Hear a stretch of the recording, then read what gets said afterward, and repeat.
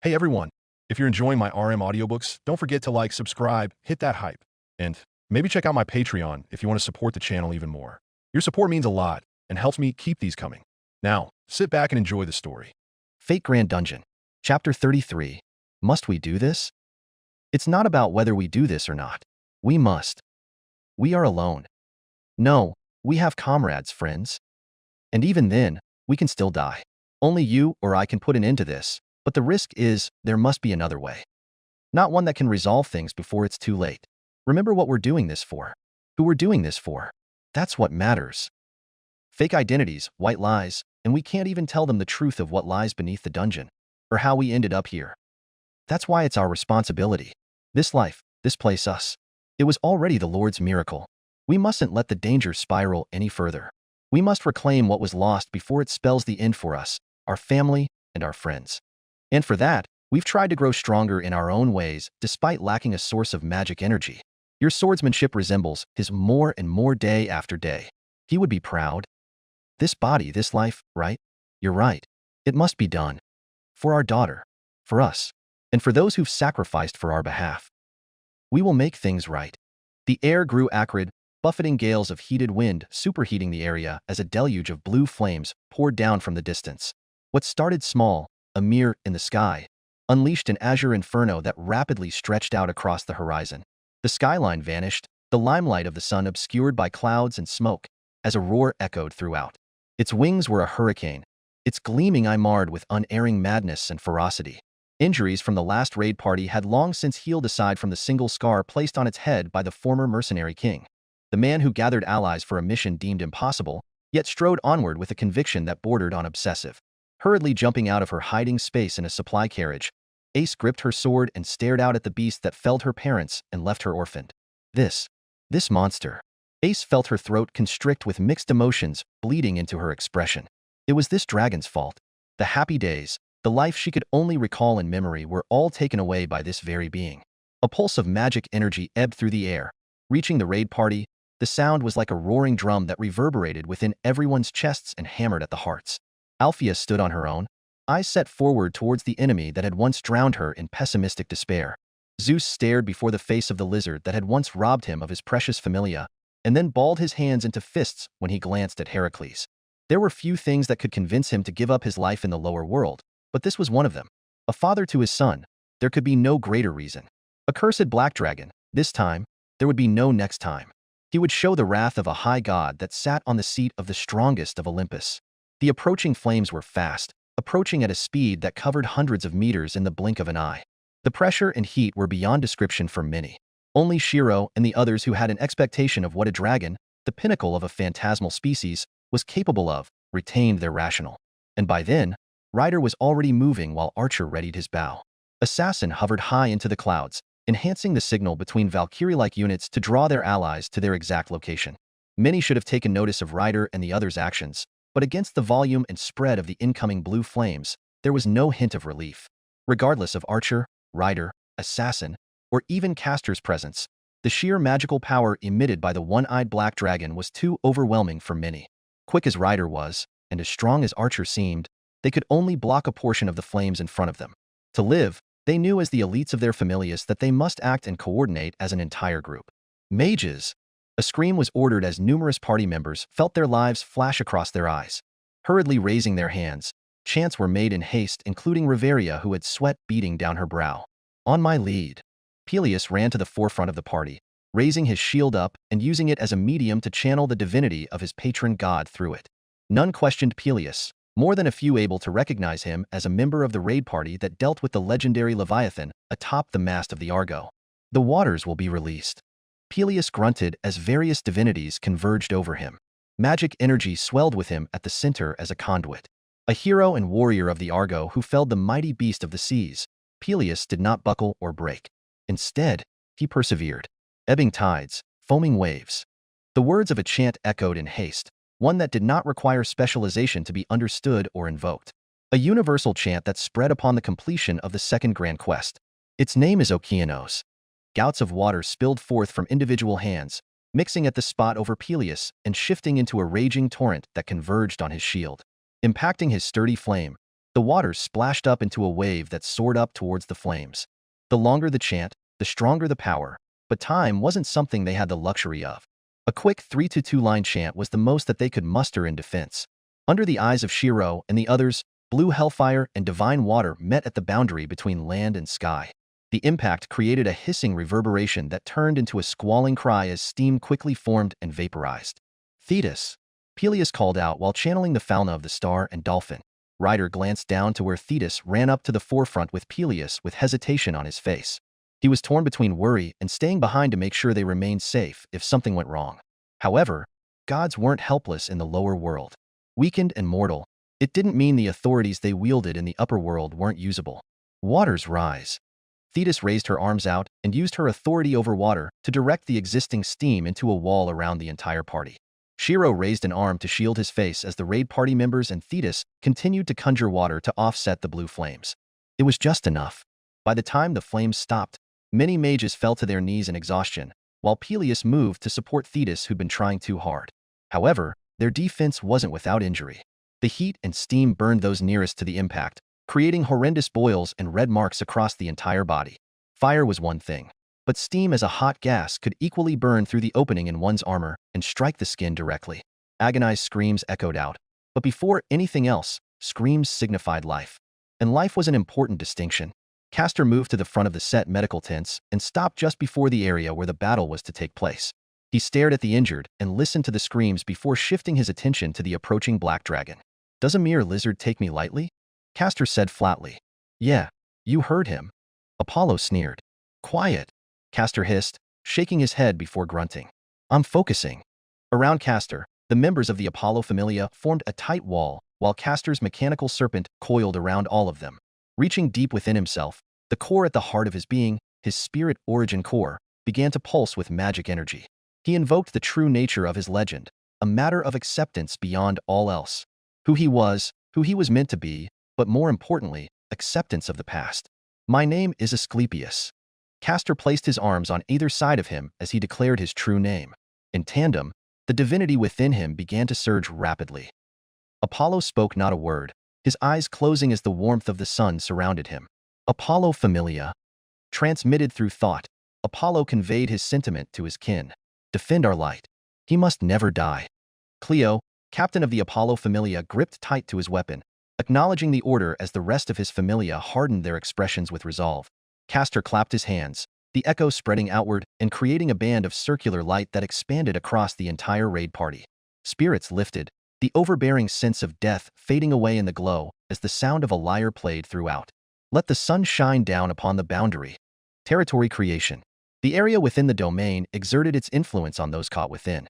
Wounds began to rapidly heal and fade, fatigue and exhaustion vanishing in the radiance. On his name as Asclepius, he invoked a skill unable to be measured by the nature of his very person and what he had achieved. A man who stepped beyond the line of mortality and conquered a domain thought impossible by anyone of the living. God of medicine. EX. Alpheus stared in muted silence at Castor's current form, the sheer divinity of Apollo coursing through Castor's veins, turning his silver hair into a brilliant gold and his eyes into gleaming stars. Death may not be my domain, but so long as a speck of life exists, death will not claim you. Many stared at their healed wounds with unconcealed wonderment. Their exhaustion taken away, they found themselves back in ideal condition. Even Peleus perked up in bafflement while Thetis had mixed feelings as Apollo's authority coursed through Castor's skill and healed her of all fatigue and injury. It was a fact, so long as Castor was alive, death and injury would not be a concern. Apollo, freely pouring his divinity into Castor meant that Castor also had an unlimited supply of energy from his father. Castor's presence alone rallied the raid party. Penthesilea and the Amazons, the Ares Familia members, and even the Kratzos were left speechless. Yet, in their heads, one thought was starting to grow more and more prevalent despite the one-eyed black dragon's pressure. This war, this battle, could be won. A subsequent roar of rage revealed the one-eyed black dragon increasing its speed towards the party after its initial opening strike failed. Yet, bastard, Ryder's armored heel struck the dragon in the jaw, snapping its maw shut and whipping its neck up. "Who do you think you're aiming at?" Growling, the black dragon shrugged off the blow and swiped with a bladed wing. Vanishing in place and reappearing in the same spot, Ryder took his spear and thrust it towards the base of the dragon's body. The blade of the spear grated against the hardened scales, but it didn't pierce. Ryder clicked his tongue before leaping backwards and back onto his chariot. Archer, Ryder called.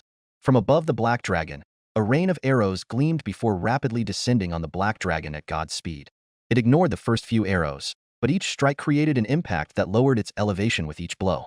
Tough bastard, Ryder grunted while flying around on his chariot. The magic energy the black dragon was emitting was already enough to stand on guard. It wasn't that Ryder or Archer's attacks were weak, but rather the excess magic energy the dragon was releasing was hardening its scales and dampening the strength of Ryder and Archer's attacks. Still, it was now low enough. Enlarged chains began to manifest around the body of the one-eyed black dragon as Shirou held out an arm towards it and manifested his unique magecraft under the eyes of the blacksmiths. On the other end of the chains stood Archer, who held them in a tight grip. Lightning crackling around him as he channeled his divine strength, Heracles pulled with the arms that choked out the mighty Nemean lion.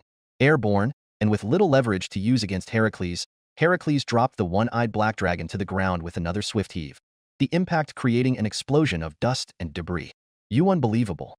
Zeus clenched his hands into fists from a swell of pride that he couldn't possibly describe. As silence stretched, the ground soon began to shake. Narrowing his eyes, Shirou noted the energy around the one-eyed black dragon was blackening the ground with draconic taint. Teeth and spurs that were damaged and clipped off of the one-eyed black dragon's impact morphed into hundreds of dragonbone warriors. Stand ready, Ryder yelled while Archer wrestled with the chains that tangled the one-eyed black dragon. At arms, the enemy draws near. Mages and rangers to the back, swordsmen, knights, and soldiers to the front. This wasn't Ryder's first battlefield, and it wasn't the first time he'd commanded an army. Amazons. Penthesilea readied her spiked balls and chains while her warrior woman allies formed a formation around her. Show them the might and honor of a warrior. Finn moved to the front along with Otter and many other melee-oriented familia, while Riveria moved to the back of the party formation. Loki and Freya narrowed their eyes as the dragon bone warriors drew near. Elites act as the vanguard, Ryder yelled, keeping an eye on the one-eyed black dragon should it broke free. As the fastest on the battlefield, it was his duty to react first to anything. Measure the opponent's strengths and act appropriately. Otter, Freya called out. Fight with the Zeus Familia. Do not die. By your order, Otter ran ahead with the members of the Zeus Familia and Finn, who were included in the elite vanguard. From the moment the vanguard met with the dragon bone warriors, it became readily apparent that their weapons could not deal any damage. Damn it, I thought it would be different, a Zeus Familia member cursed, staring at his sword that had snapped in two. Hastily backing away using lighting steps, he yelled to his fellow comrades, the bones are as thick and durable as the dragon's hide. The news was met with a grim air. One could not defeat an enemy that did not bleed. Then crush them. Penthesilea leapt into the air and threw a spiked ball with sheer physical strength. Smashing into a dragon bone warrior, a portion of the bone was reduced to powder, but the Amazon queen scowled as she pulled her weapons back. Dented, one of her spiked balls was ruined and cracked at the center. I am the bone of my sword. A single chant echoed through the air. The type of magic or its purpose had never before been heard or seen, but the effect was immediate as a rippling ring of fire gave way to hundreds of weapons imbued with ant-dragon properties that floated in front of the raid party. Glancing back to where the blacksmiths and gods stood at the rear of the party formation, Shirou's eyes were glowing with magic energy as circuit-like patterns flared throughout his entire body. A walking armory. That was the rumored description of the son of Hephaestus. Moreover, Penthesilea stared in dumbfoundment as an identical copy of her ball and chain was in front of her. But she knew her weapons best. Something was different about them. The feel and the energy within that reeked of anti-dragon property caused no small amount of interest within her. An elite army was only as good as its weapons, and a man who brought an entire arsenal would forever change warfare as everyone knew it. Hephaestus glared as many eyes glanced at Shirou, noting all of those bastards that stared with a covetous gaze. The worst came from the Kratzos. The rest of her familia packed closer to Shirou on instinct. With the groundwork set up, the raid party should be able to survive for a while even without Ryder or Archer to help defend them. Shirou nodded at Ryder and Archer, giving them the go-ahead to take on the Black Dragon as the others watched on. My strength moves the mountains, Archer murmured before narrowing his eyes. Muscles bulging, numerous veins popped over Archer's chiseled arms and chest as he pulled and threw the one-eyed Black Dragon further away from the raid party. Putting aside his bow, Archer armed himself with his axe sword and dashed towards the dragon under the eyes of Zeus. Meanwhile, the Black Dragon inevitably freed itself from the chains and tried to take flight, but a green missile consistently pelted it back down. Not a chance, Ryder scoffed while barring the Black Dragon from the air. And if it was stuck to the ground, then... Archer arrived quickly and directly tackled the Black Dragon with his bare body, the two tumbling in a tangle of hissing, flames, and flailing limbs. Much the same way Ryder had handled the Juggernaut in Orio, Archer, whose pure strength surpassed Ryder, was able to go toe-to-toe with the Black Dragon. In the process, Greece's greatest hero confirmed a suspicion shared between Shirou and the others. This dragon. Heracles focused on the center of the dragon where blue tribal-like markings spiraled out from a dragon core that was outside the principle of the current world's rules. It's not of this world. This was a fair assessment as the Black Dragon had come from the depths of the dungeon, but its origin was similar to those in Shirou's original world. That was to say, this was a dragon similar to those found and revered in the moonlit world. Archer's expression hardened. It was no easy feat to slay Ladin, a dragon of equal renown to a certain Black Dragon, and even then, he could have died. More importantly, Heracles glanced at the edge of his sword grating against the one-eyed Black Dragon's scales. It wasn't cutting. The dragon's magic energy was beyond Heracles' output. Until Heracles could chip away at the Black Dragon's magic energy that enhanced its durability, he would be unable to kill it. A long battle would be inevitable, and that did not bode well. It was not a question about whether Archer or Ryder could outlast the Black Dragon's endurance, but if the rest of the raid party brought as witness to the completion of the grand quest could survive for that long. The moment Ryder allowed the Black Dragon to go airborne, there was no stopping it from wreaking havoc on the raid party. Castor could heal the injured in his domain, but not the dead. The dead would take considerably more time. Therefore, the answer to this dilemma was time. But every problem had its solution. Glancing towards Shirou, who Archer and Ryder knew could create anti-dragon noble phantasms, Shirou shook his head at them. He would do so as a last resort, as it would bring far too much attention to him. He was trying to limit himself to the capabilities expected as the son of Hephaestus while under the public eye. Too many questions could draw unnecessary scrutiny and jeopardize their secrecy. In which case, there was only one answer. Assassin, Archer called out to the sky. Where is Saber? Up in the air, Ortlinde shut her eyes and focused on a fellow unit which was rapidly approaching. She opened her mouth. // From the very beginning, Saber felt it within his bones. His very spirit origin was screaming at him, forcing his attention as it resonated with the target the master had sent him and a group of his fellow servants to observe and track. The Black Dragon. Its form, its visage, its energy, was practically that of his own. How could that be?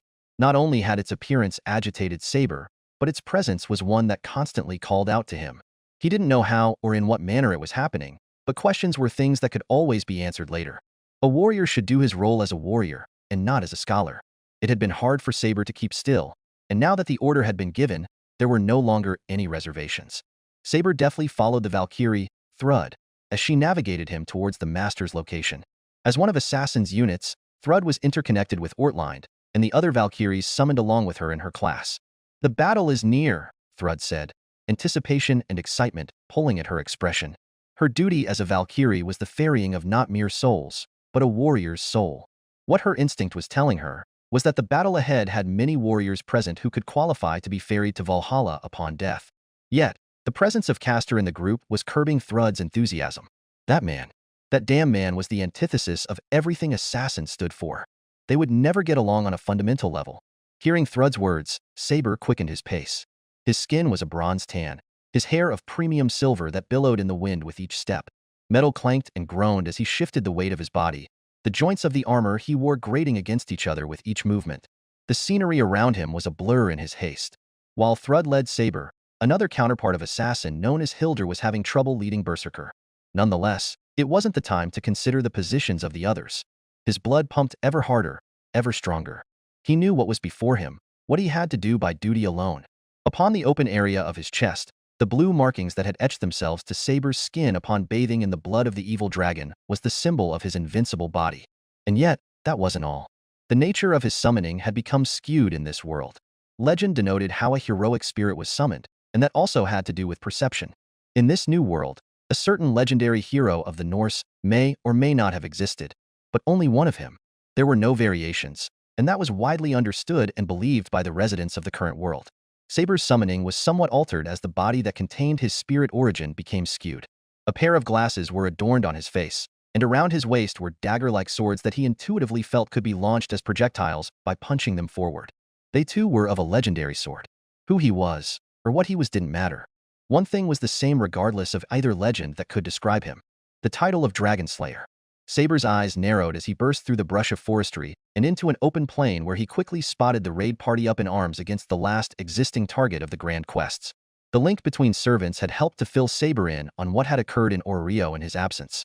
Almost immediately as Saber took to the battlefield, Thrud rushed high into the air with anticipation and a burgeoning sense of pride. Thrud of the Valkyries has ferried with her the soul of a true warrior. Thrud shouted as she spread her golden halo of wings out behind her. Ortlinde, who was near Thrud, was pouting. It should have been her.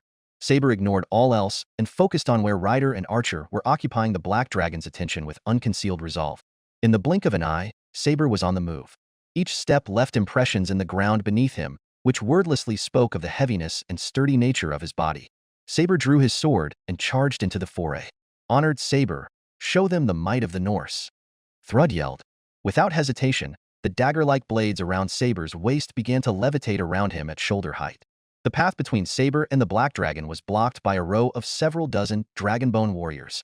Magic energy and divinity coursed through Saber's body, and in the next second, he'd punched each floating dagger forward with unerring ferocity. They cleaved through the Dragonbone warriors like paper, opening a path to the Black Dragon and giving the battling raid party a brief reprieve. In that moment, Loki and Freya's eyes widened at the sight of him before Saber was past them and directly before the Black Dragon. Everyone noticed it as the Black Dragon's aggression grew notably pointed. It was uneasy as Saber finally appeared directly before it, Saber easily overshadowing both Rider and Archer in its eyes. The Nibelungans had acclaimed him. Saber readied his primary sword. The gleaming blue jewel embedded into the hilt, releasing a potent magic energy, and then, the evil dragon will fall. With a fell swoop, he clipped a portion of the Black Dragon's left wing, grounding it upon the earth and forever barring it from the heavens as he tore the flight flaps open. The dragon screamed in agony, the man's sword shining a radiant blue in the twilight. What Rider or Archer's weapons could not easily cut, Saber's sword did so without hesitation. The Volsunga sung of his legend. In the shining light, Saber readied for battle. On my name as Siegfried/Sigurd. Fate Grand Dungeon. Chapter 34. The Mercenary King was a legend. A man who was supposedly the strongest beyond even Alfea and Zalt. Wielding a silver longsword, his swordsmanship was said to embody the concept of perseverance and will. As if to cement that perspective, Ace had never doubted it.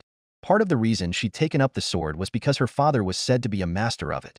Growing up, Ace could barely remember much of her parents' true strength, but the vague memories were spurred from the familiarity of Saber's swordsmanship. Heralded by a Valkyrie, Saber had come into the foray like a devastating bolt of lightning. Great cleave. Hefting his arms back, Saber swung his sword down against the Black Dragon's maw and shattered its protruding horn by the chin. The momentum of the swing carried backwards and cut a valley into the distant hills beyond the Black Dragon. Ace felt her heart shake as she shook her head and continued staring. The Black Dragon recoiled, trying to make room for itself, but its massive body met an immovable wall as Archer beat it back towards Saber. Thrashing and roaring, the Black Dragon swung its claws at Saber. Sparks clashed as steel met draconic talons. Parry and pommel smash. Bucking his leg up, Saber pushed, dislodged his sword from the Black Dragon's talon, and rammed the pommel of his blade into the Black Dragon's snout. Recoiling, the Black Dragon shot a breath of blue fire to engulf everyone, but before the flames could even escape its mouth, a green comet flashed through the side and forced it closed. The Black Dragon's throat bulged from the shafted flames, and smoke billowed out past its serrated teeth. Ace! Belle's shout snapped Ace out of her musings. As much as she and many others were taken in by the level of combat Saber and the others were displaying, the situation for the entirety of the party was growing dire. For each blow Saber inflicted, more and more bone spurs and even scales were being shed by the Black Dragon and converted into a horde of Dragonbone warriors. Now wasn't the time to gawk. Shifting backwards, Ace raised her sword and pushed back her nearest adversary. The blow was shallow, the enemy lacking flesh and making the sharpness of her sword rather useless. If not for the anti-dragon property Shirou had gifted to everyone on the raid party, the entire formation would have already collapsed. Ace, stick close. Turning to her side, Finn appeared with a grave expression. He twisted his spear into the ribcage of several Dragonbone warriors, and then channeled the strength of his Falna into his weapon, imbuing it with Loki's divinity. With another shake and swift upward motion, Finn broke the connection of the Dragonbone warrior's vertebra and kicked the other bones away. Finn, Ace murmured, knowing that she'd been caught red-handed by being here. Loki already knew, Finn said before turning his attention to Belle who helped smuggle Ace along. Now wasn't the time for lectures though. This is crazy. Finn couldn't help but mutter as he took account of the entire battle around the raid party.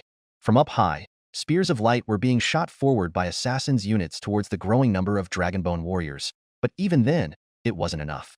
The rowdier members of the raid party were already pushing forward and ignoring any semblance of a defensive formation. This was what happened when gathering raid party members of another familia. Skilled or not, trust and teamwork wasn't something that was built by just gathering people together. Amazons. Penthesilea was a prime example as battle lust bled into her eyes, the Amazons around her crying out to her rallying call and following their warrior queen. Attack, bring glory. With Penthesilea in the lead, she threw spiked chained balls attached to her ankles forward as if they weighed nothing. Imbued with Shirou's reinforcement and anti-dragon properties, they were far more effective than before. With each sweep, the Amazon queen crushed and snapped bone, leading her troops deeper into enemy territory and causing Finn's expression to sour further. Ace, on the other hand, could not be happy with Finn's order to stay near him. Her entire objective in coming to this battle was to search for any remnant of her parents that may remain stuck on the black dragon which she could give to Castor. Flesh caught in the dragon's teeth, or even articles of clothing. Anything like that was what Ace was desperate for. If she stayed near Finn, there was no way Finn would permit her to venture close to where Saber and the others were fighting the black dragon. Ace opened her mouth as stubbornness clouded her expression, but Finn was faster. Grabbing Ace and Belle, he retreated further as a wall of ice and cold froze over oncoming enemies in their direction. On the other end of the ice, Riveria nodded her head to Finn as he secured the safety of those they cared about. Selfish as it was, everyone had a bias towards those they didn't wish to see hurt or dead. Bang! For a second, everyone gave pause and stared back towards the area where three men squared off against a massive black dragon. A wave of potent magic energy had pushed back all three servants. Ryder steadied his chariot in the sky after being pushed back several kilometers, while Archer was buried in the dirt. Saber was no different from the other two. Rather, the primary focus of the energy discharge had been focused on him, sending him tumbling further away than the other two. Clicking his tongue, Saber glanced from the sword in his hand, and then back towards the one-eyed black dragon. What he needed was a clean shot, a blow that needed to be delivered at full power rather than glancing strikes. The black dragon's hide was thick, and the magic energy coursing through its body able to regenerate conventionary wounds. Moreover, that pulse of magic energy was unmistakable in Saber's eyes. Dragon Spirit. Not only did this dragon's skill increase the strength of its breath attack, but it did so by several folds. Saber wasn't concerned about himself or his fellow servants tanking the blow, but the same could not be said for the master and the raid party if the area of effect was too wide. Saber, trust us. Right. As a voice echoed in Saber's mind, Saber was reminded that he was not fighting alone. He would make his preparations before indulging himself in impulse. The legend of Siegfried and Sigurd didn't have them slaying the evil dragon out of recklessness, but from a place of readiness. Defense was no longer a concern. Saber pushed himself off of the ground and held his sword before him as a medium to help channel his magic energy. He would place his trust in his comrades and the party they led, and in turn, he would bring about the twilight. Did they just get pushed back? Ryder was different because the green aura of his divinity made him a beacon in the skies, but Saber and Archer were different. Saber had been pushed to the back of the raid party where he'd stood up and began preparing for an attack, but Archer was nowhere in sight. However, it didn't take long to locate Archer as a rugged arm pierced through several feet of dirt and stone. Dusting himself off, Archer narrowed his eyes as both he and Ryder noted Saber's intentions. As warriors, both Ryder and Archer understood that Saber's strikes would always be the most effective against the Black Dragon. Although theirs could be just as strong if not greater, the magic energy of the Black Dragon would mitigate much of the damage. By Saber time, Shirou yelled, revealing the current strategy to everyone. Ryder and Archer nodded and immediately moved to help contain the one-eyed Black Dragon, but everything changed within the span of a single second. From the moment Saber committed to gathering his magic energy to bolster himself to his peak level, the one-eyed Black Dragon's behavior changed. As if sensing its natural enemy, the Black Dragon could feel the danger emanating from Saber. Just like Saber, the Black Dragon instinctively knew that it was no longer the time to hesitate. Roaring, the Black Dragon used the full extent of its body's core and affinity with mana to become the ultimate conduit of magic energy. The sheer volume of power it harnessed within itself all at once left both Ryder and Archer no choice but to halt their advance towards it. "It's going all in," Ryder hardened his expression knowing that his mother and father were part of the raid party. "Can you snipe it down, Archer? It's amassed too much energy. Regardless of its aim or stopping it, the energy will be released into the surrounding area. Taking cover would be wise," Archer said observantly. The area trembled, the ground cracking and splintering into tiny crevices that continued to spiral out towards the raid party. Having been blinded with adrenaline and battle lust, It was only after a shockwave from the black dragon's buildup of energy blew over them that Penthesilea and the Amazons realized they'd strayed too far from the raid party. It was even worse for Penthesilea, who'd spearheaded the Amazons' movement towards the densest location of Dragonbone warriors. Even her own fellow Amazons could not keep pace with her. A cold sweat matted Penthesilea's brow as realization dawned. Fighting her way out had not been a concern, but staring at the black dragon readying what could only be a massive breath meant that she'd have little time to get to sufficient cover. She could die here. Clenching her jaw, the Amazon queen did not cower or give up. Rather, she turned back and fought even fiercer to get herself out of the hole she dug. She'd rather die than drag down a comrade or tarnish the reputation of the Amazons, and would not willingly call for help. Yet, someone else seemed to know what kind of personality she had because he was already moving upon noting Penthesilea's location. A whistle sounded clearly in the Amazon queen's ears, spurring her to glance up at the direction of the noise. Their rider was, his chariot turned upside down and an arm outstretched, a suave smirk on his face. He was mouthing something to her even while rapidly approaching at a safe speed. Raise. What? You're. The Amazon queen stood dumbfoundedly in place as she read Ryder's lips. Hand. Before Penthesilea could really process what she was doing, days of sparring against Ryder and taking lessons and beatings from him had ingrained a subconscious instinct to listen.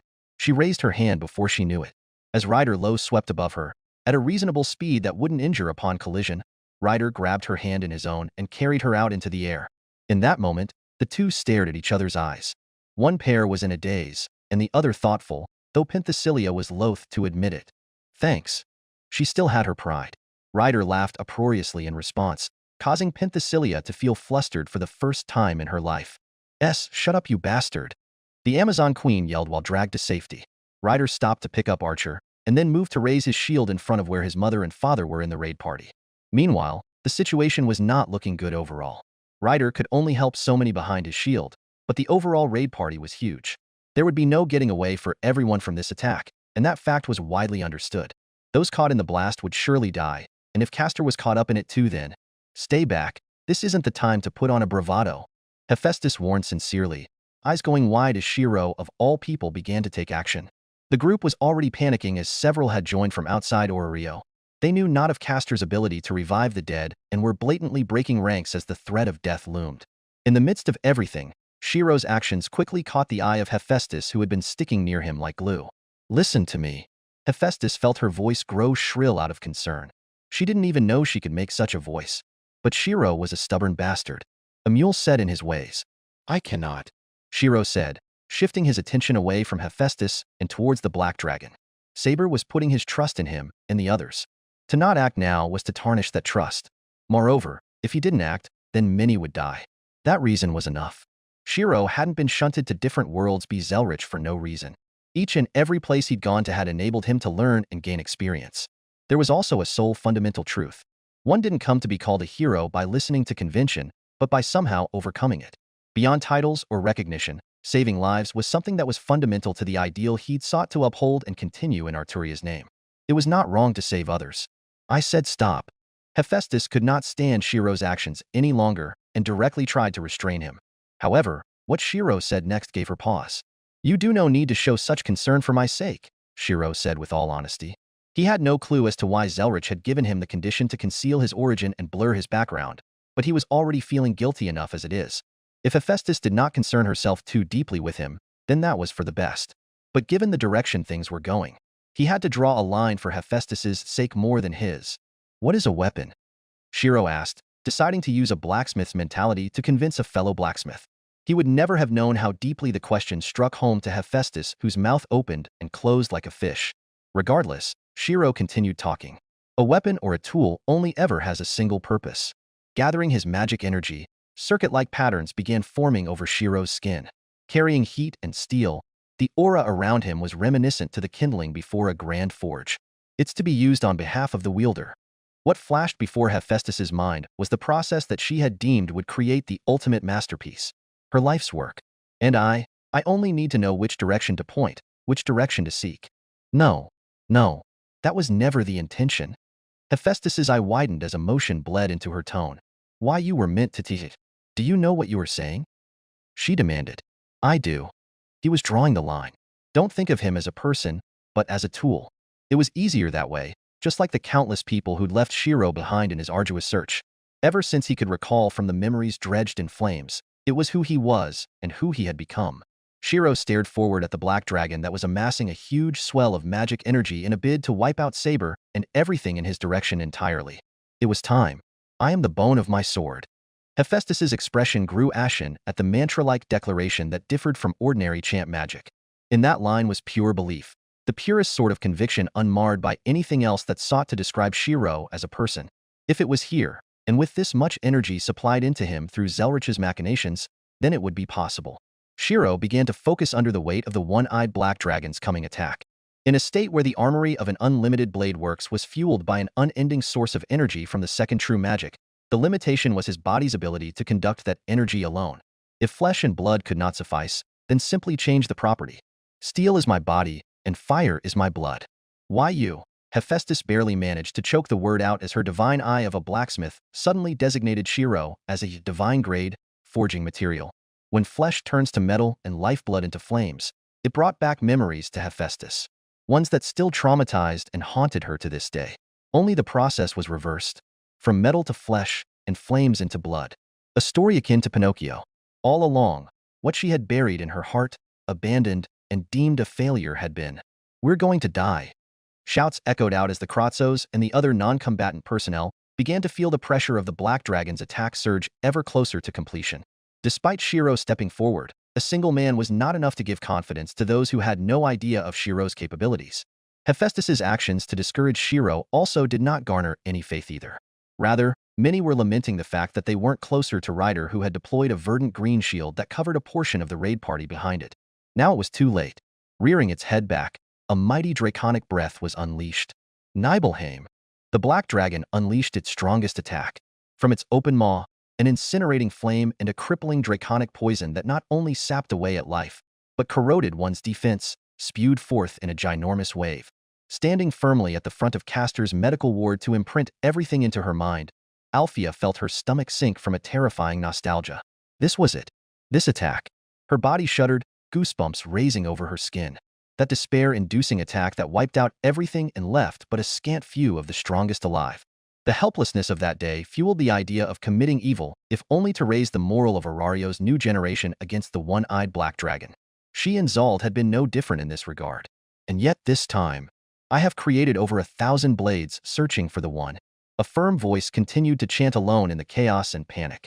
The strength of a chanted magic was determined by the length of lines spoken, and yet Althea had never felt this feeling crawling through her skin from a mere 3-line chant that was far from over. Unaware of loss, nor aware of gain. Who? Althea's eyes searched for the source as many else did in this moment of life or death, and in the end, she and many others found it. A man, seemingly the least conspicuous of the three, who had participated in the banquet of the gods, was standing alone for the sake of others. Yet what could one man do even if he was a demigod? Everyone could feel it. The Black Dragon's attack wasn't one where even a god in his or her fully released form could hope to stand against in the lower world, let alone a single mortal's body. At the very least, using Ryder as an example, he would need a shield that could cover him, but even then, what shield would be big enough to save everyone else? Have withstood pain to create many weapons. Hephaestus Familia. Know all you fucking cowards, step forward and help him dash. Hephaestus's voice was drowned out even as she tried to rally support to Shirou. In her bid to act, she'd even begun to deploy her personal collection of divine artifacts that she'd hand-forged. The profession of a blacksmithing god wasn't one to be looked down upon in the lower world. However much gods were restrained upon their descent, the same could not be said for divine weapons or armors. Seeing no one step forward as they remained petrified in place, Hephaestus snapped. With bloodshot eyes, Hephaestus was opening her personal armory, but it was already too late. Anyone could see it. All Hephaestus could hope to do was deploy a shield on Shirou, and no one else. However, that conclusion was one Shirou already rejected. He moved away before Hephaestus could carry out her actions. From the perspective of others, Shirou was using a magic that required the use of 6 lines, straight in the realm of the highest tier spells. However, none could recognize the nature of the magic he was using. Regardless, Althea pursed her lips and stared up at the one-eyed black dragon's attack. It was already too late. What more could be done when the attack was already before them in the blink of an eye? At the very least, Althea hoped Castor would survive. Color rapidly drained from the surroundings as the searing heat and power of the black dragon's attack engulfed everything. No, not everything. From the area devoid of color, shades of lavender and pink formed a ring around everyone. Rings that covered the burning heavens. Dozens of them all projected at once. Roe Ajax. Larkspurs? 7-petaled flowers filled the space for as far as the eye could see before everything vanished in an explosion of white. The echo of petal after petal shattering reverberated through the air. Ace felt her body ache, a cough escaping her lips as she forced herself to sit up. A cracked slab of stone had fallen over her, the entire structure crumbling as she pushed. The dust quickly flew over her face, stinging her eyes, but she could not bring herself to close them. Coughing, Ace squinted through the chaos to stare ahead at her surroundings. It was a mess of upturned rocks and gravel that leveled everything within the vicinity. All signs of nature or life had been vaporized past a certain point, and from there, a shockwave had obliterated everything else. Groans could be heard everywhere. Ace felt her ears ringing, her body trembling with each movement. Rather than feel the scorching nature of the dragon's attack and the accompanying poison that polluted various wildlife with draconic taint, the shockwave had been all that assailed her. It was all that had assailed everyone as the brunt of the strike had been fended off by numerous walls of 7-petaled flowers. And there, standing in place, heels hammered into the ground, and arms outstretched and braced over the other, Shirou stood panting for breath. As the layers of the flowers had shattered one by one, each reflected back damage to the user. Blood trickled down Shirou's temples, the hand he held furthest out, mangled and broken. Even the sleeves he wore over his arms had torn apart from the sheer force of his blood vessels rupturing beneath. Beyond Rider, who shielded a portion of the group's attack behind his singular shield, Shirou alone had shielded the rest without hesitation. Not because he had to or wanted to, but because that was the kind of person he was. Ace could see it reflected in Shirou's eyes, as could many others, none more so than Hephaestus herself. Shirou was a man who saw his worth to be less than that of another's.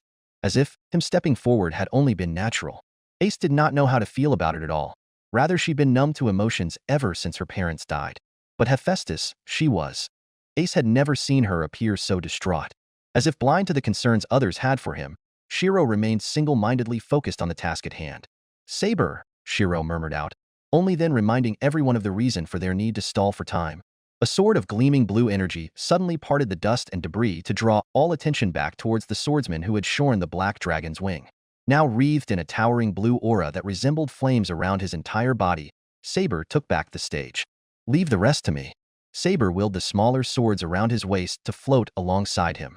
The power that he'd harnessed from his primary sword had not been unleashed in a wave of light, but was used in another manner after Saber had been keen to notice a specific detail. As a dragon slayer, Saber knew this intuitive feeling best. From the very beginning, the black dragon lacked any control of its power, as if it were being restrained by something. It was always rather suspicious that the black dragon had remained idle after the first raid party's failure. Saber knew that this behavior was not in an evil dragon's nature. Retaliation and vengeance should have been first on the list, not a full recuperation when it knew nothing else could stand against it. Evil dragons were evil due to their repulsive nature. Then there was the feeling of resonance within Saber's spirit origin. The pieces began to fit one by one from then on. Approaching alone, Rider and Archer stood down as they noticed the change in Saber's demeanor. It was something that they understood from one warrior to another. This was Saber's fight to finish. All at once, the energy surrounding Saber focused solely into his swords, the clouds above writhing with lightning and reverberating thunder.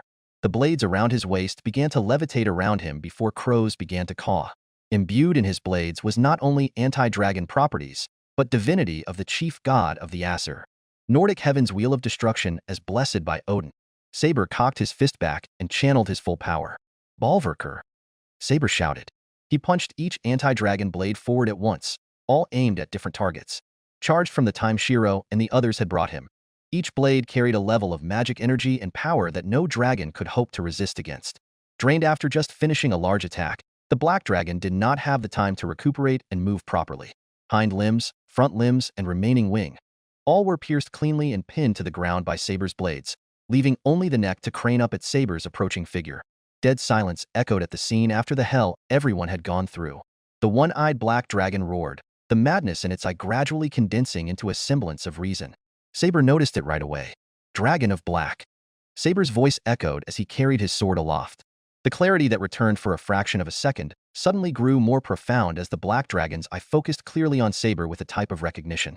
Evil Dragon of Black. Saber continued forward as he spoke, the sword held in his hands flashing out and severing the black dragon limb by limb, much to the fervor of the others. Saber had already seen through the heart of the matter. No, the existence tied to my name. Stopping just short of cleaving the black dragon's neck off, dragon and man stared across from the other. Beyond the corruption, you've worked hard all along. The turbid clarity in the dragon's eye colored quickly as the madness signaled its return. Yet before then, Saber's words appeared to carry a profound effect, as if it had found something worth believing in. Show thyself and face me in combat. Under the eyes of all, the one-eyed black dragon's body began to glow and break away into motes of blue light that converged into the radius of a circle. Within the circle was a sphere, and within that sphere was a woman with golden hair, steadfastly holding onto a tattered banner. The banner emitted a faint healing light, wind creating a cushion beneath. From all perspectives, the woman was no longer breathing, her body marred with blood and countless wounds. Yet her hands never let go of the banner until the end, when the light fully converged and shattered, revealing what had been desperately contained within. A man with blackish-brown hair, leather armor, and a body eaten away by draconic taint. Veins bulged on the man's person. Miasma poured off of him in waves, drowning reasoning and thought while purpling his skin and shifting the shape of his irises into that of a reptile's. In the man's hands was a fragment of a certain holy grail that quickly caught the eye of Shirou and the other servants. Yet to everyone else, that fragment was the source of the taint eating away at the man. Saber and the man wordlessly stared at the other, each silently conveying their intention. The figure raised a pointed steel longsword, and in turn Saber raised his own weapon. So, that was how it was. Saber hardened his expression while observing the state of the man before him. You must have suffered long. Regardless of it all, Saber only had a single task left to perform in this battle. I will free you of your burden. It was the wish of the heart possessed by the individual that resonated with his own. Fate Grand Dungeon. Chapter 35. Albert Waldstein. Not much was known of the man, but even then, his feats were still spoken of in whispers by those who had known him. An earnest man. A shy man, too embarrassed to train in front of others, as if he was lacking in capability. A man who remained humble despite the stature of his skill and ability, always striving to reach some form of a goal that he would not readily share while giving only a small smile. He was the mercenary king and a sword master renowned throughout the world for his inclusion as a hero in the chronicles of Dungeon Oratoria. Clang.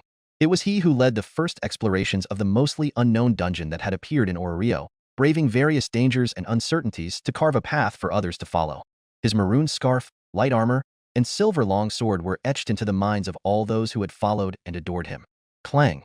Albert was a man who cared greatly for his family, his wife. A supposed spirit of which the race was not widely understood in the lower world, was always by his side.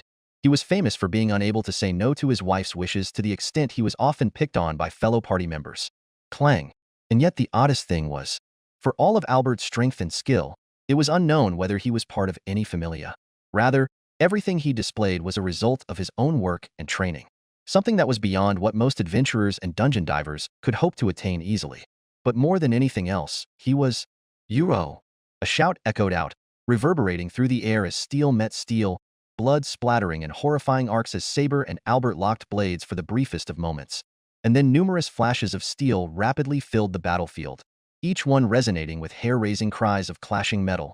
Vertical slash against vertical slash. Stab versus stab. The ferocity and precision of each strike generated blades of wind that cut valleys into the distance. It was abundantly clear for anyone who could keep up that Saber and Albert's swordsmanship was mirroring each other move for move. However, there was a key difference. One was desperately trying to catch up to the other. Albert was pushed back, losing ground as Saber pressed his assault. Demonstrating the skill of his namesake, Saber diverted all blows away from any of his allies in a way that Albert could not hope to emulate in his corruption. Eyes that were once warm had become glazed and vicious, clouded by the green haze of draconic corruption.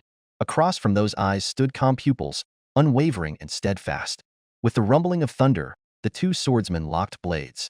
Growling, Albert tried to force his strike by putting strength into the grip of his silver long sword, but Saber bucked his knees and shifted his center of mass. Carried forward by momentum, Saber sidestepped as he diverted Albert's force into the ground before shifting his sword into a one-handed grip and countering with a solid punch to Albert's chin. A sickening crack echoed as Albert staggered back on wobbling knees, spittle flying in the air. Dash! Saber did not let up, pressing forward as Albert staggered.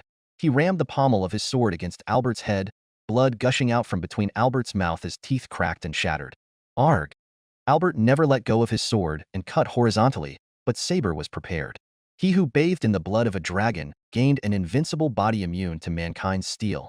With his skin alone, Saber blocked Albert's strike as sparks grated from the exchange. Muted gasps echoed at the observation from those getting up on shaking knees from the prior shockwave. Albert himself barely had a moment to adjust his posture from his failed attack before Saber pommel struck him again.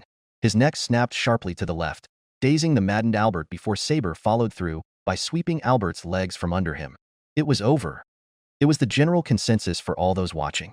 Saber was a battle-hardened warrior who would not let an opportunity slip. Saber tried to stab the hand Albert was using to hold onto the Holy Grail fragment, but his sword was diverted by a pulse of magic energy from it. Instead of stabbing into Albert's arm and severing it, his stab pierced into Albert's stomach, skewering him into the ground. Argh. A wretched scream reverberated throughout as the anti-dragon properties of Saber's sword took fell effect. It was like acid was eating away at the wound, scarring it black as tendrils of draconic energy were warded away by the azure glow emitted from the jewel in Saber's sword. Boom. Saber braced as more and more magic energy was suddenly released from the Holy Grail fragment in an attempt to blow him away. However, the Dragon Slayer was not easily pushed around. Digging his heels into the dirt, Saber quickly surmised what he needed to do as he glanced from Albert's maddened gaze, and then to the fragment of the Holy Grail. Saber would not be able to separate Albert from the Holy Grail fragment while the madness that was consuming him remained conscious. Just for a moment, he had to make Albert faint, but doing so without outright killing him was not so easy. Then so be it. Mounting Albert by pinning him further down with a knee, Saber began raining punches at Albert's face. Each punch was followed by horrifying squelching noises and gasping breath. No regular human could dare to survive this sort of beating, but Saber was acutely aware that the same indestructible body blessed with dragon blood flowed through Albert to a degree. Not in Albert's entire body, but from his heart that was making the rest of his body stubbornly durable despite the beating. It was hard to watch, let alone for others to understand that Saber wasn't just trying to ground Albert's head into a pulp. Mingled with spittle and blood splatter were fragments of teeth and torn lip, each strike causing the rest of Albert's body to spasm, while still pinned into the ground by Saber's sword. With swelled eyes, Albert was still conscious and glaring at Saber with draconic fury. In a bid to swing his silver sword at Saber, Albert tried to raise his arms, but was instantly dazed as the intensity of the punches magnified several folds. Cracks formed, spiraling out as solid rock began to depress and cave with Saber and Albert at the center. It was almost too difficult for many to stomach, but most that had joined the raid party were veterans and skilled elites. They'd seen their fair share of horrors, and knew better than greenhorns to look away in the midst of a raid where anything could happen. Finn in particular tightened the grip on his spear and took in a deep breath. Finn had no choice. After all, Finn, hold her down, Reveria screamed, jolting Finn to action as he noted the rapidly changing expression on Ace's face as numerous emotions flickered in her eyes. Agarhe. What those emotions settled on was hysteria, anxiousness, and impulse. I need to go. Ace began to tense her muscles, the grip on her sword increasing as her pupils rapidly dilated. She was shivering, complexion paling by the second, even as blood rushed up to her head at the sight of the two people that came from the accursed one-eyed black dragon. Finn swept Ace off her feet with his spear before she could dash forward, and then promptly locked her in an arm bar. She would not be able to draw her sword, nor would she be able to struggle out without breaking anything. Even if she was crazy enough to do so, Finn could just as easily grapple her again. The ground shuddered from another of Saber's punches, revealing the sheer strength in each strike. And there it was again, the sickening sound of breaking bones. Let go of me, Ace thrashed, ignoring the pain in her joints as Finn tightened his hold and refused to listen. The punches continued, the stubborn madness in Albert's eyes refusing to leave. To all the rest, the screaming had stopped as Albert's face began to swell up like a balloon. He's killing him. Ace began crying, head-butting Finn and yelling at his face. He's killing him, she yelled louder, hoping for anyone else to take action. All right, there was Ryder, or Archer, Shirou, or even Caster. Ace's desperation and hope died quickly as she noted that no one, let alone Ryder and the others, were interfering. Not only because it was dangerous, but due to the grief that Black Dragon had already wrought. They were cheering, as if Ace's father were the Black Dragon himself. Ace's heart sank, stomach loaded with butterflies as she noted the same look in Finn's eyes. That look of incomprehension. Ace, you have to calm down. Finn stressed, not wanting to hurt his fellow familia. If she went there now, she would not only intervene against Saber's duel, but put herself in grave danger. No matter how one-sidedly Saber was beating Albert now, Finn and many others could tell that Albert would have slaughtered them with the skill of his swordsmanship alone. What could Ace do against that? Finn had never pried too deeply into the backstories of his fellow familia, so he would have been unaware of what Ace was really going through. Rather, the only ones who were as ashen-faced as Ace were Loki and the other gods who were around when Albert was still active as the mercenary king. Noting that the expression on Ace's face had not eased, but rather continued to spiral, Finn clenched his jaw in a bid to reason with her rather than knocking her out. "Ace, I'm warning you as captain," Finn stressed, knocking away Ace's hand as she reached for her sword. Before she could react, he disarmed her of her weapon in a bid to keep her in place. "Stand down. That person came from the Black Drag Dash. That's my father," Ace yelled through tears and bloodshot eyes. For a fraction of a second, Finn's grip slackened at the revelation, and Ace did not waste that opportunity. She ran. No sword and no plan. "Ace." Bell Crannel, who had been watching Ace break down in a daze, chased after his idol. With the ground cracked and caving under him, Saber could only sigh as Albert soon managed to free himself from where Saber had skewered him into the ground. However, Albert was in a sorry condition. Excess magic energy from the Holy Grail fragment alone was what was keeping Albert up on his feet. But that connection also meant that the madness still clinging to Albert remained. Saber picked up his sword and drew it from the ground. Albert stared him down, panting for breath as bruises and lacerations were found throughout his body. His face was the worst off, bruised and utterly bloodied. "If you have yet to come to your senses, then shall I weaken it further?" Saber murmured. "Uo, Ch." Albert charged. Even in his madness, the sword skill Albert had trained to catch up to the image of the warrior in his heart remained in his body. But that very warrior was the one who stood before him. Without doubt or compromise, Saber was the goal Albert had always striven towards. The attack was futile. Before Albert could even draw close, his shaking knees and ruptured blood vessels were severely hampering him despite the Holy Grail fragment's energy. One could harness all the power and magic in the world, but it was useless if the body was broken and unable to utilize it. Aiming his sword, Saber threw his blade and pierced it again into Albert's chest. Carried by the momentum, Albert was pinned into the rock of a newly created cliff face. With a humming noise, the smaller blades that were placed around Saber's waist then hovered around Saber. He punched 3, each striking into Albert's limbs and pinning them to the bedrock. The only limb that remained safe was the one holding the Holy Grail fragment, which still maintained a barrier of magic energy around it. Soon, Saber narrowed his eyes while observing the minute changes in Albert's expression and the reason that continued to flicker in and out of existence. Just a little more. Saber advanced closer, one step then another before he raised a brow. Thunk. The sound of flesh and bones striking steel echoed as a fist struck Saber's jaw. The attack hardly fazed Saber, leaving only a tiny redness on his cheek as his gaze followed the direction of the fist. First from the fist, then to the armored forearm, and then to the face streaked with tears and biting venom. "I'll kill you." Ace's voice cracked from the heat reaching her head. "I'll kill you." Sword or no sword, she tried to wrap her hands around Saber's throat when she realized punching him was utterly ineffective. Saber stopped the attempt when he intercepted Ace's arms by grabbing them and then tossing her to the side. His focus had always remained on Albert. "Stop hurting him," Ace screamed, jumping back onto her feet as dirt and dust coated her clothes and armor. "Listen to her. There's no need for this." Bell tried to reason, running up to Saber's side and calling out to him rather than attack. "You've stopped him. He can't do anything more." Running in front of Saber, Bell tried to block his path, Ace quickly joining him and conjuring her magic around her. Saber had no choice but to glance at the two interlopers. Loki sighed heavily in the distance, while Hestia's pupils dilated upon seeing Bell in a place he shouldn't have been. "Step aside," Saber said, looking past Bell and Ace. Only Bell noticed Saber's action, Ace balling her hands into fists so tight that she drew blood from her palms. "I refuse." Ace charged at Saber again. With no weapon, Ace sought to grapple with Saber, but again, she was caught and tossed to the wayside. "Saber!" Bell called out for Saber's attention with earnest eyes. It was a look that no hero could lightly pass over. Innocence and naivety. He thought what he was doing was right. Saber finally paused in his steps. "Do you two understand what you are doing?" he asked, giving enough time for Ace to get up and bar his path again. Now there were only a few steps away before Saber could reach Albert. Bell and Ace opened their mouths to answer, but this time Saber did not give either of the two the chance. Only Bell noted the urgency in Saber's expression.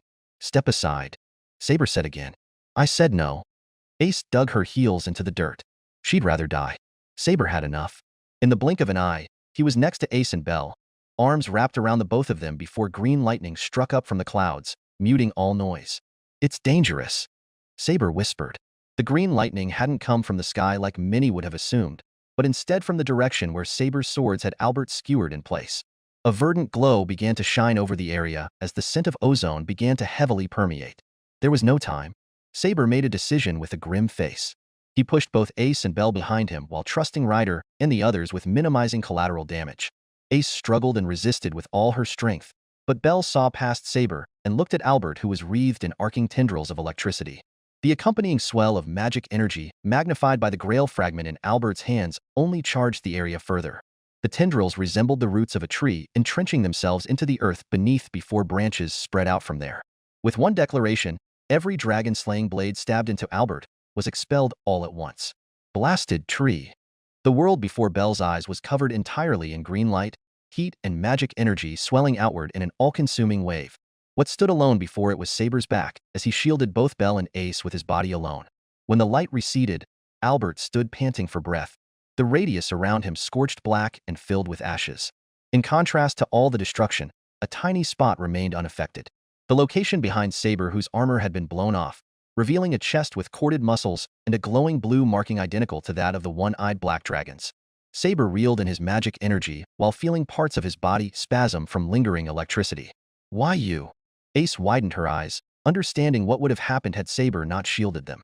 Are you all right? Bell shielded his face from a spark of electricity that jumped off of Saber and nearly struck him. Stay back. Both of you.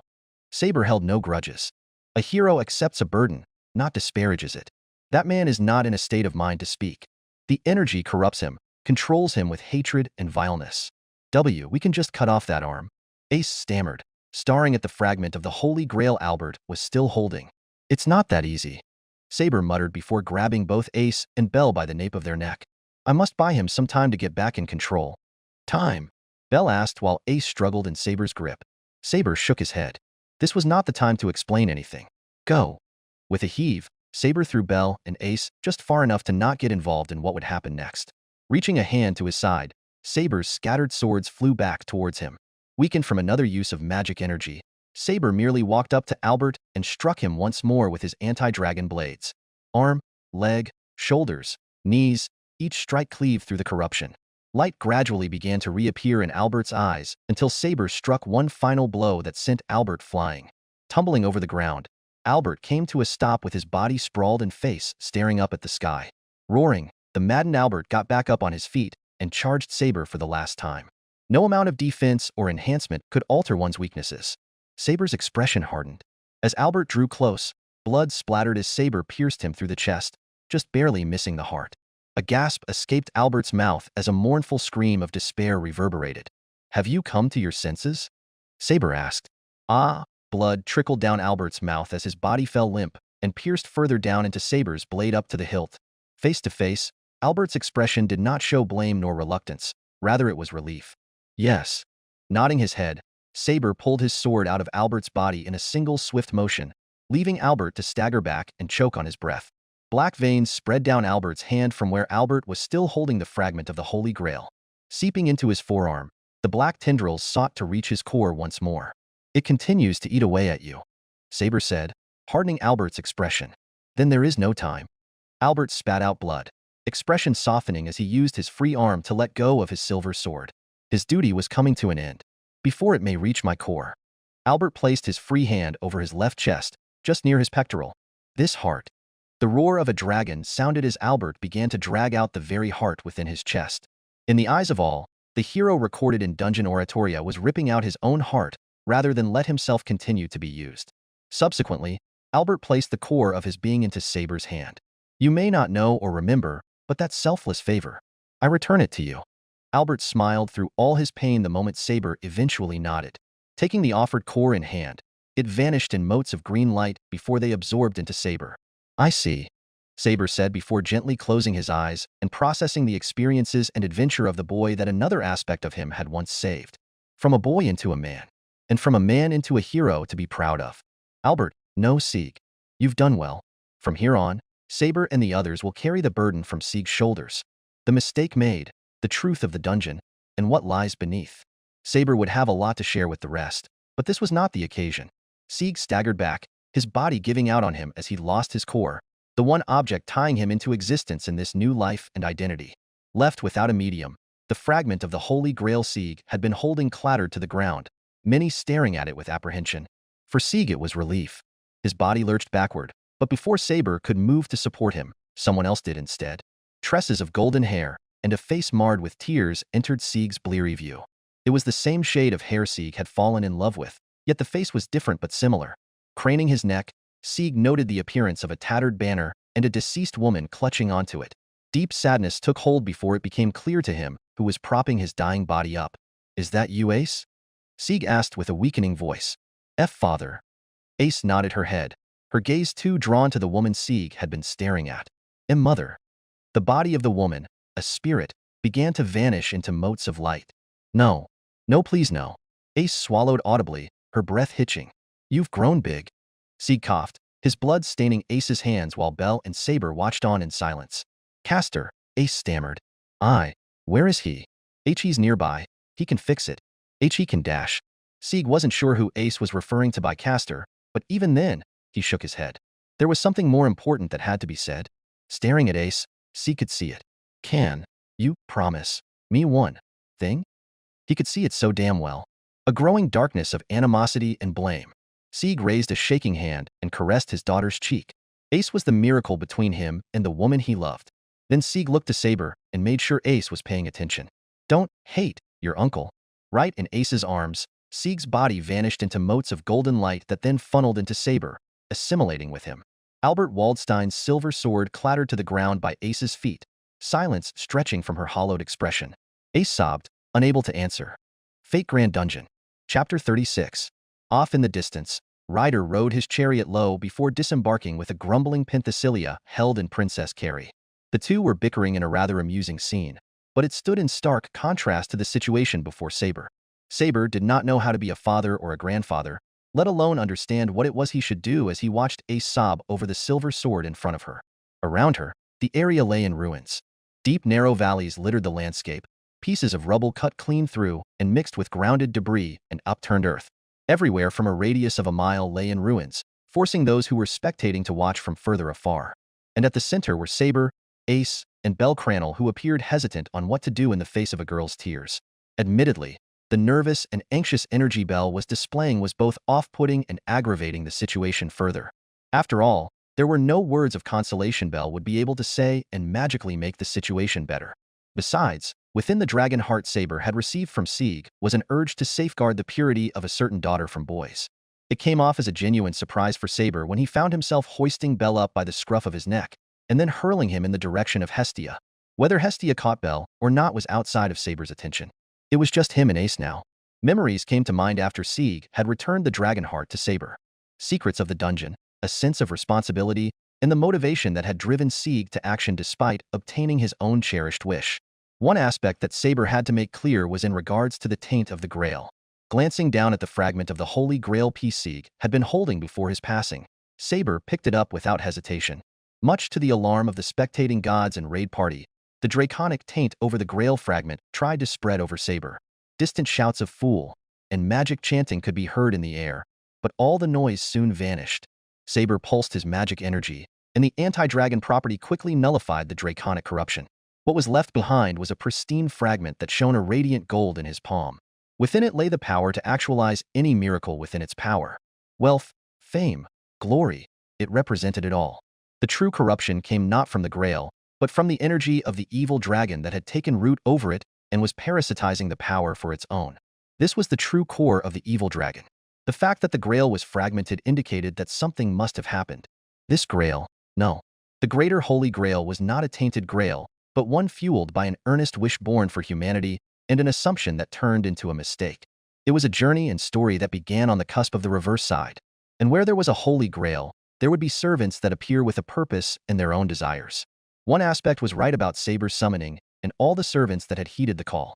Within the dungeon would lay each and every one of their aspirations. The dungeon fed off of it, using the Holy Grail to propagate and enlarge by granting untwisted wishes. Seek to create a miracle of reunion and a family. A saint in request to a dear prayer. And now Shirou, Saber, and the rest's arrival to Ororio. It would surely lend its ear. Sometimes, too pure a desire to please and help others could turn into a sweet poison, especially if the chalice were to fall into the wrong hands. Not all good intentions lead to positive results. For the sake of starting a family in a world that could accept the possibility, a new variable emerged. For every cause, there is an effect. There was much to be shared with his colleagues. However, Saber let out a long breath and focused his thoughts on the present. In front of Saber, Ace had finally stopped sobbing and had stood up while clutching Sieg's silver sword in her hands. Mutedly, her steps carried her towards the location of where the woman who appeared with Sieg had vanished into motes of golden light. A heroic spirit, Saber was quick to categorize. One that Sieg had known fondly. The Saint of France, Jeanne d'Arc. Ace stared blankly at the spot where nothing remained aside from a white banner slowly fading away into light. That's when it happened. Ace's thoughts finally caught up with her, and she bolted into action. Carrying her father's sword, Ace hastily grabbed the fading remnant of her mother's banner and dashed away from Saber, who watched on as she traced a clear path towards Castor. If Ace had just slowed down and stared at Saber's expression, she would have seen the frown that made its way onto his face and stopped to consider why he was making such an expression. It would have saved her the heartache. Nonetheless, Ace was spurred on with desperation and longing. Ace had never moved so fast, magic energy swelling around her as she flared her falna and channeled the energy into her legs. She accelerated further, quickly reaching the front of where the raid party stood staring dumbfoundedly at her. For all intents and purposes, she was a wreck. Her armor was dented, bruises were over her arms, and her eyes were puffed red as she held a sword and fading banner with a white-knuckled grip. While everyone was taken aback, Ace pushed through the crowd without hesitation, uncaring of their thoughts. She only had a single destination in mind, and that destination was towards the boundary of Castor's territory creation where he set up a medical field. By the time Ace's goal was understood, people were already moving. None quicker than the Apollo Familia headed by Cleo. Ace was stopped before she could reach Castor, blocked off by the Apollo Familia who wore grim expressions. They grabbed her by the arms and formed a wall to prevent her continued approach. Ace did not like that, fury flickering in her pupils. However, Cleo and the others from the Apollo Familia remained firm. It was not their first time dealing with bereaved people, and they were the worst kinds to approach Castor because reasoning with them would never work. Quick to temper, inconsolable, and refusing to take no for an answer. Castor was only one person, and he was their god's flesh and blood. Worse, they had seen how Ace had defended the incarnation of the Black Dragon and were rightfully wary. "You will not approach further," Cleo said firmly, giving the minimum amount of courtesy and respect as Ace was still a member of the Loki Familia. Like a bull, Ace tried to force her way through, uncaring if her arms were being grabbed or not, greatly altering Cleo's expression. Please, please," Ace yelled while trying to force herself through. She wrestled an arm free and tried to take a step forward, but Cleo had enough and tackled her to the ground. Ace could have gotten out if she let go of the silver sword and fading banner which she held in each of her hands, but she refused to let go of them. "Castor!" she screamed, knowing that he could hear her. What doctor turns away a patient? Ethics aside, Castor was not a man to turn a blind eye to plight. Rather, Cleo and the others of the Apollo Familia had moved and made a judgment on their own. "Let her through." Castor's voice echoed, causing Cleo and the others to glare at Ace, but she didn't care. Ace didn't even care that Apollo was glaring at her with a cautious gaze from atop Castor's head. It was Apollo that had instructed Cleo and the others to block Ace, as he didn't want any risk to befall his son. However, his son had made the decision, and Apollo could only relent. Ace made her way to Castor in a heartbeat, laying out her father's sword and her mother's fading banner in front of him. "Why you want to revive the Black Dragon's incarnation?" Cleo widened his eyes as he and many other raid party members connected the dots. Only a select few gods who were acquainted or knew of Ace's father held their words. Ace bowed, pursing her lips as tears welled in her eyes. And this was the part Castor always hated. From the moment Castor had laid eyes on Ace and the items she brought, he understood that this would be unpleasant. However, this was his duty to bear as a doctor, which was why he still allowed Ace to approach him. Castor shook his head. There was nothing that he could do for her. "I'm sorry, but I cannot take this request," Castor said, causing Ace to snap her neck up in shock. "Why?" Ace stammered, voice warbled. Castor let out a long sigh, noting the rage and pain building in Ace's monotone expression. The answer was simple. It was because Sieg had given his core to Saber, and that Ace's mother was a heroic spirit. The matter of Sieg aside, Ace's mother would have to be resummoned and reincarnated. That was the real reason, but Castor could not say that because it wasn't something the locals could understand. Instead, there was a better way to explain it in an understandable terminology. "Raising the dead is not as simple as you would assume," Castor said diagnostically, everyone perking their ears. Explanations from Castor were rare and far between. "It's not just a matter of making a body live again. Otherwise, if a clone were created in the same likeness as the deceased, would that still be them? Obviously not.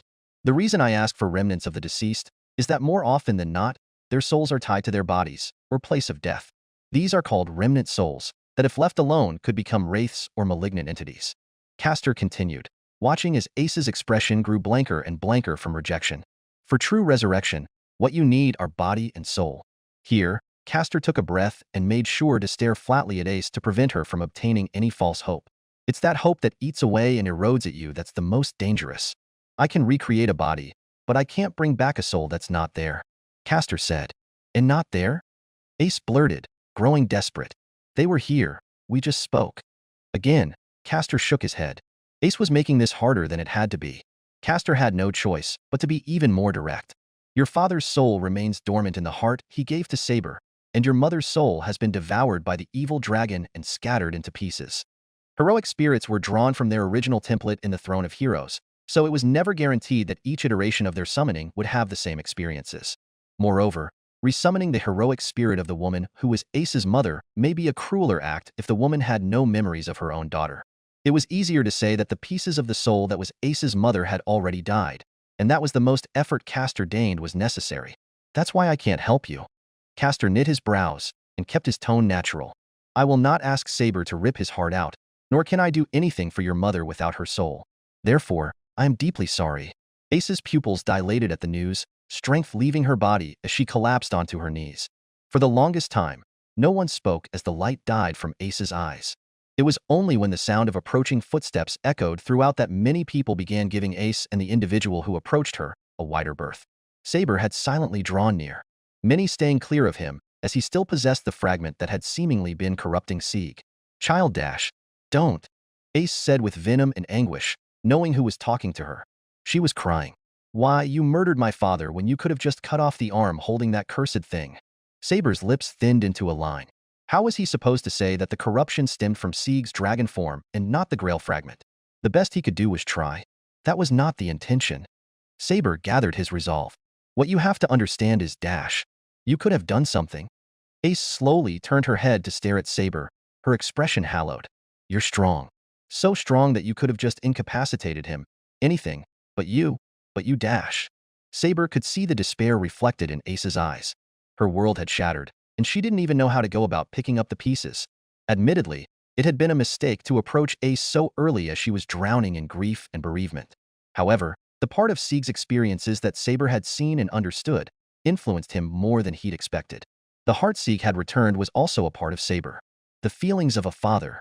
Saber had an inexplicable need to console because the heart still remembers. Saber reached a hand and placed it on Ace's head. Ace, Saber said, causing Ace's pupils to constrict as Sieg's image and actions overlaid on top of Saber's. A memory of the man who carried such awkward warmth that washed away her child's self's anxiety and worries. Grandfather. It was a word Ace would not forget that came from her father's own mouth. This man, he who bore a striking resemblance in demeanor and swordsmanship to her papa, was family. And that's why it was even more difficult to stomach. Murderer. What sort of father kills their own son? As quickly as Ace's pupils dilated, the coldness in her expression grew frigid as she shrugged off Saber's hand, bolted to her feet, and grabbed the plating of Saber's chest armor. Yes, there was still a way. Give back his heart. Just give it back. Ace pounded her fist over Saber's armor. It's not fair. Give him back. What am I supposed to do now? Saber did not answer, grabbing Ace's hand and pushing her back to calm her head. It didn't work. Rather, the silver sword Sieg had dropped was now held tightly in her white-knuckled grip. The banner completely faded away. Unstable emotion then mixed with vain aspiration and hope. Castor's explanation could not have been any more clear. Her mama was dead, but if she could get back her father's heart, Castor could theoretically bring back her dad. All she had to do was take it. Beyond how unreasonable it sounded, or whether Castor would agree to her request after she attacked Saber, the answer was all Ace could focus on. And people in grief did not have rational thoughts. Ace was swinging her sword before her mind even connected to what her body was doing. Saber let Ace swing her sword at him, allowing her to let it all out, but the moment Ace's blade met his skin, there was only the noise of metal as the edge could not pierce. You bastard. Tears spilled down Ace's face, trickling down her cheeks and dripping down her chin. She swung again and again. You bastard. Saber just stood in place, sparks grating in the air with each strike. However, his eyes shifted once a tinge of blue mana began to coat Ace's sword. She was now channeling her Falna, veins popping over her temples, her eyes bloodshot. Standing still no longer, Saber moved, disarming Ace with a tap of his great sword and watching as Ace's weapon clattered beside her. What he didn't expect was for Ace to throw herself at him, hands reaching for his throat. Saber didn't bother dodging. Ace's muscles bulged as she tried to choke him out, but her grip was not strong enough to constrict his airways. Instead, Saber made eye contact with her, only spurring her further with his composed gaze. The tension between them continued to grow. One, due to Saber's hesitation of how he should act, and two, because Ace was not letting go despite knowing the futility of her current actions. Ace enough? It wasn't until Finn intervened and pried Ace away from a frowning Saber that the stalemate was broken. Calm down. This isn't the time or the place, Finn said sternly, making sure to keep a firm grip on Ace, who thrashed and buckled. Many people had seen Ace intervene in Saber's battle against the one-eyed black dragon, and it wouldn't paint a pretty picture if misunderstandings arose. Loki would have to handle damage control. Ace clenched her jaw, her shoulders trembling until they stopped completely when Reveria arrived and stared her down. Enough, Reveria said, she and Finn on either side of Ace. Pursing her lips, Ace hung her head low and let herself be escorted away. Saber let out a long sigh. There, Castor said with a grunt after bandaging Shirou's hand. What had formerly been a mangled mess had miraculously been set back to something that resembled a hand. Fresh skin was grown over top, and the broken bones and snapped tendons were all in place again. Opening and closing his hand, Shirou remained seated as Castor grunted at him. Reckless as ever. Makes one wonder how you've lived so long, Castor said with a twitching eye. Stop that. You'll reopen the wound before it can properly set and heal. But that's why you're here. Shirou chuckled with a small smile. TCH, you sound like the muscle-headed fools on the Argo. Castor scowled, memories of his adventuring days coming to mind along with Jason's antics. More often than not, it was the captain himself who found his way into Castor's medicine room. Finish patching him up? Castor muttered to his assistant. I need to attend to others. With his piece said, Castor left in order to tend to other injured members of the raid party. Ahem, Althea coughed, expression impassive as she grudgingly opened her palm out toward Shirou. Thanks, Shirou said as he placed his hand in Althea's. Clicking her tongue, Althea pulled Shirou's hand forward and began wrapping a bandage around high forearm where remnants of dried blood and burst veins appeared on his skin.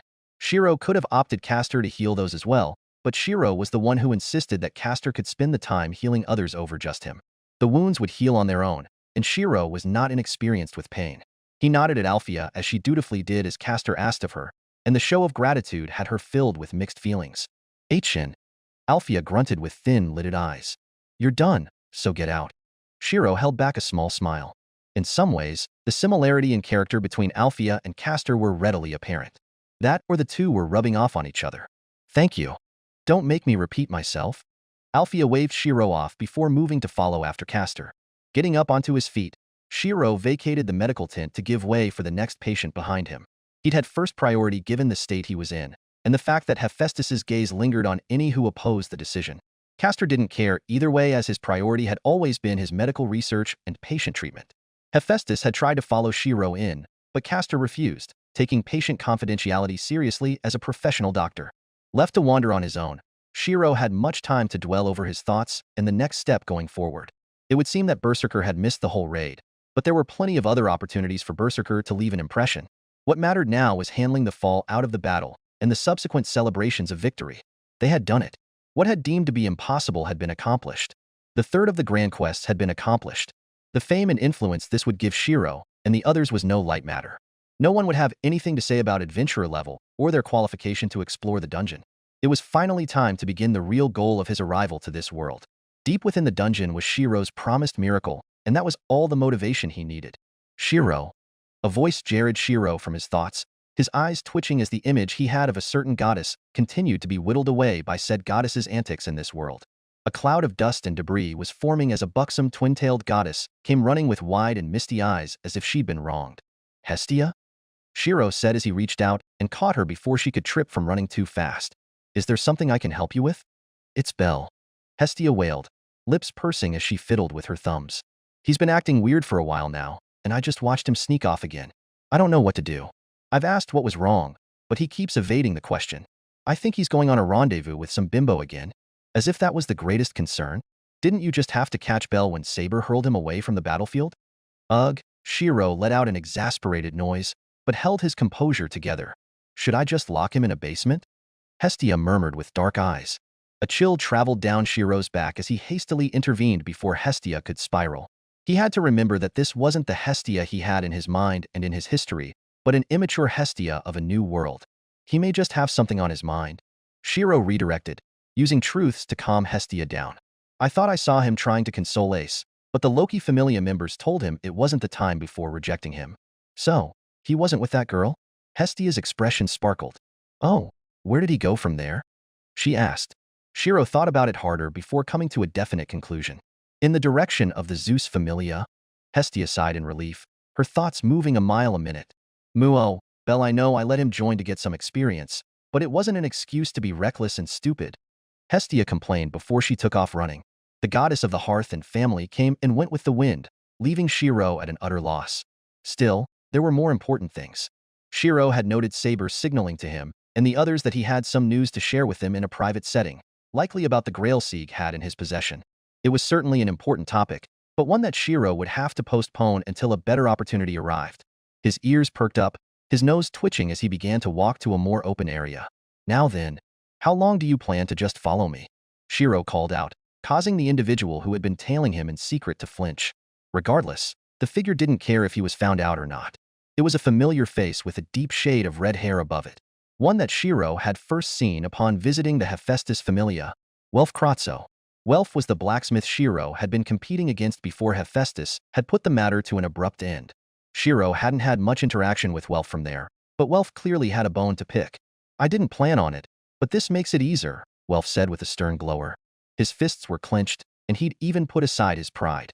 There's something we need to talk about. Whether Shirou was Hephaestus's son or not, it didn't matter. Welf just cared for what he saw. The deep sadness and grief on Hephaestus's face was not something he could pretend to be blind to, and this bastard was the root cause. You piece of shit, Welf cussed, veins popping over his temples. Ever since you appeared, Hephaestus has, what the hell? A fist had smashed over top Welf's head, followed by a swift arm that snaked around his shoulders and firmly around his neck. Force was generated next.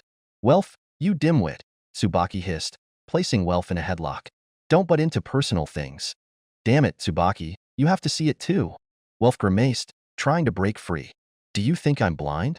Tsubaki glowered, irritation bleeding into her tone. Everyone in the Hephaestus Familia could see it, but it wasn't their business to get involved. It was just difficult because Hephaestus was under constant stress and anxiety. There was something Hephaestus wasn't telling them about her relationship with Shirou, and it was eating at her. Besides, you weren't so subtle.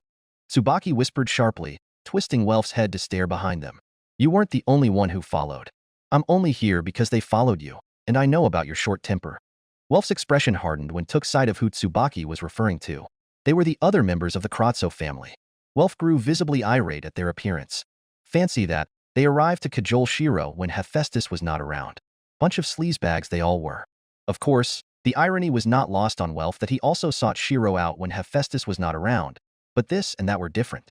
Welf did it out of concern, but they did it for their own motives. Tsubaki released Welf, and together they stood with Shirou. Conflicting opinions or not, the Hephaestus Familia already considered Shirou one of their own. Back off, you bastards, Welf glowered, a hand moving to his sheathed sword by his waist. Tsubaki grabbed Welf's wrist and shook her head.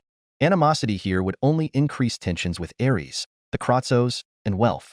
That's not for you to decide, now is it, young nephew? The older man who spoke was a Kratzo with aged features and a rugged body forged from hammering steel. The older man ignored Welf and Tsubaki and directly moved to introduce himself to Shirou, who stared in silence. My name is Joseph Kratzo, the older man introduced, offering Shirou a hand. Shirou eyed the outstretched hand before slowly shaking it out of politeness. Shirou replied. It's an honor to make your acquaintance, Joseph said with a wide smile, much to Welf's disgust. More importantly, I was hoping we could discuss an arrangement between you and the Kratzo family. Word will surely spread of this raid's success, and your name will resound throughout the world. But it could be more than that. You won't be disappointed in a joint cooperation with us, I assure you. Not only will we grant you unlimited access to our family's forge, but you'd have the full support of the king and the admiration of all blacksmiths. All you need to do is agree. Shirou glanced from Joseph, then to Welf and Tsubaki, who were frowning heavily. The proposition was steepled with ambitions and ulterior motive. Think about it, Joseph insisted, the other members of the Kratzo family with him, echoing the sentiment. What was in their eyes was greed, avarice, and ambition. Think of what you can do and what you can bring. Joseph continued his tirade, excitement breaking through his facade of negotiation. What Shirou had done, and what the Kratzos had seen was a means to create magic weapons at Shirou's beck and call. What the Kratzos sought to gain was not how Shirou could create weapons out of thin air, as it was likely from a skill, but the opportunity to study said weapons and glean insights from them. The chance of a breakthrough was high. Moreover, Shirou would be an asset that Ares would certainly consider a treasure of the highest caliber as a god of war. Your presence in war itself would change the battlefield. Joseph stepped forward, carefully taking Shirou's hand and shaking it firmly. A shadow suddenly befell the area, the others behind Joseph Kratzo going mute. However, Joseph himself was too absorbed to notice. What you are is like a finely crafted weapon, a blacksmith's masterpiece. That statement hit far closer to home for a certain individual than she'd ever like to admit. But it wasn't just a masterpiece.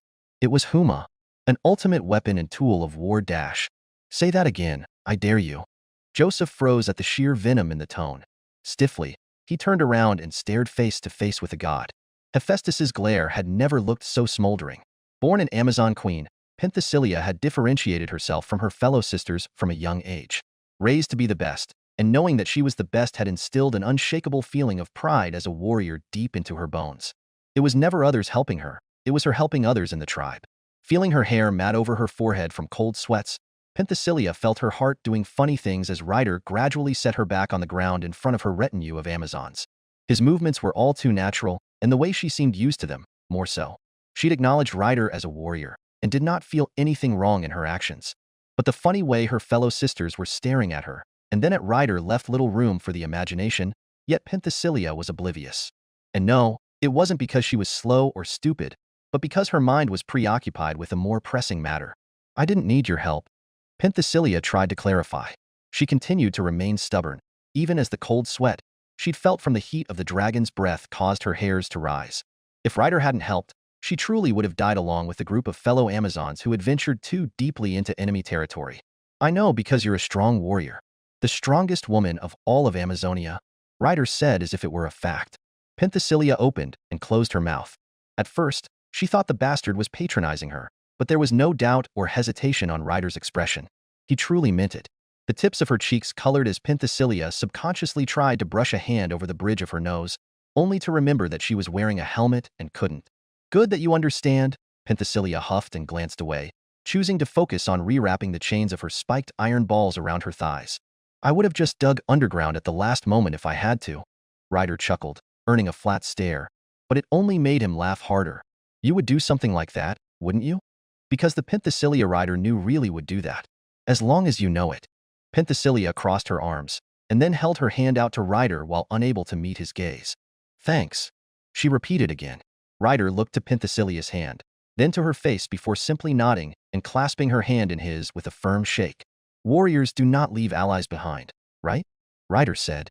Slowly, Penthesilea nodded. An ally of the Amazons is never abandoned. It was a fact Ryder knew all too, as the Amazons had fought in the Battle of Troy for their ally in Paris and his family.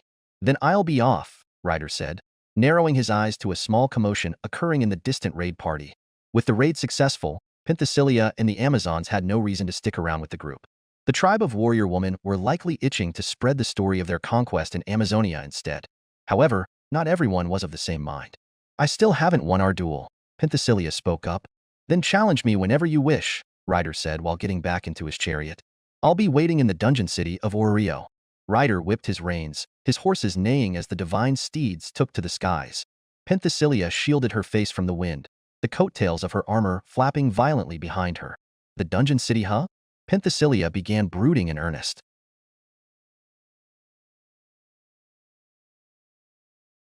Fate Grand Dungeon. Chapter 37. No need for words. Blown in the warrior's hands were crackling embers that turned into serpents of flame that spread out towards a chaotic battlefield. Winding though the echo of thousands of rumbling steps that kicked up dirt and debris, the scorching sound of a superheated blaze drowned the roars of beasts. Bid farewell to your destiny. The warrior moved. Carried aloft in his hands was a spear that rivaled a man in both size and weight, effortlessly swung around by a single arm. Where it passed, shockwaves were left in its wake. The earth upturned with pulsating bands of heat, singed black into newly formed surfaces. The protectors of Kuru and its people were silent at the spectacle as they watched from atop the walls. Their weapons, once raised at the ready at any sign of danger, gradually began to lower until they had practically fallen out of limp hands. Before the kingdom of Kuru was the largest siege of mutated wild beasts it had ever faced. Spurred by fear from the movements of the one-eyed black dragon, these were the beasts driven out of the draconic taint-filled lands. And in their way stood the foremost pillar of Kuru's support. The warrior raised an arm at a row of oncoming beasts, one eye blazing red before narrowing sharply and unleashing hell in the form of a laser. Brahmastra! Left to right, the warrior's lone eye moved in a 45-degree angle, giving rise to a laser that seared through and vaporized all in its path. From the echoing explosion, a wall of earth was displaced, upturning dust that caught in the wind. The warrior advanced unimpeded, entering the haze as the warrior's entire figure began to heat up and ignite into a torch through the dust. Wafting sand and floating dust quickly caught fire and exploded. All within the vicinity of the blast were engulfed under the glow of a radiant sun beckoned by the symbol of Surya.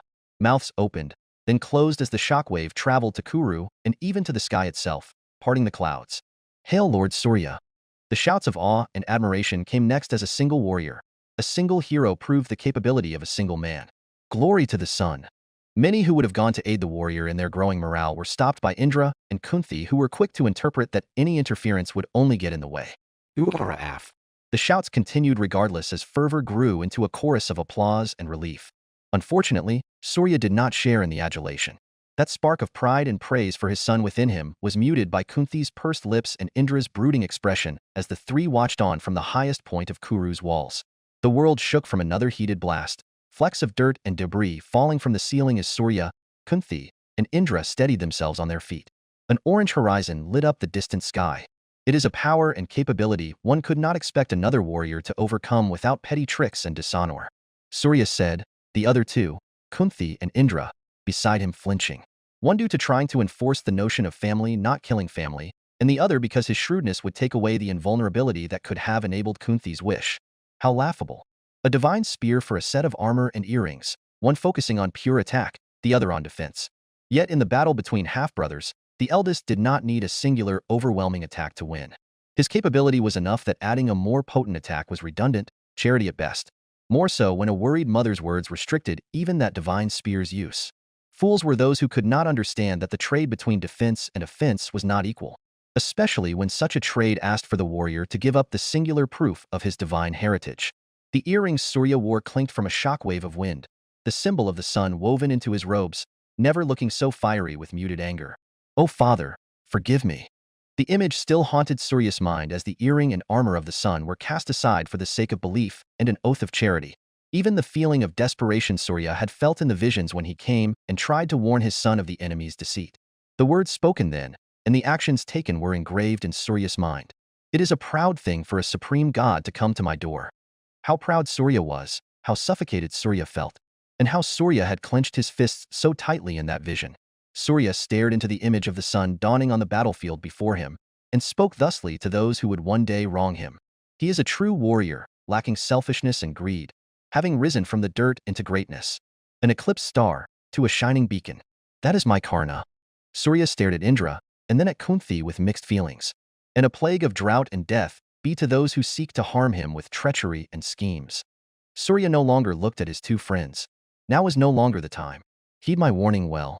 Another blast echoed in the distance. With another sweep of his spear, Karna took in a breath and surveyed the area before him scorched black from the heat of his flames. Straightening his back, the tongues of fire that flittered across his spear returned to his body and cleared the dust surrounding his vision. All around him was only ash drifting in the wind. Spinning his spear overhead, Karna stabbed his spear over the ground and then leaned his back over the blade's flat side. He waited. This was the second wave of beasts to head in Kuru's direction, since he'd been informed by the others that the raid of the one-eyed black dragon had begun. Intuition was also telling Karna that the stampede of animals was far from over. The flapping of wings reverberated as a murder of crows and birds scattered in all direction to the sky from their perches on a distant forest. How quick! Karna lifted his back from his spear and grabbed it by the base of the shaft before swinging the spear into a ready position. In the distant forest, the sound of toppling trees and the sight of a growing dust cloud signaled the arrival of another wave. The main wave of mutated beasts fleeing the black dragon. Yet, this time there was something off. I'll kill because I hate. Black and red light glinted off of Karna's pupils as a horizontal cut pierced through the forest and toppled every tree in its path. What lay beyond the toppled trees were dozens of fleeing beasts that had been bisected from the waist down.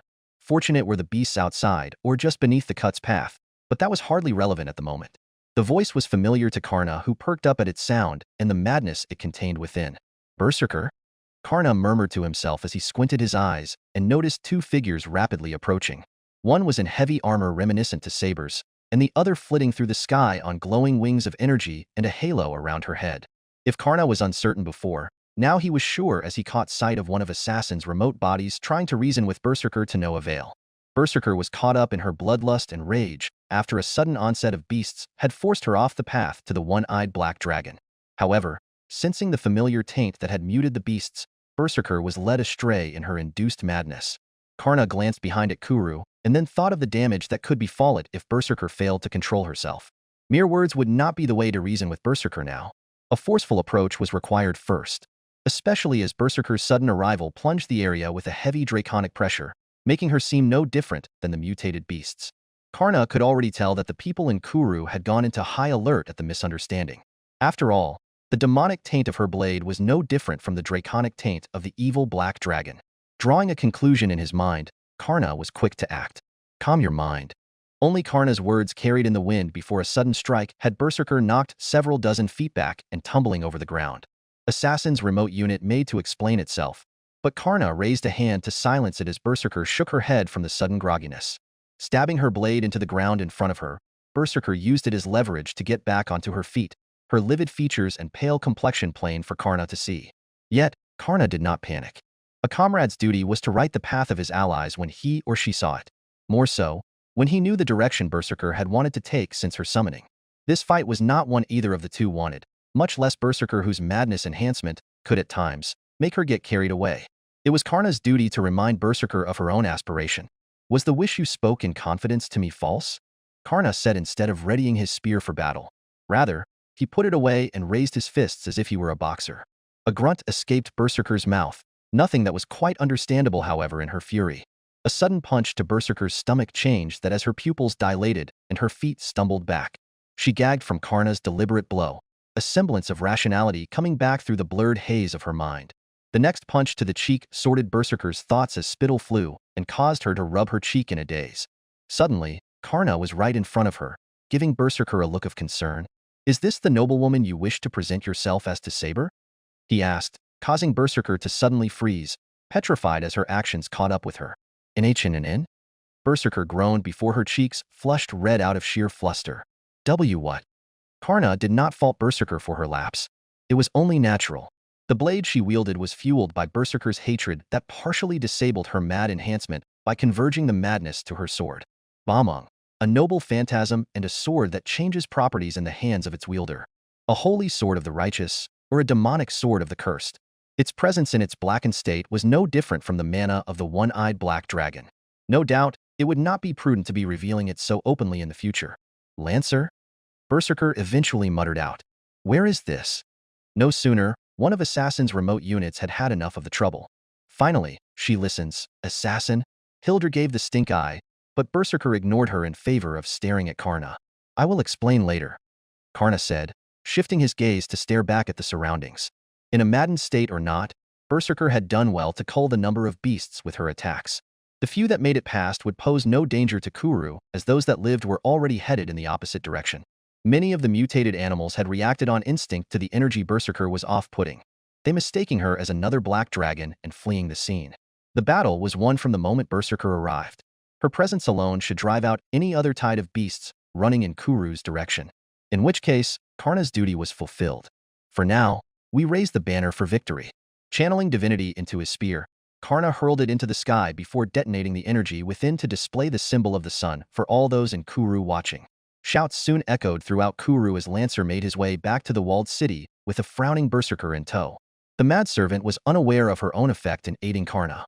The grand quest was over with the subjugation of the one-eyed black dragon, but somehow, the jubilation was not shared equally among the raid party's members. Word was that a conflict had transpired with the Hephaestus Familia and the delegates from Ares' kingdom, but no one was speaking of it after the Kratzos were left blacklisted and banned from weapon and armor exchanges in the Smithing Association. There were far too many other things to consider than the tensions between blacksmiths. There was the situation with the Zeus Familia, the confusion in the Astrea Familia, the suspicions regarding the Loki Familia, and finally a subject that took the undivided attention of a majority of the gods that an impromptu council was convened among those present. The group was riding in a singular large carriage headed for Kuru to pick up Ganesh and Lancer. Wide and spacious, the current occupants in the room included Thetis, a listless Zeus, a brooding Hephaestus, a flustered Hestia, a disturbed Loki, and a blank-faced Freya. All were huddled around the goddess Iris and Saber whom the gods had sought for the meeting. Specifically, it was to analyze the fragment left behind by the one-eyed black dragon. There had to be a reason why the Grand Quest was launched, and the natural assumption was that it had something to do with the fragment left behind. As Saber displayed that he was unaffected by it, the gods had requested his aid in examining it. The primary analyzer was Iris, a goddess with a domain in divine insight.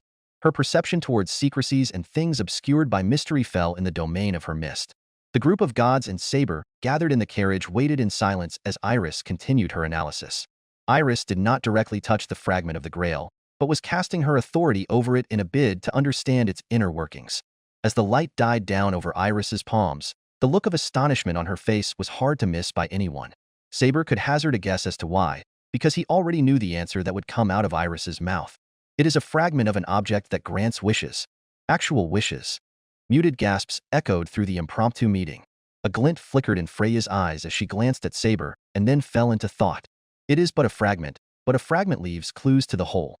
By the sheer output of energy this shard already holds, I can predict that the original would have contained a power that could alter the world itself. There would be no wish that would be out of reach. Iris pursed her lips as she spoke. What the world knew of the dungeon, even with the descent of the gods, was still trivial at best. However, with the completion of the Grand Quest, certain aspects were now coming to light. It was clear that the focus of the world would soon turn to Orrio as a whole with this discovery. Too many eyes had already seen it, and there was no secret that could be kept forever even among gods. Everyone fell silent at the revelation. Once the group reached Kuru and rejoined with Ganesh and Lancer, they would return to Orrio. Things would only escalate quickly from there. With this revelation, did it not mean that what existed for the one who reached the bottom of the dungeon was an omnipotent wish? It was something the gods present in the discussion had to ask themselves more than once over the rest of the journey. Kunthi could not believe her eyes when she first laid witness to the sight of the raid party that took on the one-eyed black dragon. Neither could she believe her ears when it was known that they had succeeded, thereby ending Kuru's need to guard against the mutated beasts charging its walls. Yet Kunthi could not be happy. How could she? "I will be leaving," Lancer said without much fanfare in the audience hall of Kunthi's palace. Berserker was not with Karna as she remained moping about her earlier actions and what Saber would have thought of her. At least on the inside. On the outside, she demanded a bath to get all the sand, dust, and debris off of her when she heard that Saber and the others in the raid party would be arriving at Kuru to pick them up. Not that Berserker cared about what Saber thought of her appearance or anything like that. Karna shook his head to rid himself of idle thoughts. Kunthi appeared rather flustered and unwilling. "Will you not reconsider?" The way Kunthi tried to force a smile and feign composure was admirable. There is much to see in Kuru, and much to do for its people. However, Karna's eyes had always been able to discern the truth. The subtle shaking of her eyes, the way her smile didn't quite reach her ears, or the way she kept trying to hide the trembling of her fingers, all were indicative of the opposite response to the front she was putting. Karna understood in a way about how his presence could complicate things here in Kuru, but he'd acted anyway out of duty and honor as a warrior. Unfortunately, he could not give that which Kunthi sought. If Dharma was the way of life, then karma was the cycle of cause and effect. The life that shaped Karna was one made from the moment he had first been abandoned by his mother. If not for the divine protection of his father and the fortune to be adopted by the hands of a humble Bhishma charioteer, Karna would not be who he was today. If Kunthi existed here, then the parents who raised Karna existed on the opposing kingdom against Kuru. For the honor and bond Karna shared with his adopted parents, he could not acknowledge the bond already severed by Kunthi at his birth. That was why Karna was both the oldest of the Pandavas, yet their greatest enemy on the side of the Kauravas. "My duty is complete," Karna said, keeping his expression respectful yet distant. Something Kunthi was loath to see, as her expression cracked as if directly stricken. "You are my kingdom's hero. Please at least remain for a celebratory feast?" "I do not need it." "Then wait a bit for a token bestowing you as Kuru's savior." "I need not for praise either." Then, just please for a moment more. I can grant you anything within my power in Kuru. Even your my father would approve." "Lady Kunthi," Karna cut in curtly as he pretended not to hear Kunthi's slip of the tongue. "I am of humble birth and origin. Such honors are too much for one such as I. Please, let me leave this audience hall with the dignity expected of a ruler of Kuru. Kunthi felt her breath hitch, her mouth doing funny things as it temporarily lost the ability to form words. Nodding his head, Karna bowed and then turned to leave under Kunthi's silence. However, his departure was not so easy. Karna, a voice called out to him. Lancer gave pause before turning around and addressing the man who called him out directly by name. Surya stepped away from Kunthi's right side and approached Karna as if he'd come to a decision. Divine Father, Karna greeted as if he'd known of the title long ago. To Karna, Surya was a benefactor whose grace had bestowed him his father's armor and earring from the moment he was born. That was the proof of his father's recognition of his heritage, his claim as the son of Surya. Slung over Surya's shoulder was a travel pack filled with various items and belongings that Karna did not fail to notice when he'd first walked in. What are you doing? Karna asked with a raised brow. Is it not obvious, my son? Surya had long since prepared his answer. I cannot stop you from leaving, but you cannot stop me from following. Surya, you're leaving? Kunthi ran and grabbed Surya by the arm. The two briefly stared at each other before Surya slowly nodded his head. I am, he said with finality. Surya had thought better of staying in Kuru as his mind began to wander towards ill-boding outcomes. Beyond pettily trying to interfere with Indra, Surya was doing his best to ignore the most logical and efficient solution to prevent Arjuna from being born. For a second, a cold light flickered over Surya's eyes as he stared at Kunthi, but it vanished just as quickly as he flinched from his own darkness. For your sake? Surya said, voice warbled with conflicting emotions. On one side a friend, and the other, the terrible mother of his child who so favored the sons of another relationship that Karna could not even fight a proper duel. It is best you don't try to stop me. Kunthi's mouth opened, then closed as her shoulders began to tremble. To her, it wasn't just about conflict or honor. These men just could not understand. What mother could bear to watch her own children trying to kill each other? Is it not obvious that she would have gone to the stronger one in a bid to beg for restraint? In a way, Kunthi's actions from the vision were both natural and belied her subconscious belief that Karna could triumph over Arjuna. Then go, Kunthi finally said before pulling up her sleeves and suddenly grabbing Indra's arm as she raced to the opposite side of the room and took hold of him. But you can't stop us from coming either. With the Black Dragon dead, Kuru will be safe even if I'm away for an extended period of time. My trust in my retainers is absolute. You'll come with me, won't you, Indra? Indra grunted, but given the legitimacy of the vision he saw, and proof in Karna's existence, Kunthi was a woman that Indra could not afford to ignore. HN, obviously, Indra said. Observing the actions of the adults around him, Karna could foresee a turbulent future. He prayed to Ganesh that Aria would not be caught up in a conflict similar to the War of Kurukshetra. The door of Kunthi's palace was soon opened by a palace guard, who announced the arrival of the raid party team leaders to the audience hall. It would seem that it was time to leave Kuru and return to the dungeon city. On a side note, Ganesh and his familia felt as if they'd gone on a forced vacation rather than a raid. Fate Grand Dungeon. Chapter 38. Legend of the Twined Snake. Prologue. The sound of rain echoes across a scorched expanse filled with dissipating tendrils of electricity piercing through the earth. Rasping breath, eyes facing the stars, body sprawled over one's back. The involuntary spasming of muscles and the scent of burnt flesh amid the darkened sky.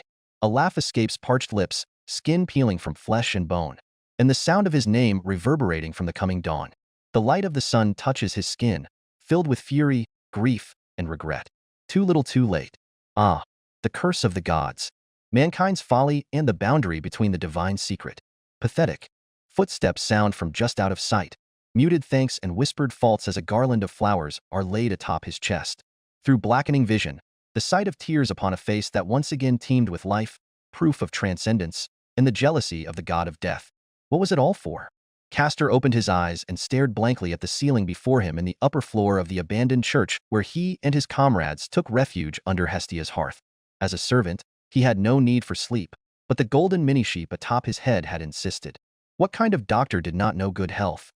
The fact that Apollo had said it was the most aggravating. Worse, when Castor's honor as a doctor found itself agreeing, unwilling to say otherwise when it meant a misdiagnosis on the issue of sleep and rest. His pride was irked, and there was not a suitable rebuttal as a physician. The only real upside was that he didn't have to deal with his father's antics while asleep. Therefore, Castor slept. Still, it had been a long time since Castor had had that dream. Sitting up, Castor opened and closed his palms, feeling goosebumps travel down his skin. Each time he blinked his eyes, the appearance of his hands would shift into an ashen black, and then return back to normal. His mind was playing tricks on him. Castor was quick to self-diagnose. His spirit origin and his skill as a doctor already told him that he was physically fine. Clicking his tongue, let out a long breath, ignoring the gold sheep at his bedside that had been staring at him ever since he'd woken up. "Something on your mind, kiddo?" Apollo pawed the bed sheets, his body stretching before moving to hop on top of Castor's head. "Migraine? Aches? Pain? Did you not know? Your father's a god of medicine and arts. Now tell me, what's the cause and I'll fix it." Apollo used his stubbly arms and legs to press over Castor's head. "You." Castor grumbled, already used to his father's antics. "Gee, you wound me," Apollo said as Castor got out of bed and readied himself without fanfare. "But you know, this kind of treatment is new even to me. I'm not sure if I like it or not." "HM. Damn old man." Castor knit his brows and filtered out his father's ramblings. Castor washed his face from a small basin of water, and then proceeded to leave the abandoned church rather than make his way to his makeshift medicine hall. There was much to do today. It had been a couple days since the raid party had returned to Orio, and news of their victory had changed the entire dynamic of the city. Everyone was busy dealing with something, leaving Castor the only one to return to the abandoned church. His company had been Bel and Hestia, but the two knew better than to disturb Castor lest they make him cranky. However, today was a different day. Shirou had sent word that they'd begin the true start of their mission in this new world, to reach the very depth of the dungeon. With the Black Dragon dead, there would be no one able to publicly bar them entry into the dungeon due to lacking qualification.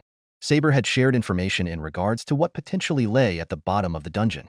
A holy grail, more than that, a great holy grail. A grail made from a holy grail war that summoned 7 servants against another team of 7 servants. The capability of such a grail was not lost on any servant. Saber would have been pressed for more details if not for the situation the Man of Steel had found himself in with Berserker and a girl from the Loki Familia on the way back from the raid. Then again, it was not Castor or anyone else's business to pry into personal matters. Instead, they were to focus on the goal, trusting that Saber would be more forthcoming when it mattered. As it stood, the further down the dungeon you travel, the greater the difficulty in successfully passing the floor. This was common knowledge. However, Saber said difficulty increases exponentially with the number of participants in the lowest floors. Therefore, the odds of succeeding were greater with a smaller party of individuals. Yet, there was an exception. Servants. Just as it was rumored that the dungeon reacted harshly to the divine, it was unknown how drastically it would respond to numerous servants entering a lower floor at once. With the knowledge that an uncorrupted holy grail may be fueling the energy consumption of the dungeon, it was not worth the risk, especially if the Dunigon was influencing the holy grail. As servants and master, Shirou and the others would have no issue getting to bottom of the deep floors, but what Saber said that was beyond that was what mattered. There were 7 sublevels that reached the heart of the dungeon, each with a fragment of the holy grail. The closer to the heart, the greater the grail's power would be. 1 servant per subfloor was Saber's suggestion. No more, and no less, as the grail would likely not allow it. A single servant challenging all 7 subfloors was also unlikely. Ryder had scoffed at the notion while Archer had held his words, but the both of them did not appear at all affected by Saber's negativity. If it was them, they had confidence. Yet Saber had this look in his eye like he knew more than what he was letting on. The fact that Shirou sided with Saber meant that there had to be more to the issue, but Castor did not pry. As a result, Castor was planned to challenge the first of the 7 sublevels since it was the furthest from the center, making it the least difficult. His role as the healer was too important to risk on a lower floor. There was always the notion of Castor not participating to preserve his medical capabilities, but intuition was telling Castor that he could not do such a thing. There was a reason for his summon to this world, and if everything was to be believed, he would find that answer in the dungeon. Leaving the abandoned church, Castor made his way to Orio with a firmly set frown. The dream he'd had reminded him too strongly of past memories and sentiments. "Son?" Apollo appeared to cue in on the shift of mood almost immediately. "Are you really all right?" It was like Apollo's playfulness had disappeared as he noted an anomaly with Castor. "I was just thinking about how annoying this all is," Castor said, not even bothering to gesture at the group of Apollo Familia that trailed him at every step. "And you? What are you doing following me?" "You said to do as I wish," Althea shrugged. "I'm doing it." Day by day, she was getting better with each new transfusion of divine blood. It wasn't enough to get her to 100%, but she felt confident enough to not be a burden. Castor could not argue the logic, but it was the constant escorts that were irking him. While Castor had been asleep, the Apollo Familia members had made do with making camp outside the abandoned church. After Castor had left, they simply resumed following him again, treating him as their patron god. It was ridiculously tiring. "You have a big day ahead." Apollo grinned, no longer minding the annoyed expression Castor was making. "Come now, the sun always rises." But the gold sheep was truly the most frustrating. If Castor could kill with his stare, everyone around him would be dead. He'd long since expected that this was going to happen, but experiencing it was not to his liking. For the first time in a long while, servants and master were all together.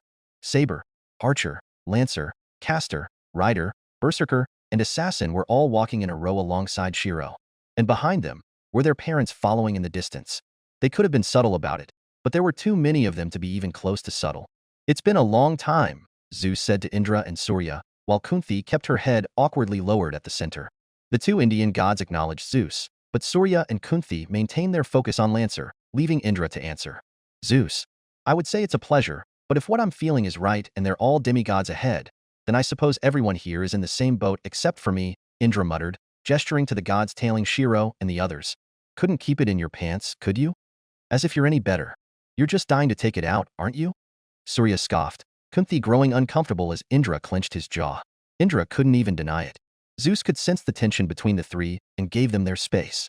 It wasn't as if his situation was any better anyway. "Gramps, you were alive." Bel stuck to Zeus as if he'd disappear at any moment. And where Bel was, Hestia was not far. Different from before, there was a notable difference in the way Hestia was treating Zeus, as if he'd done something unforgivable. It wasn't said, but Zeus was quite clear about what issue Hestia would bear resentment over. How could he have done nothing? Zeus knew Hera was mentally insane, but to let her torment his own blood without even lifting a finger? It was something that no family could do or condone. Hestia's shift in demeanor was only natural. "Zeus, you stay away from Bel. He's my familia." Hestia offered only the bare minimum, as her response was curt. "You can speak with me on better terms after you make things right with your own son. You think I haven't tried?" Zeus felt helpless. Archer was too indifferent. Even after Zeus tried to reach out to Archer while on the raid, Archer's responses weren't quite what he was looking for. Zeus had his pride and was never in a position where he'd had to lower himself so much. Worse, with his own son, he couldn't even find the proper words to say, leading to awkward silence. Bel had sought Zeus out too, but Zeus was even more discouraged when it was clear that Archer treated Bel better than him. "Then you just have to keep trying. You don't give up on family," Hestia said while grabbing Bel and placing him behind her. "Until then, you're not Bel's grandpa." "But dash." "Shush, Bel." Hestia never looked more serious, causing Bel to hold his tongue. "Now follow quietly, or go back to the church." Bel hung his head, but relented. Hestia had other people she had to deal with. "Hefi, aren't you going to lighten up?" Hestia said as she turned away from Zeus and addressed Hephaestus. "Need to start a trade embargo. Reduce the Kratzos' work to trash, those bastards." Hephaestus still had dark shadows in her eyes, her hands constantly balled into fists. Hestia winced. It was already a miracle that Hestia had been able to drag Hephaestus away from Ares' kingdom on the way back from the raid, but the god of blacksmiths had clearly not let things go. "Peleus, you need to talk more with your son." Thetis's lively voice overshadowed everyone else. "You're not putting in as much effort as I have." "That's because you're putting in too much effort. Can't you see his ears are turning red up ahead with his friend's dash?" "Stop making excuses, Peleus. I am your goddess, and your goddess wills your cooperation." Thetis lectured while Peleus dragged a hand over his face. The two stood out in stark contrast to the other gods following their children, earning several frowns from the others dealing with their own problems. And of course, behind the following gods, their familias were not far. Loki and Freya familia were also following, Loki because Ace had grown muted towards Saber, and Freya due to her own interests. All in all, the matters that were left unresolved in the raid had transferred over into Orario where there was no running from them. Whispers were constantly echoing, much to Castor's chagrin. He would have preferred to remain in his medical ward, but that wasn't an option. Shirou looked away when Castor sent a withering glare his way. The rider and the others held their laughter because the look Castor was going for would never reach fruition with the gold sheep on his head. In any case, Ryder was quick to start a conversation to drown out of the sound of Thetis gushing in the background and the fact that his ears were reddening from secondhand embarrassment. "How's avoiding women going, Saber?" Ryder snorted from the side. Saber bowed his head, opening his mouth but closing it when Berserker gave him the side eye as if she's saying, "Do tell?" "That's not funny, Ryder," Archer interjected. "You shouldn't pry into personal matters that don't involve you." "Peace. To each their own," Lancer nodded. "Everyone has their troubles." "Ah, to be surrounded by warriors is a privilege," Assassin said, using Thrud as the main body. "Now if only Castor weren't here." "Aichin." Castor grunted sharply.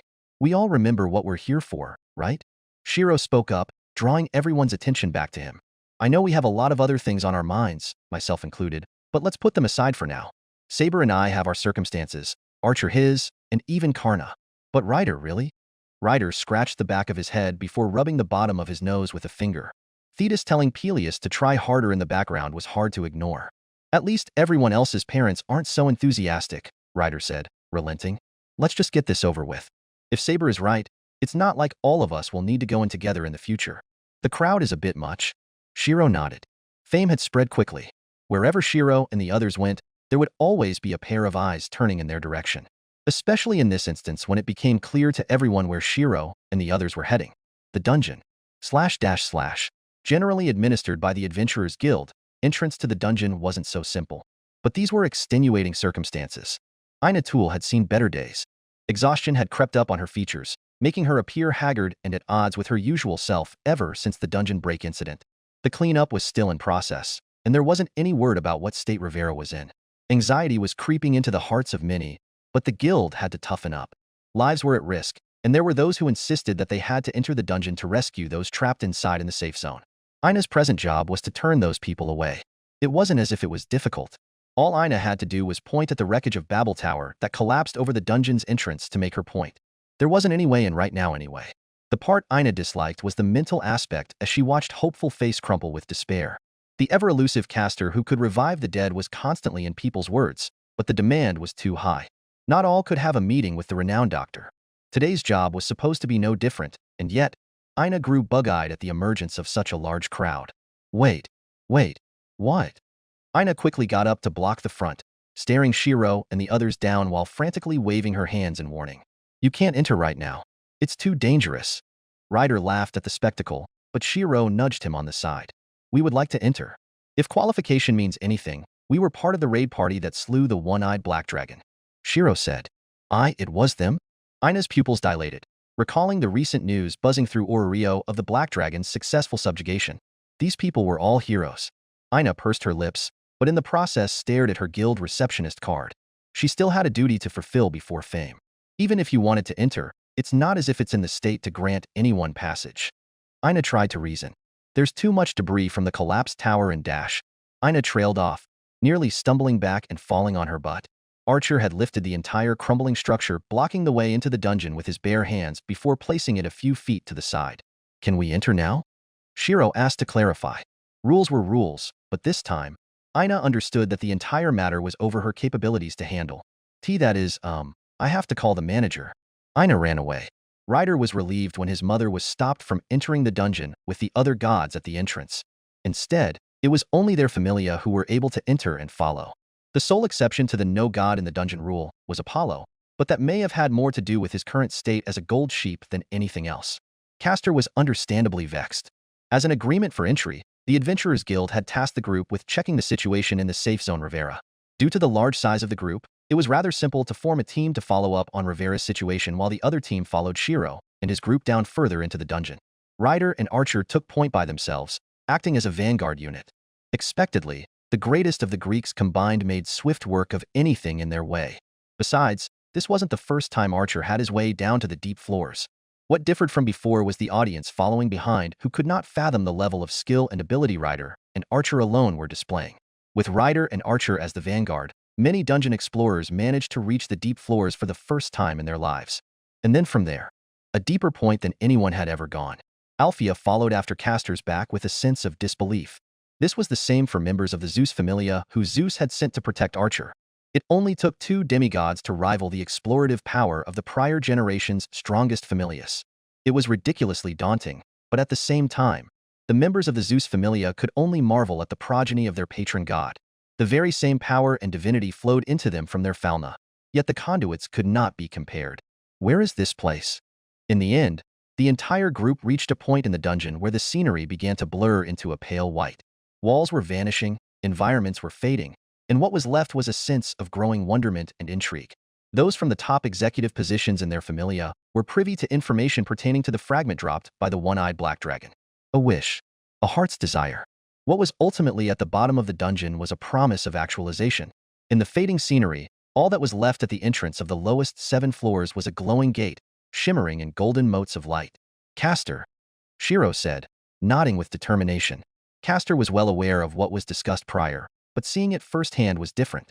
Something was calling to him beyond the gate. Nevertheless, he was a heroic spirit and would not balk at a challenge.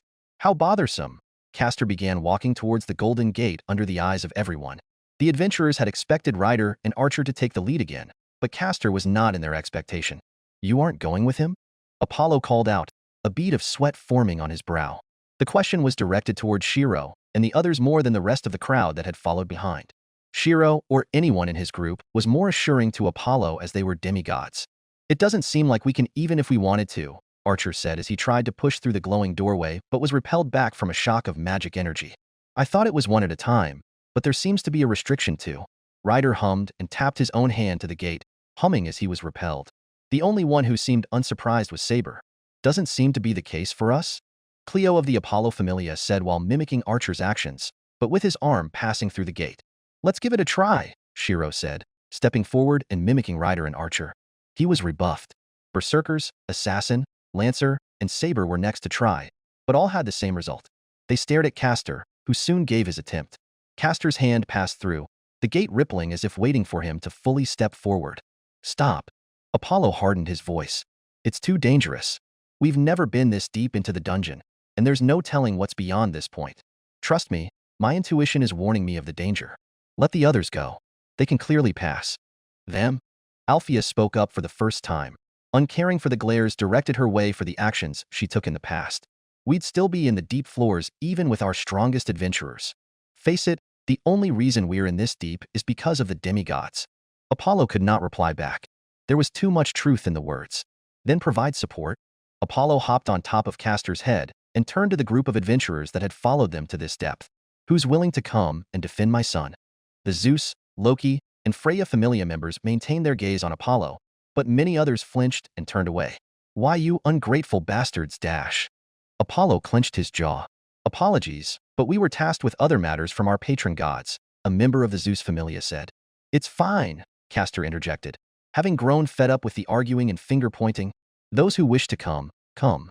Those who don't, just step aside. Cleo and the members of the Apollo Familia didn't hesitate to include themselves, but the majority did not move. Left unsaid, but everyone knew the difficulty of the dungeon increased with the god's presence. With Apollo stuck on Castor's head, there was no telling of the danger having him in the vanguard would impose. Unexpectedly, there was one more person who voluntarily decided to come, and that was Althea. What? You think I'd sit this out with cowards? Althea sneered while keeping a step behind Castor. Then they were set. However, Apollo did not look kindly on those that remained behind. Wait. A familiar voice suddenly caused everyone to pause as a veil of mist appeared and turned into a window. Iris appeared on the other end of the window with Thetis and the other gods threateningly standing around her. All right, I'm already doing it. Iris complained to the parents. Fine, I'll do it there too. From the mist, a projection appeared revealing a reflection of Shirou and the others to everyone to see from outside the dungeon.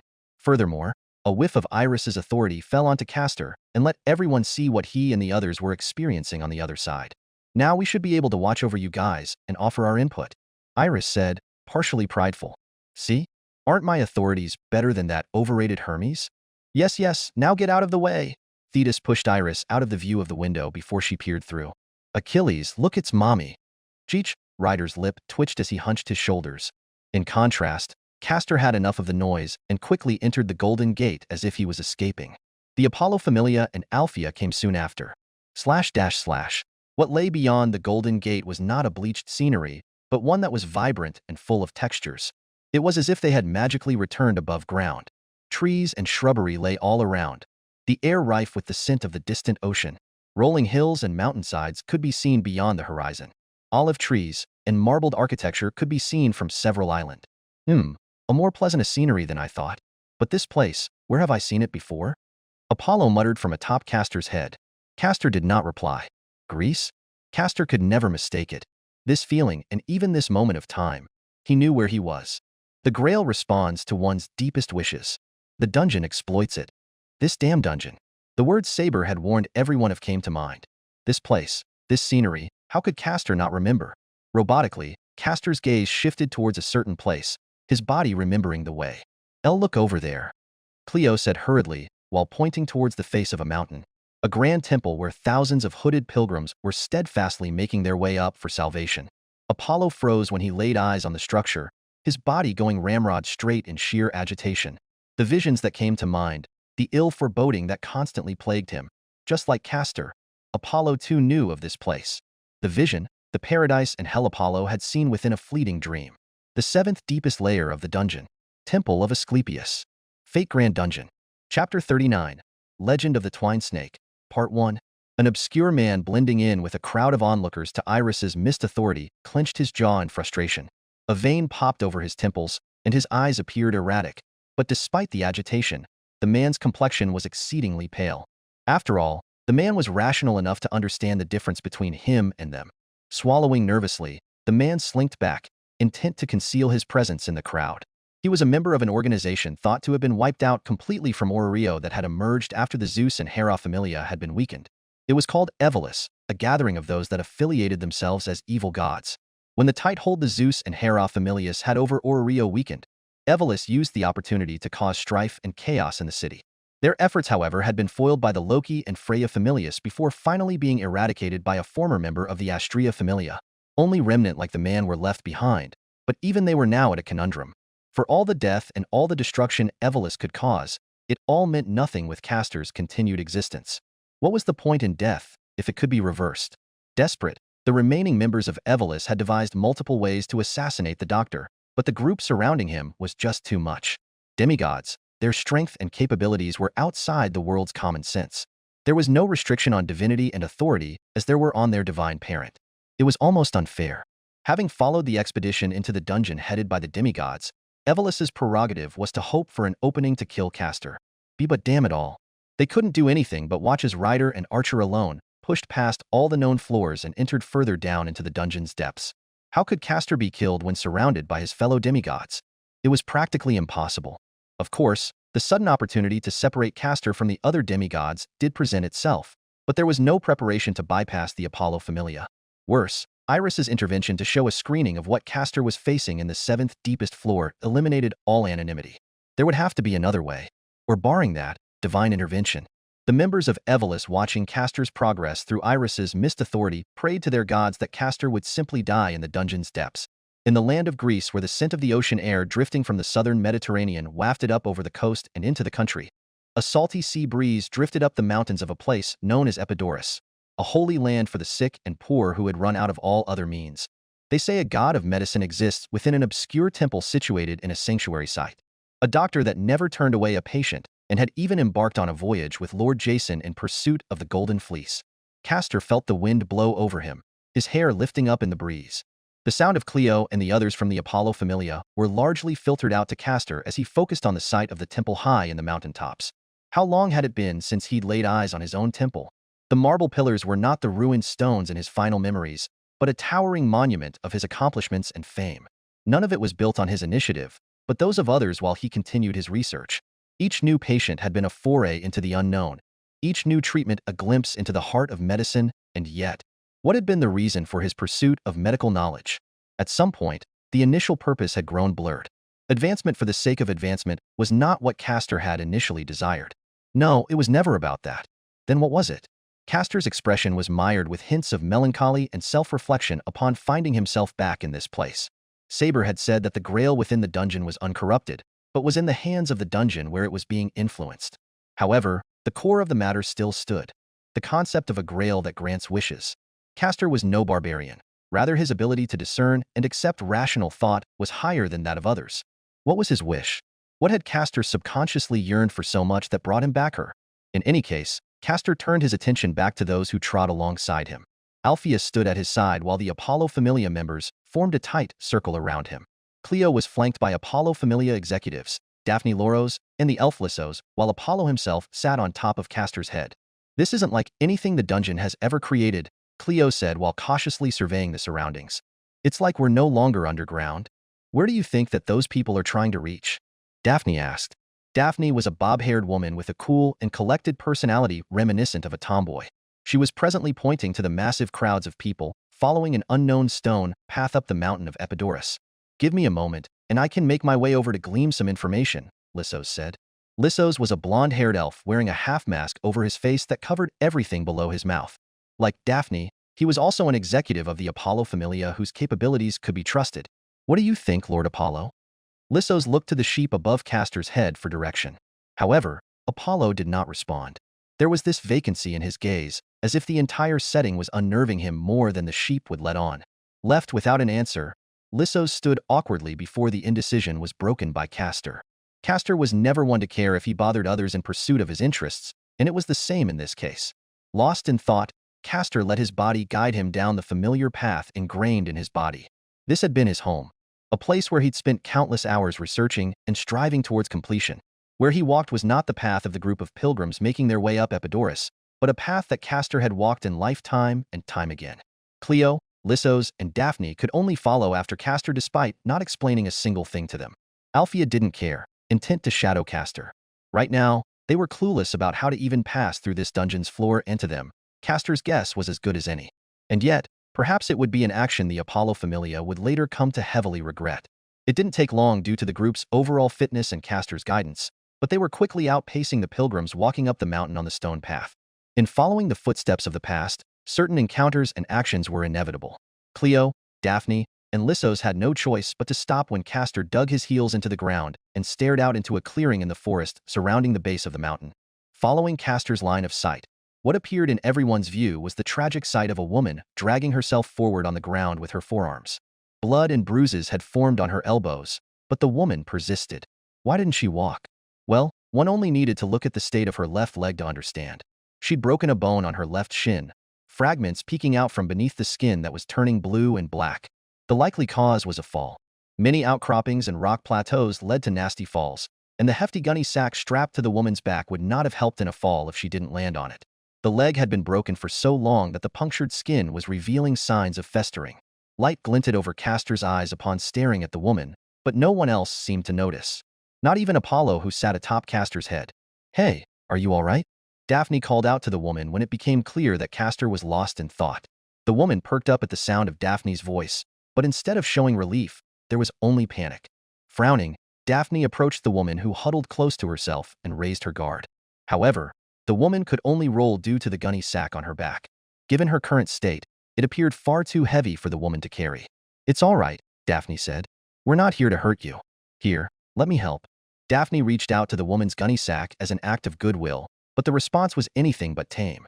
"Don't touch it," the woman shouted hysterically, slapping Daphne's hand away. "Tick." Daphne clicked her tongue and retreated while frowning. "I was just trying to help."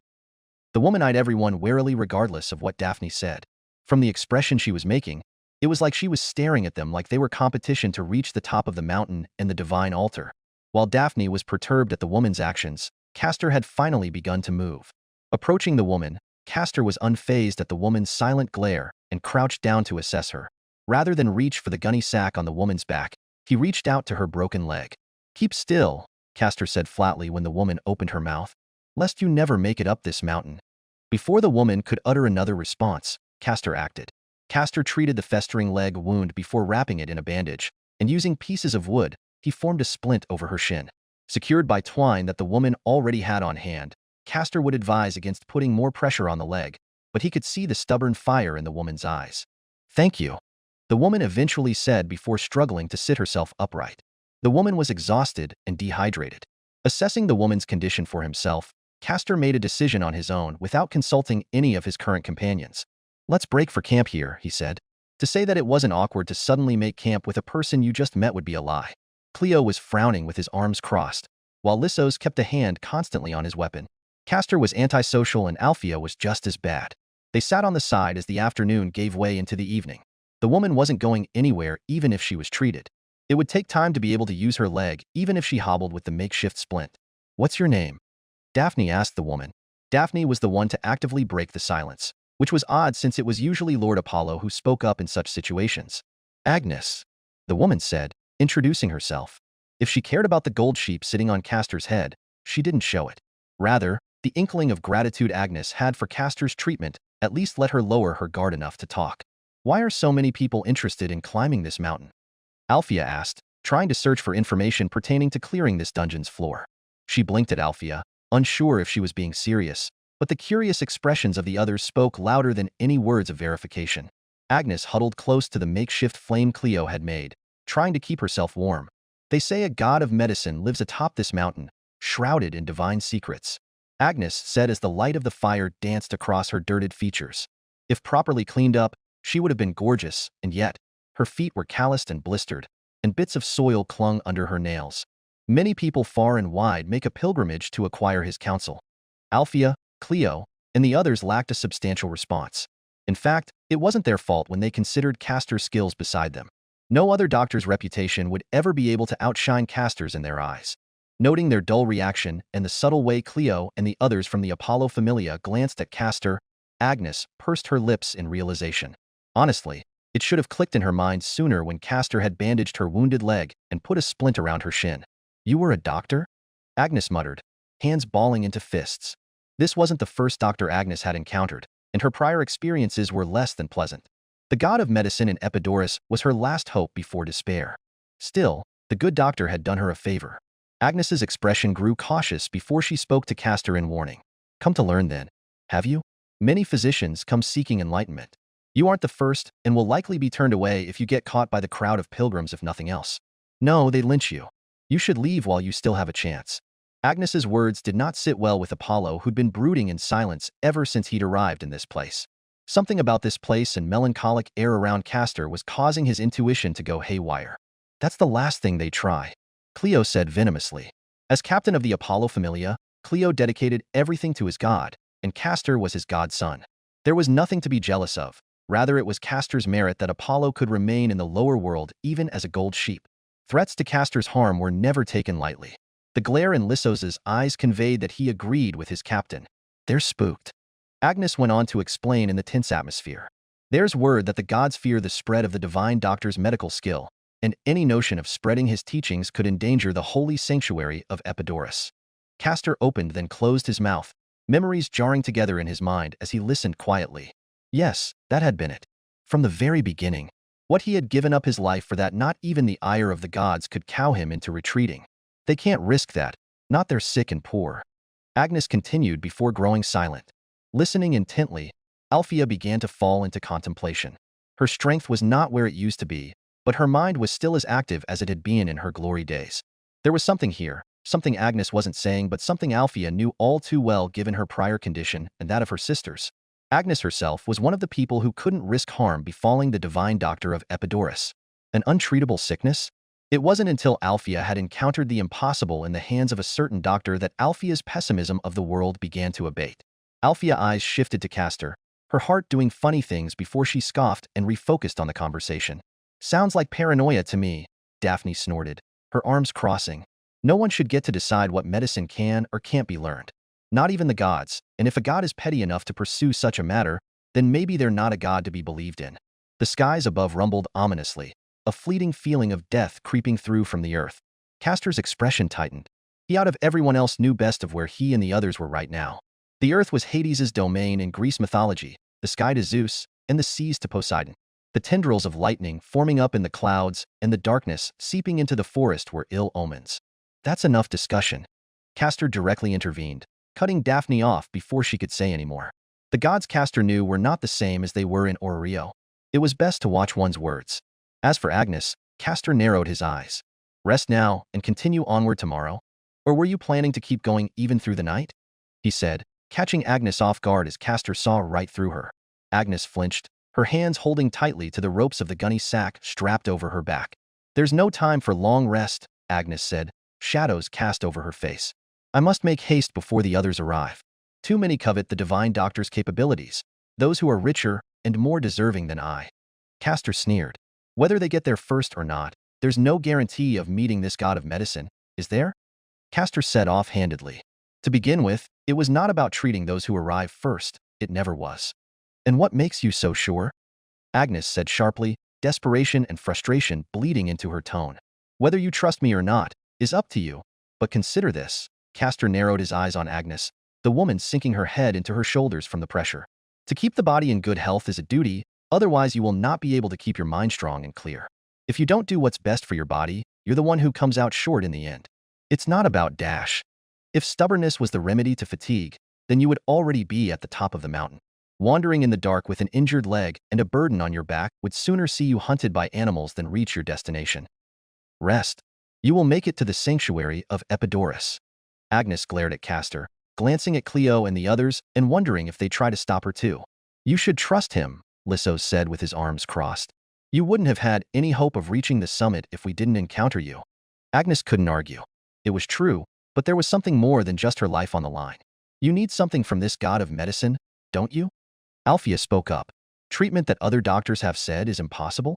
Agnes froze, Althea's words cutting into her like the sharpest knife.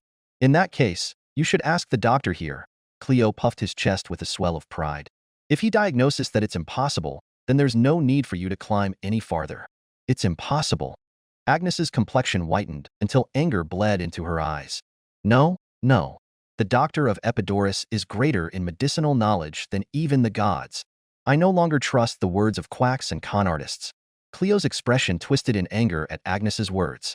A slight on the son of Apollo was a personal slight on him. Just as Cleo was about to raise his bow slung over his shoulder, Lissos nudged him with an elbow when Daphne glared at them to show some restraint. And you think such a man would grant your request so lightly? Daphne asked, using a voice of reason. Agnes could not answer. She just sat there and cried, unable to decide whether to take Castor's advice to stay and rest or trudge on her pilgrimage through the night. Castor closed his eyes and stopped speaking. Idly, he stared up at the writhing lightning above, while letting his mind drift to the rumble of distant thunder. Yes, if it was at this time and place, this was an event in Castor's life moments before he'd stepped over the line. The question now was why? What had spurred him to face the might of the heavens? The sound of Agnes resigning herself to rest let Castor reminisce all the more. Castor stared at the large gunny sack strapped to Agnes's back. Just like then, it was the same now. The only difference. Father, Castor called aloud in a soft voice tinged with uncertainty and doubt. Yes, son? Never mind. Castor let out a long breath, a silver snake curling up and around him until its head sat on his palm. There was nothing to avoid. Above Castor's head, Apollo shivered, his brooding eyes growing with increasing clarity as he struggled to fit all the pieces together with fragments of a vision that ended in bolts of lightning. What would come, would come. Fate, Grand Dungeon. Chapter 41, Legend of the Twined Snake. Part 2. The way up the mountain, much to Agnes's shock, was met with little obstacles. While many other pilgrims struggled to climb the numerous steps of Epidaurus, the group she found herself with navigated with precise ease. The terrain didn't seem to matter, and around them, the warm glow of the sun's light heightened their complexions. None shone the brightest like the doctor that had treated Agnes's injuries prior. The doctor's aura, no, everything including his demeanor was radiant. It didn't matter how rough he spoke or how quiet he was. Out of everyone else, the doctor's eyes were the most acute. Whenever Agnes struggled or feigned to be all right, the doctor was a step ahead of her. He knew when she was forcing herself, and despite his clear annoyance, he was the first to remedy her with medicine. Gripping tighter onto the gunny sack over her back, Agnes stared ahead at the good doctor.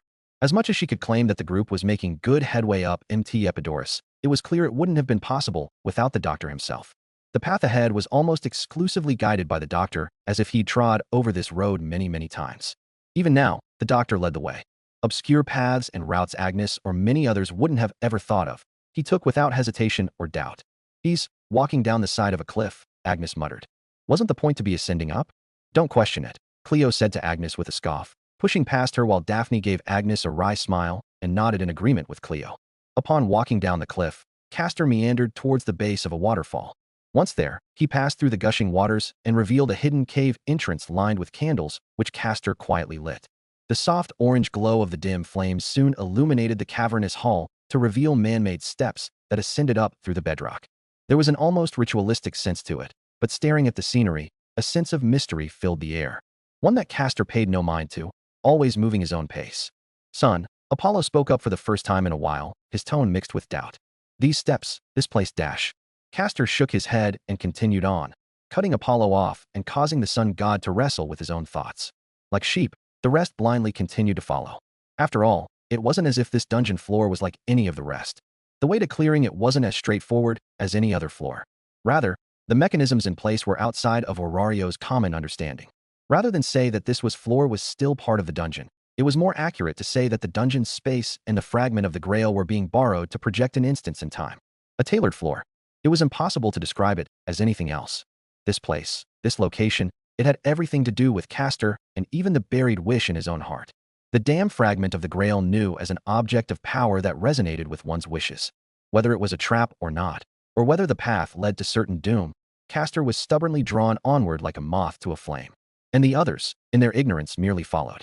Shielding her face from a beam of light, Althea stared blankly at the sight of a grand temple that appeared on the other end of the cave Castor led everyone through. Beyond the obscured cave beneath the foot of a waterfall, the light that shone at the end of the path was one emitted from a roaring flame at the front of the temple. Dark clouds hung in the sky, creeping shadows giving way amid the turbulent backdrop. Yet, none of that mattered to Agnes. Limping at the back and panting for breath, Agnes's pupils dilated as she bore witness to the temple she desperately sought to reach from the beginning. Just like Castor had said, she reached the top quicker than she otherwise would have. Gratitude welled from within her, but even more than that was an accompanying desperation. A move. Agnes weakly shouldered past Cleo, Daphne, and the others, passing even Castor as she hobbled with her gunny sack up the temple's steps. Glancing at Apollo, Daphne rushed after Agnes when Apollo slowly nodded his head. Cleo was not far from Daphne, and neither were the rest. The one that remained at the back was Castor himself.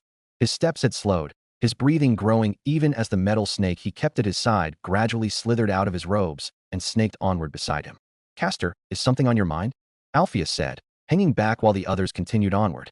Apollo perked his ears from atop Castor's head, his actions exceedingly antsy. "I'm glad you asked. In fact, I think it's best we exit this floor and reconvene before dash." "There is nothing," Castor said bluntly, cutting Apollo off before addressing him directly. "If you wish to turn back, you may go, but I will continue." Strange. Althea gradually tightened her expression. Once a powerhouse of the prior generation, her observation skills weren't to be underestimated. Yes, Castor was an excellent doctor, no perhaps the best doctor to have ever lived, but he wasn't an active combatant. From the very beginning, Althea had noted this strange air of melancholy and determination in Castor's demeanor. Coupled with his ability to navigate an alternative path up Mt. Epidaurus that bypassed the path of the pilgrims, it was too suspicious. "You've been here before, haven't you?" Althea said offhandedly, yet her eyes were sharp. She didn't need an answer to know that she was right. It could have been in a dream or a vision, but given your familiarity with this place, it's clear that you have some form of tie with it. Exclamation point. Apollo's eyes finally widened from atop Castor's head, but Castor did not answer. Instead, Althea knit her brows as she noted the sudden pale pallor of Apollo's complexion. The golden sheep fur made it difficult to distinguish, but Althea was sure she read blatant panic in Apollo's eyes. Castor dash. Enough. Castor continued forward into the temple, quickly catching up with the others who had already entered. Althea bit down on her lips, nearly scoffing as she struggled with this unknown feeling of concern that she was feeling towards another for the first time in years. What a fool. She could only open and close her mouth, unwilling to be viewed negatively by Castor. But Apollo was different. The sun god's eyes were bloodshot while hastily taking in the scenery around him and the view within the temple of Mt. Epidaurus. "Cleo, Daphne, MPHM. Castor quickly muffled Apollo's shout to Apollo's familia members. What could Apollo even do in his weakened state? He tried to bite Castor's hand in order to just free his mouth, but he was a cotton ball of fluff as a golden sheep. Inside the temple, dim candles were lit. The area was bare of any luxury, possessing only certain living necessities and a flat altar at the center lined with decanters and medical instruments. At the foot of the inner temple, Agnes had fallen onto her knees, staring in despair as she came to realize what everyone else understood from the moment they walked in. "The temple. It's empty," Cleo huffed, staring at the frozen Agnes in contempt for seeking a skilled doctor when the best doctor she could have asked had already been traveling with her. "This can't be," Agnes said, her tone breaking as she quivered in place. "Where's the divine doctor? Why is it empty?" Amid Agnes's howl of anguish, Castor's arrival into the temple was met with bewilderment as he walked to the foot of the altar and took a seat by the work desk. His actions were as if it were the most natural thing in the world. The hand Castor used to muffle Apollo's mouth remained in place all the while. Blankly staring up at Castor, Agnes's expression filled with blatant confusion until she soon began to point a shaking finger at Castor, her mouth opening and closing in silence. Realization dawned after Castor pulled back his hood to reveal long locks of silver hair and handsome features that were reminiscent to the sun god's youth. "Divine Doctor, Lord Asclepius." Agnes screamed in shock. From the very beginning, she'd been traveling with the one she sought the most. In the muted silence of Agnes's bomb-like declaration, Agnes hurriedly tried to approach Castor. The hands that she used to hold the gunny sack, blistered and red, carefully began taking the burden off her shoulders. "Please." Agnes continued onward to Castor. "Please." The voice was desperate as it broke into sobs. While Castor remained indifferent, the panic in Apollo's eyes turned into a murderous haze. Squirming violently, Apollo managed to free his mouth long enough to yell out a single command for his familia to hear. Cleo, stop her. Kill her if you must dash. Frowning deeply, Castor quickly muffled Apollo's mouth again, but the words had already been spoken. Apollo could not allow Agnes to get any closer to Castor, knowing what was to come if such actions were allowed to continue. The memory he'd seen in a vision, be it a distant past or future, all began from this point on. Once the final line had been crossed, the underworld would bid the heavens to act, and the powerless sun could only watch on. Dazed at Apollo's urgent order, and unable to understand the change of heart, Daphne and Althea remained frozen and rooted, but no such reservations existed for Cleo and Lissos. They raised their bows and aimed to fire as Agnes stared in shock at a talking sheep. Be by the gods. A tired sigh escaped Castor's mouth. Bothersome. Quicker than anyone could react, a massive silver snake made of metal ensnared everyone in its coiled grasp. Cleo and the members of the Apollo Familia were taken off guard as they had believed the snake to be on their side. The divinity of the sun flowed through it, but it had been a mistake. Damn it, Cleo ground his teeth. Frustrated as Cleo was though, he like the others in his familia couldn't really bring themselves to act against Castor as he was Apollo's son. They inwardly believed that there had to be a reason for this. Caught in the snake's coils, none of the Apollo Familia could react, leaving only one. Althea stood staring at Castor. Having entered at roughly the same time as Castor, Althea was not grouped with the Apollo Familia. Silence suddenly stretched as the two made eye contact. Like the many times they had done so when Althea was mute, it was as if she could now read the subtle emotions in Castor's gaze. She lowered her stance, signaling that she wouldn't intervene much to Apollo's dismay. Considering that those who would act on Apollo's orders were now subdued, Castor no longer saw a need to cover Apollo's mouth. With a frigid glare, Apollo was staring at Agnes and the gunny sack she now carried in her arms. Apollo did not speak, knowing that such words would not work. The hope in Agnes's eyes was not something that could be extinguished with mere words. Heartless as it was, Apollo wished Agnes to just die. The irony was that his wish for Agnes to die stemmed from his own affection for his child. Yes, as much as Agnes was not Castor's murderer, in a sense, she was a catalyst by no fault of her own. Indeed, what Agnes steadfastly carried in her gunny sack was an object with no life. Opening the gunny sack, Agnes revealed a pale child, flesh preserved with salt, and parts already rotting. The scent was one that Apollo should have known from the start. A dead body. Agnes's child, and the precursor to the tragedy that happened on that day. It didn't have to be her. It could have been anyone else, but having come despite knowing the anger of the gods pointed at Asclepius, she was just as guilty of pushing Asclepius to his death. Please, am my child, Agnes bawled, bowing her head while placing her deceased child's body before Castor. The will of a mother for her child, the affection that drove her to the summit of Mt. Epidaurus with no concern over her well-being, it was admirable. However, what of Apollo's? That same drive to protect one's child would spur a mother to climb a mountain, without any preparation or hope of reaching the top. But was it not the same for Apollo when the mother knew full well her actions were driving another son to their death? Agnes had said it herself.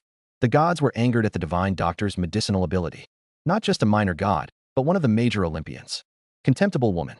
Divine authority began to emit from Apollo's golden fleece, heat-producing embers, daring the woman to approach further. Agnes did so anyway. Even if it meant she would suffer the wrath of the gods, to her, her child mattered more. And to Apollo, that also held true. Using what divinity he could muster, Apollo was fully intent on smiting Agnes down, but that's enough. Castor intervened, disrupting the divinity Apollo had gathered by utilizing a Castor's mana control. A doctor who turns away patients in need is no doctor. Bring the child to me. Castor. Apollo could not condone the actions, but the matter was out of his hands. Only Apollo knew what was to come if Castor followed through. The others could only watch in confusion as the panic in Apollo's gaze began to materialize. Do you know the reason I studied medicine, father? Castor said as Agnes gently laid her deceased child in front of him. It started from the earliest memory I had of my dying mother cradling me in her arms, Castor said while meticulously checking over the deceased child. Across from him, Agnes clasped her hands in a silent prayer to the gods. Whether her death was wrong or not, on that day I witnessed death, and a desire bloomed within me born from a mother's love. Gathering the reagents necessary for revival, Castor began to channel his magic energy, the area around him swelling with divine authority and mana. Life is precious, yet it's so fleeting. People die at the slightest drop of poison or bludgeoning damage to a critical area. Regular mortals are feeble, misguided, self-centered, and greedy, but they are also compassionate, illogical, and emotional. So why then did I study medicine? Castor thought back on the journey of his life, back to all of the experiences that shaped him as a person. In front of him, a ball of Gorgon blood and divine blood formed an elixir of life overtopped the deceased child. the arrogant fool of a captain, and the bonds shared within the legendary crew of the Argo. Castor supposed he was just stupid, or their sentimentality had inevitably rubbed off on him, because he was reminded now that he'd returned to this instance in time that for all of mankind's faults, he still loved them. From the very beginning, light began to flash as the elixir of life began to descend into the deceased child. His obsession with medicine lied and wished to leave a record of medicine for humanity's posterity. Resurrection fraught Hades. Thunder rumbled violently from outside the temple as the power of the divine mystery took effect under Castor's noble phantasm.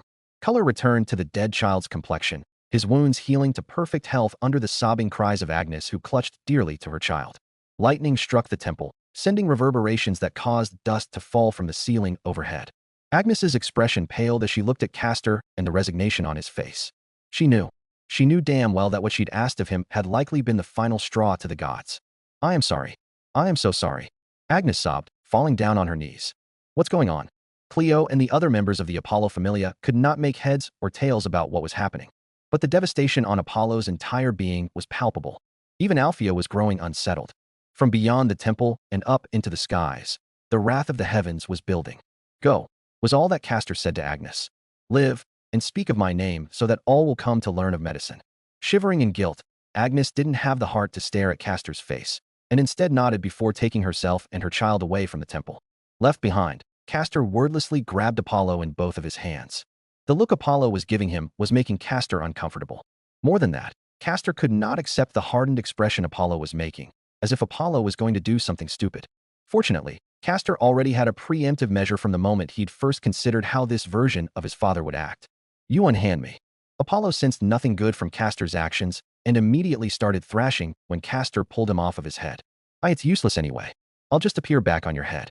"No," Castor said as a matter of fact. "You will not." Castor placed Apollo atop Cleo's head and began to walk out of the temple to face the ordeal outside on his own.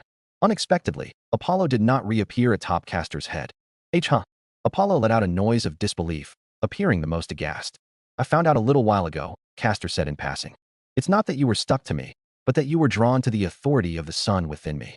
However, that same authority is also present in your familia. Stay here, you stupid old man. You didn't help me before, and I don't want your help now, but thanks for everything." Apollo's pupils dilated. Just as Castor was about to leave the temple, one last person silently stood in his way. Althea pursed her lips, genuinely unnerved. "What is going on?" she demanded. "This solemn air is sickening. I loathe it." Castor muttered. "Stop him. You must not let him out of this temple." Apollo pleaded from behind, where the silver snake still bound Apollo and his familia. Althea was unmoved. Rather, she continued to stare at Castor. In the end, Castor walked past her without a word. Her hands balled into fists, features shadowed. "Stop him." Althea eventually spoke, her voice somewhat hoarse from a feeling of powerlessness. "You think I can?" // Castor closed his eyes and took a deep breath, his ears perking up at the sound of thunder. The clouds herald the coming storm. Opening his eyes, Castor stared upon the vast sky above him, writhing with tendrils of lightning and tongues of billowing wind. Now outside the temple, the true magnitude of the dungeon floor he found himself within was rearing its head. Once more he stood defiant atop the zenith of Mt. Epidaurus. Once more he faced that overwhelming divinity. And he thought to himself as the lightning above formed the shape of a twisted bolt far beyond any defense he could muster. A small laugh of ridicule escaped him. What had he even been thinking? This accursed fate. In the end, reality was still the same. Honored Mother. Divine Father. Castor gathered his magic and divine energy to raise the banner of rebellion against the sky. What was a demigod to a god? // Through the veil of Iris's piercing mist, the scene within the dungeon's floor continued to play. However, what had once been a bustling crowd had become a silent procession as they stared at the silver snake binding Apollo and his familia in place, while Castor faced an ordeal on his own. They watched as Althea stood with her head hung low, and as Apollo implored his familia to struggle desperately against the restraints. And then they watched in silence as a deafening crash caused ripples to form over the display, tremors shaking the temple of Epidaurus itself. All at once, the silver snake that bound the Apollo familia suddenly hissed and uncoiled before dashing out to protect its owner as if it had a will of its own. "Go!" Apollo did not waste time giving the order. He and his familia ran past Althea, who staggered near the back, watching with blank eyes. As the party burst through the confines of the sacred temple of Mt. Epidaurus, Castor came within view at the summit of the mountain. The silver snake had coiled around Castor, its glistening metal scales hardening into a sturdy shield rising in tandem with the coiled staff Castor held aloft. a bulwark to ward away danger. However, all suddenly felt it. The futility. From atop the mountain, the scent of ozone wafted with unrestricted divine authority. The sound of the rumbling thunder and the crackle of numerous bolts of divine lightning reverberated.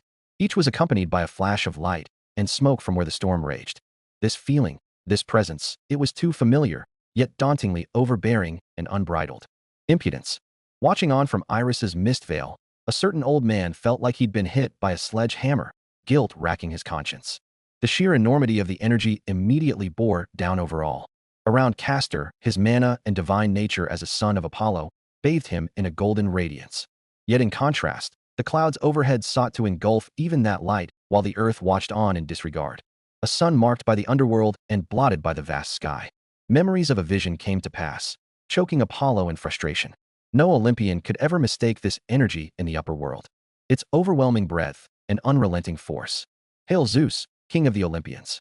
Apollo's pupils dilated. Murderer of my son. Asclepius dash. Divine lightning struck down from the imperious heavens and pieces of the metalloid silver snake scattered to pieces in the deafening blast. Chapter 42, Legend of the Twined Snake, Part 3. The sound of pouring rain and the thunderous echoes of lightning played on in a vision Apollo could never forget. The bits and pieces of the vision were one thing, but the vividness of what would transpire atop the mountain of Epidaurus cast deep shadows over Apollo's psyche. How, where, why? As a god inherently tied with the nature of prophecy and divination, he, more than any ordinary god, understood the fickleness of fate and the tragedy of going against it. Right here, right now, in this accursed dungeon, his son was going to die. It was almost intuitive, a trick of the fates and their ill humor to play with his son's life over a strand of string.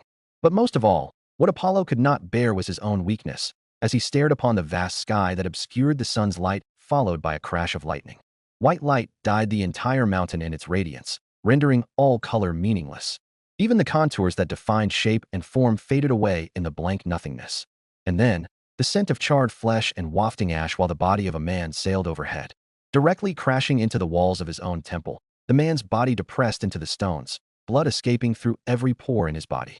Soaked from rain, the damaged body spasmed and unnaturally contorted in agony as lingering bolts of electricity discharged into the ground. It spoke volumes of the man's defense that he wasn't instantly vaporized into ashes. Rather, his upper garments were all blown off, and the metal snake that had coiled around him was scattered to pieces and broken across the mountain's expanse. Shallow breaths denoted life, and that was all Apollo needed to see as rage consumed him. Zeus. A thunderous bellow escaped Apollo's lips as his expression twisted with rage and grief. His eyes went bloodshot, hairs standing on end. You bastard. The god of the sun's cries were met with deaf ears, and nary a pause as lightning and overpowering divine aura began to converge in the heavens once more. The pressure that befell the area was unrelenting. Veins popped just from the exertion of standing, let alone to move and act. It was the unleashed might of a god who stood at the very top of power in the upper world's Olympus. Mighty Zeus, king of the Olympians. The lightning up high rumbled while all stared in abject silence. Nearest to the man struck by divine lightning, Althea watched as Castor took shallow breaths, his eyes closed shut and his mouth set in a thin line. The blood that seeped from out of him smoked and evaporated from lingering bolts of electricity, but even then, proof of Castor's divine blood worked tirelessly to heal him. The warmth of the sun persistently enshrouded him, reacting to the presence of Apollo nearby. Althea's mouth opened then closed, a hand reaching out to Castor before an errant arc of discharged lightning from Castor nearly zapped her. What was she doing? Althea stared up at the dark clouds above, and the roiling waves of divine lightning writhing within them. Zeus's divinity was one that Althea knew well as a former member of the Hera Familia. She'd cooperated with Zeus and his Familia many times, but the power she was feeling now was beyond any comparison to what a Zeus Familia member could ever output.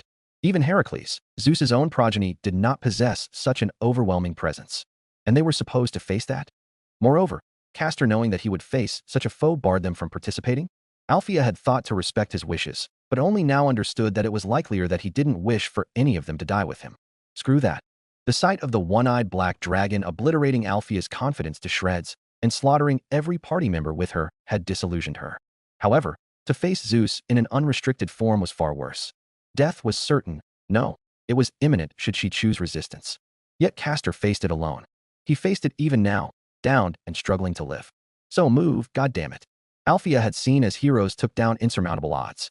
She'd seen them combat, even the Black Dragon. And for Castor whom she owed far too much, and even caused her to. God fucking damn it. Althea screamed, letting her emotions spur her onward. You think I'm going to let you die?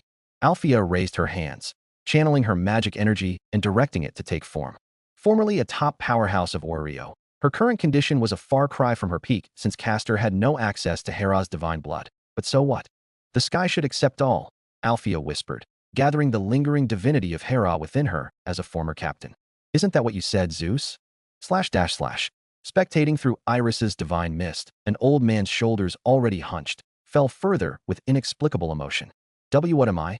The old man rambled off, unable to deny what was transpiring as his own divinity resonated. In contrast, the rise of Hera's divinity momentarily disrupted the lightning forming in the sky above Epidaurus. It was more out of confusion than anything else, as if fearing a tantrum from Hera. Momentarily, the dark skies lightened to reveal a far younger version of Zeus. His beard was less of a gray, and firm muscles lined his arms and legs. Held in one hand was the distinct outline of a holy grail fragment that was giving the god of lighting form and power. The white toga he wore cast a certain regalness to his person, but the confusion was momentary.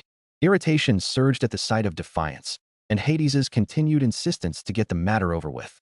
The brief moment was enough to dispel much of the weight pressing over everyone's shoulders, but not without consequence. Tongues of lightning gathered even quicker to form a single divine bolt still aimed at Castor. It would have no mercy for those that barred its path. Althea's teeth chattered as she continued to channel her magic. Most of her spells were oriented towards attack, and this would be the first time in many years that she sought to defend someone other than herself. Goddess of the scales, grant your judgment of the just. Althea began to chant, molding her magic to take shape using the principle of reason. Above her, her magic formed a bulwark against the forming lightning despite knowing the futility. The difference in power was far too vast. Yet still, we who tread on the earth, we who hold the principle of order and steadfastness. Althea felt her vision swim, as she still wasn't in the best of conditions. However, she was suddenly steadied as the warmth of the sun funneled through her. She glanced back, only to see that Apollo, riding on Cleo's head, had readily offered his energy to stabilize her. Behind him, the people of the Apollo Familia stood united against the heavens. Let power be to the weak, and weakness to the abuser. An ephemeral layer of order and reason, spurred by Hera's divinity, began to actualize a magic spell of defense. Impudence. A droning voice answered and shattered the spell before it could complete, causing blood to spurt out of Althea's mouth, and her vision to blacken. Lightning struck down, but still she forced out the words. Nemesis, arbitrator of the scales, my name is Althea. Immediately, ephemeral scales took shape to stand against the vast sky, but what could it do alone? The bolt of lightning came quick and fierce, shattering the scale in the blink of an eye. It was almost surreal in a sense as they all watched the spell shatter and break. It was flimsier than paper trying to halt a sharpened blade. Overall, the resistance was meaningless, and yet, what appeared before their eyes and Castor's downform was a staff engraved with twined snakes. It absorbed the entirety of the lightning bolt before disintegrating into ash. What? Daphne got the words out as she felt her life flash before her eyes. Yet no sooner did someone speak, did more identical copies of the very same staff appear floating before Althea and the others. If there was one demigod whose abilities enabled such an outcome, there could only be one. The son of Hephaestus, Apollo muttered in gratitude, realizing that the copies of the staffs could be used to draw away the lightning. Cleo, Daphne, Lissos. Understanding Apollo's intentions, Cleo and the others immediately moved to grab the copies of Castor's staff, throwing several out as more and lighting struck. Althea pursed her lips and clenched her jaw despite managing to survive. Apollo, who was left on Althea's head, was no better. This isn't a solution, Althea said, Apollo growing quiet. We found a way to stave off Zeus's lightning, but we're still sitting ducks. We need a way to strike, and enough power to do it. There is a way, Apollo said solemnly, staring from himself then to the wounded Castor with a hardening voice. But you'll need a bow capable enough to handle true divinity. I've never used a bow, Althea frowned. Apollo did not beat around the bush. I will guide you, he said as Cleo threw another one of the twined staffs to ward away the lightning. Zeus was getting angry. Instead of a single powerful bolt, numerous strikes were now falling from the heavens. Yet, pride still made Zeus refrain from personal action as he stared down from up high. That is Zeus, Althea reminded Apollo. How do you plan to overpower him? Vaguely, Apollo did not answer, Althea clicking her tongue. Doesn't matter because we'd still need a bow, Althea said before opening and closer her mouth. It was likely that the son of Hephaestus was listening to their conversation, much like everyone else was because a black bow taller than Althea was high appeared floating in front of her. This, Apollo scrutinized the black bow before nodding heavily. It will do. Althea furrowed her brows, feeling a sudden surge in Apollo's divinity. It was no secret to her that Apollo had lost his lower world body when he activated his arcanum, so what more could he do in his current state? It was already a miracle that he was still here in sheep form. So then what? Shaking her head, Althea got to what mattered most. There was no time to delay as Cleo and the others were running low on twined staffs. I need you to relinquish control of your body for a moment in order to shoot this bow, Apollo said evenly, causing Althea's pupils to dilate. To give up control to a god was to fully trust that god. It carried a level of intimacy and importance since the controlling god would have access to the controlled reserves of magic. More than that, since gods were restricted in the lower world, the only time they could control others was if the subject in question willingly gave control away. That's not Dash. More than anyone else. Apollo interrupted Althea before she could even speak. The area died in relentless lightning. I do not wish to see my son die. I failed him time and time again. Even the sin of taking away his mother is not lost on me. So just once, I want to do it right. Althea closed her mouth, her expression hardening as she took back the words she was about to say. If it was only for a moment, then it was possible. Very well. Thank you, Apollo said before staring sharply up at the figure of Zeus in the sky. Take the bow into your hands. Althea did as directed. Picking up the black bow, she felt Apollo's divinity course through her body. It guided her arms, pulling them back and drawing the bowstring taut. However, there was no arrow. For what arrow could hope to wound Zeus? I will become the sun that rebels against the heavens. What was there left to give, to use when Apollo had already broken the limitations of the lower world with his arcanum? I am the sun that heralds the coming of a new day. The answer was abundantly clear. The essence of his divine spark, the lifeblood of the gods. A portion of the body containing Apollo himself began to burn into a brilliant golden light that condensed into a flaming arrow. It radiated with divine heat, its essence matching that of the brightest star. Apollo would use himself as the arrow. Velos Apollona. This wasn't as simple as returning to the upper world. This was self-mutilation to extract divinity in its purest form. It was true death, not a return. What he was giving up was not his entertainment in the lower world, but his very life. Not even Zeus would dare to tread lightly. That foppish god that many in Oreo had looked down on would make such a decision was unheard of, and yet, he did so not for himself or out of pettiness. He did so because what father could bear to watch as their child died right in front of them? Beyond Iris's mist, the whispered murmurs and discussions pertaining to the events in the dungeon came to an abrupt halt as the gods themselves bore witness. Complex emotions surged in Althea as she felt the weight of Apollo's choice, but the heavens would not wait. Apollo took aim, boasting an archery proficiency that rivaled or even surpassed that of Artemis. There was no time. All of the twined staffs had now been spent. Only offense remained as the final form of defense. Fingers bleeding from the strain of pulling the bowstring, Althea watched as Apollo let out a breath and fired his very essence at Zeus for Castor's sake. The arrow blazed, brighter than any spark in the sky, and yet the immovable heavens, forsaking pride, did the unthinkable. Everyone's pupils dilated as Zeus dodged the arrow. Blood seeped from Apollo's body, his breath staggered, but almost immediately, Zeus's counterattack followed. Exhaustion creeped into Althea's body from that single shot. Her bones fractured, her muscles screaming at her.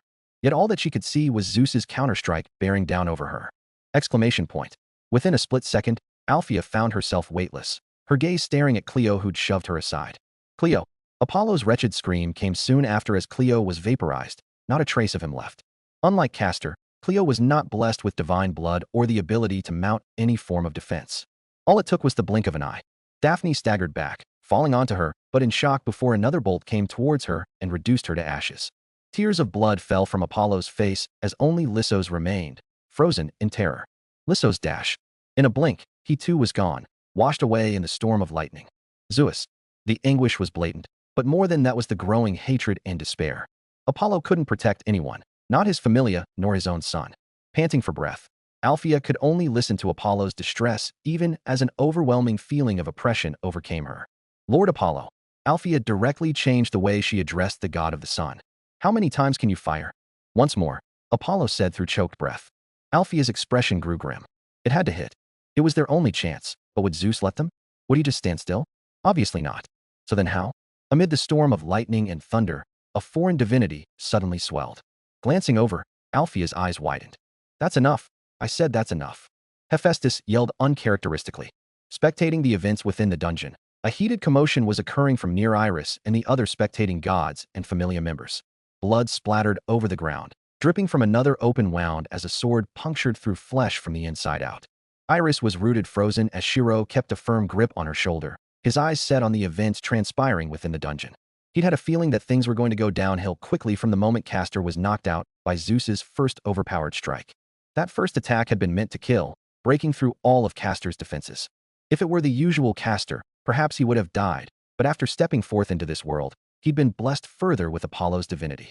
That was the only reason he'd survived. Was Shirou supposed to just watch and do nothing? While the other servants may have been barred access to the floor to prevent them from aiding Castor, but Shirou found a loophole through Iris. By utilizing her mist authority, Shirou could perceive the space within the dungeon that Castor and the others were in. That was all he needed in order to trace numerous copies of Castor's twined staff to act as lightning rods. With the surplus of magic energy that the wizard marshal supplied Shirou with, there was no issue with supply, but rather the output. Noble phantasm after noble phantasm was traced, and Shirou's body was starting to break down, unable to bear the burden. However, he stubbornly persisted even as swords and weapons began piercing through his skin from the inside out. Where once there had been awe as Shirou managed to save Castor and the others from immediate death, that soon turned into horror. More so from Hephaestus herself as blood pooled heavily under Shirou's feet, the man too stubborn to release Iris. Shirou's vision was already bleary, and he had trouble standing on his own feet. However, things were developing too quickly in the dungeon. Considering the Zeus that Shirou had known, he never would have predicated that arrogant god would dodge a direct attack. Let go. I said let go. Blankly, Shirou stared at Hephaestus as she tried to pry Shirou's arm away from Iris. Do you not see? All this blood. Hephaestus stammered. Any more and you'll die? Listen to me. Why won't you just listen? It was undeniable. Shirou himself could feel that he was approaching his limit, and he could see that this was getting nowhere. He had to try to something else. In the dungeon, it wasn't a matter of firepower any longer, but an issue with Zeus remaining still. Shirou had to find a way to restrain the god of thunder and lightning. Wait. Thunder and lightning. Shirou's eyes widened as an idea came to mind. This wasn't the first world that the wizard marshal had tossed Shirou into, and slow as it was, he'd learned and picked up other skills. Complex crafts were still out of his field, but there were others that he'd learned more through his tracing than anything else. Concepts were powerful, symbols even more so. Yet beyond all that, what was required was a catalyst. Shirou began to act before it was too late. Drawing further into his inner world, Shirou traced numerous swords in the dungeon near where Althea and Apollo stood protecting Castor. Sorry, Shirou said to Hephaestus before disregarding her words. Instead, he called out to someone else spectating in the crowd. Loki, I need your help. Shirou's sudden shout was met with confusion, but not for long considering the direness of the situation Castor and the others faced. Loki was standing next to Shirou in seconds while being silently glared at by Hephaestus. Urgency broke through any mounting awkwardness. What do you need? Loki could respect Shirou's choice above all else. There was no time for Shirou to explain. Rather, he gestured for her to place a hand on the small of his back as he began to concentrate. The swords Shirou had traced near Althea and Apollo didn't move to strike Zeus as many spectators had assumed. Rather, they did something peculiar. They were traced in a particular way that outlined script. Closer inspection made it all especially clear to Loki and Freya. Norse runes. The first verse formed from traced swords flashed with magic energy, creating ephemeral letters glowing in the air. Illumination. The second verse came quickly as the situation was rapidly deteriorating with Althea and Apollo. Knowledge. Then the final verse. Kinship. The rune, Kinas, burned brightly, representing not only the meaning of its archaic use, but directly attributed as one of Loki's symbols itself. Shrouded in lightning, the rune only grew more radiant, as if enacting destined battle. A hushed silence descended as Loki's mind drew a blank, but that's when it happened. She felt it. Something was calling out to her very divinity. This feeling, it was almost reminiscent to longing. Before Loki could read much into it, the runes shifted to a final verse that drew in an absurd amount of her restrained divinity. The verse, roughly translated, spelled into a single phonetic Norse word. Jorm. From birth it was outcast, knowing not of a parent's love. A child in all but name, yet it bore the weight of a fate that never let it know rest. In lightning, the prophecy spoke of its curse and death. In cowardice, it was sealed to wander within a frigid sea, its body coiled with its tail in its mouth. And what it yearned in the darkness and bitter cold was nothing else than warmth. Blankly staring, no, feeling the divinity that called out to it, it answered and took on a humanoid form, trying to seek out that elusive light. In the end, it arrived in a space charged with relentless divine lightning and stared at the god of thunder above. Its manifestation would not hold for long. Not even a minute may pass. But regardless of it all, the sigil of Loki was emblazoned on its back, marking him for what he was. A child of Loki. Chapter 43, Legend of the Twined Snake, Part 4. In the deepest darkness, in the coldest sea, and in the bottom of a soundless abyss, that which knew not of life, lived in a suffocating isolation disturbed only by the sound of fleeting waves. Droplets fall upon a water's surface, creating ripples in the stillness that had been its life from the very beginning.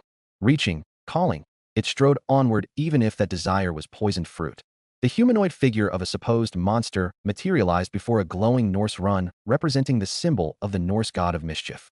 Its eyes were slitted, its breath oozing with a toxic purple gas. Its skin was pale, covered from head to toe in steel-like scale harder than mythical armor. Hair stretched down from its back, never cut, frayed, or tangled, shining with snow's frost. Knowing not of weapons or steel, its body itself was a divine construct of the highest caliber, such that even in a weakened vessel, space constricted around it. Its teeth were claws, its nails, talons that wrought poison in its wake. It was an entity that foretold thunder's silence and lightning's end. In the illumination of a bolt of an errant lightning strike hitting the ground behind it, the humanoid figure stared up at the heavens with neither malice nor curiosity. Instead, instinct took over. If prophecy spoke of death, then it might as well have been the strongest curse through no fault of one's own. All it had done was live, and yet, through divination, its life was dedicated solely to play a part in its own death. The striking lightning abruptly redirected and struck the man, but like a robust lightning rod, the energy and voltage was harmlessly dispersed beneath his feet. Althea gawked, unable to stop herself from staring as her life had flashed before her eyes. However, Apollo was keener as he sensed the overflowing divinity of the being that materialized through some sort of chain summoning. Loki. That energy was unmistakable, considering the Loki Familia had been one of the families to fill in the power gap in wake of the Zeus and Hera Familia's downfalls. Yet this was different. Staring up at the sky, a forked tongue escaped the being's mouth. As if testing the air, its reptilian pupils focused intently at Zeus, who stared back. It knew not of speech, nor recognized the need to converse when it had been banished into an empty void from its birth, but its body inherently understood from the beginning. Its birth that foretold lightning's ruin came through no fault of its own, but through fate and destiny. Just as fate marked Holmes against Moriarty, so too was the great serpent marked against lightning. It might not have been the same fated adversary, but symbolism was powerful. The symbol of the snake smit by lightning was the very same in another pantheon. Strength is born from legend. The fangs that peeked out from the being's lips gave way to a mouth hissing in confrontation, as Zeus's divinity clashed directly with that of Loki's. From the being's perspective, the beckoning aura which had drawn him here was being oppressed and destroyed. It knew not of concepts like father or mother, only that this divinity was tied to that of its own, that which had called to it, needed it, acknowledged it, and some foreign divinity was attempting to subdue and destroy it, like a child throwing a tantrum. That was all the reason it needed to bare its fangs at the tumultuous heavens and bring about the start of a new Ragnarok in place of a brother it never knew. From the earth, Loki's divinity condensed into a thick emerald hue, and to the sky, Zeus's lightning was the azure itself. Zeus narrowed his eyes, his attention shifting at the sight of open rebellion from a foreign land's divinity. No, what garnered Zeus's attention the most was the hairs rising at the back of his neck. Everything has its bane, and as a god of lightning, Zeus could sense it. A natural enemy. A demigod that could rival a god of lightning through the power of fate and legend. Who was that? Althea muttered, hands clasped firmly around the black bow Shirou had traced for her. Meanwhile, Apollo kept his mouth shut, intent on biding his time for an opportunity. His eyes were bloodshot, and his breaths were coarse, but he cared not. The being moved first, neither fast nor slow, but its presence grew heavier and heavier as it bent its knees and leapt towards the sky. Tongue of lightning struck at it from all angles, but even these bolts began to appear tiny. The being's body was growing. From the original 6 feet, in the blink of an eye, it had doubled its size, and again with the next blink. Its arms fell to its sides, its legs pressed firmly together, as its spine began to elongate to reveal what it truly was. A divine serpent that traverses through lightning. Thunder echoed, yet bigger and bigger did it grow under the muted watch of all. A single segment of scales could cover the horizon, poison mist wafting from its entire being. Legends told of a snake that spanned the world, banished to the depths. It rested with its tail kept in its mouth. Its body formed the line of jagged mountains, its poison the heated waters of acidic hot springs and sulfuric geysers. In its wake, the lightning that scorched and pierced could never land a critical blow. Its opened maw dwarfed Zeus's current size by several factors of 10. Its name was derived from 2 Nordic words, Jorm of the giants, Gander of elongation. Together, they formed the name of the entity cast away from birth, Jormungandr. Its open maw revealed rows of poisonous fangs that dripped with venom. Not even the lightning could stop its charge. For all the damage the lightning did to scorch, blacken, and spasm, Jorm's sheer size continued to propel it forward. Indeed, from end to end, None could see where Jorm's body began and terminated, even as far as the horizon. Its true name was actualized in a noble phantasm not explicitly said, but invoked through its own will and acknowledgement of its body as its symbol. The world serpent. Its current body could not hope to bear the weight of its legend, just as this version of Zeus could only display more of his power through the Grail fragment. However, it did not matter. Massive spines jutting from hardened scales, already splintered and shattered from writhing lightning, fell down like rain, splotches of divine blood raining overhead. Yet still, the snake persisted, locking Zeus in place as the enormity of its hyperextended mace sought to swallow him whole. It was a foolish endeavor. Although they may have stood on the same level if summoned on the same playing field, Zeus had a source of energy Jorm did not. Lightning erupted and formed into a towering giant with Zeus at its center. Its size, though not as long, rivaled Jorm's in height. The comparison was similar to a man against an anaconda. Grabbing the snake with tendrils of arcing electricity, it began to scorch the serpent from inside out. The pained hiss echoed throughout, but even more than that was the tenacity in the serpent's eyes. While its body scorched and spasmed from an untold number of volts, its frame began to coil and wrap around Zeus's electric giant, trapping Zeus within as it began to constrict. Inevitably, Zeus could release his gigantic form, but doing so put him at risk of the snake's poison emitted from its fangs and scales. Coiling around his arms, over his legs, and even around his neck, the world serpent, even if momentarily, took Zeus to a stalemate. A prolonged battle was out of the question. In its current manifestation, Jorm had had no chance to prevail to begin with. Yet, reason was not an aspect it considered in its immaturity and lack of experience. These fleeting emptions that spurred it into action were born of an unquenchable yearning that would lead it to ruin. Althea bristled, her body glowing with the faint aura of the sun's divinity as her arms notched the bow in preparation to fire. And yet, it was met with confusion as Althea's grip lacked strength. "You fool!" Apollo's voice boomed from atop Althea's head. "There's no room to hesitate." Up above, the coiled serpent continued to restrict the giant of lightning, but lacerations were forming over the skin of its numerous spines. Corded muscles were exposed, but even those began to stretch and tear as the giant grabbed hold and began pulling. Pitiful shrieking echoed as a segment of the world serpent's tail was torn off and cauterized by lightning. "Do you not see how the serpent struggles?" Apollo yelled, causing Althea to stare up above in the direction Apollo's arrow aimed. "You'll shoot them both." Althea whispered quietly, blood trickling down from her fingertips and down her arms from the tensile strength of the black bow. The target was Zeus at the center, but to reach him who was restrained, there was no avoiding the snake that constricted its enormous body hundreds of times around him, binding the giant's arms and legs. To repay aid with enmity, Althea had never stooped that low, and yet, then so be it. Althea had forgotten. She wasn't dealing with another human, but a god who'd already weighed the scale of right and wrong using his own life as the balance. Apollo's divinity surged, its sheer potency unable to be restricted as the source of power was the god's divine spark itself, that which made Apollo who he was as a god.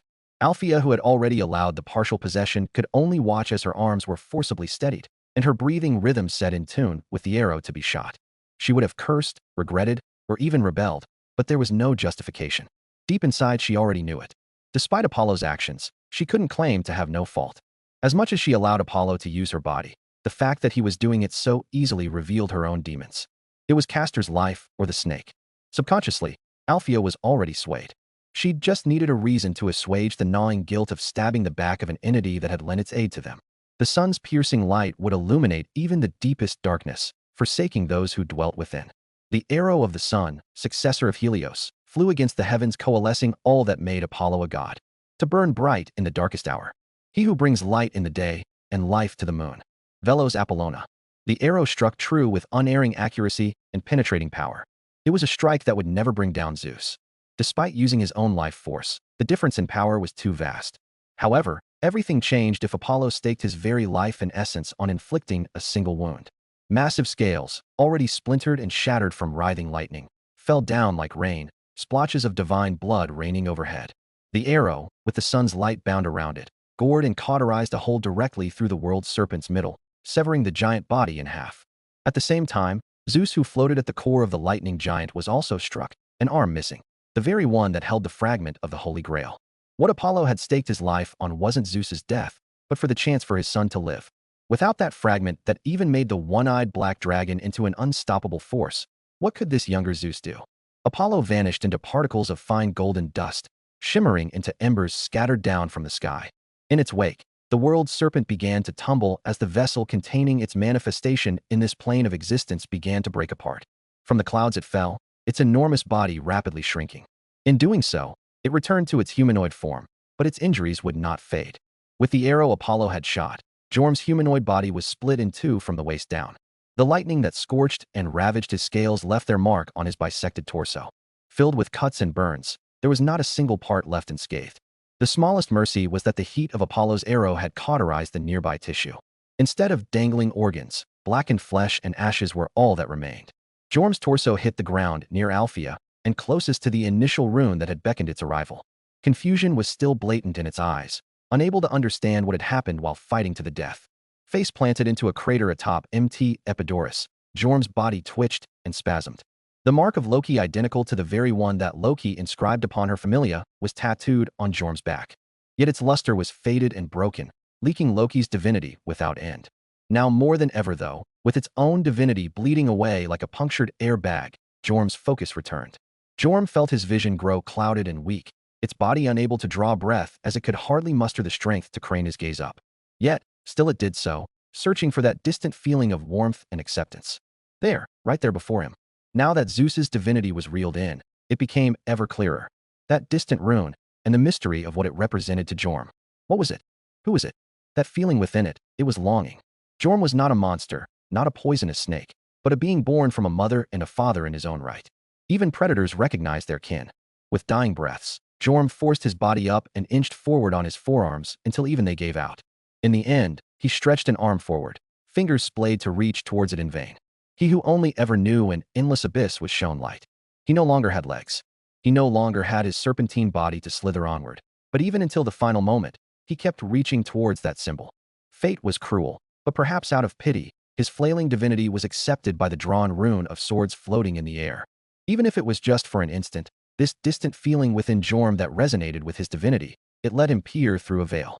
Not just any veil, but something closer, more intimate. Jorm and the divinity flowing through the rune reached towards the other. Resonating divinities touched and formed a bridge in a subconscious space for just the two. Two figures stood apart, so close, yet separated by a seemingly insurmountable divide in a dark space filled with hazy smoke. Jorm recognized it as home, but the other figure recoiled in horror as it took the scenery in. Two gazes stared at each other. One was short, the other even smaller, barely reaching up to one's shin. Belying its massive size and power, Jorm's actual being was nothing more than a child's.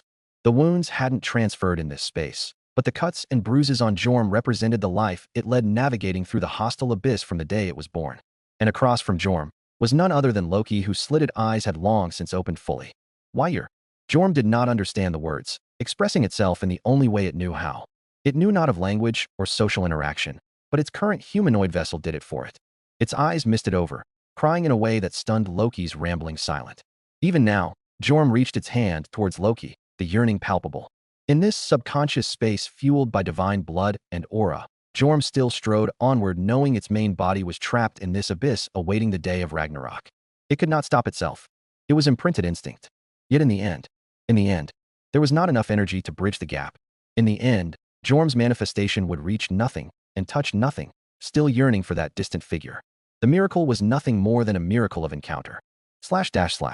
Jorm's body began to fade as it grew still.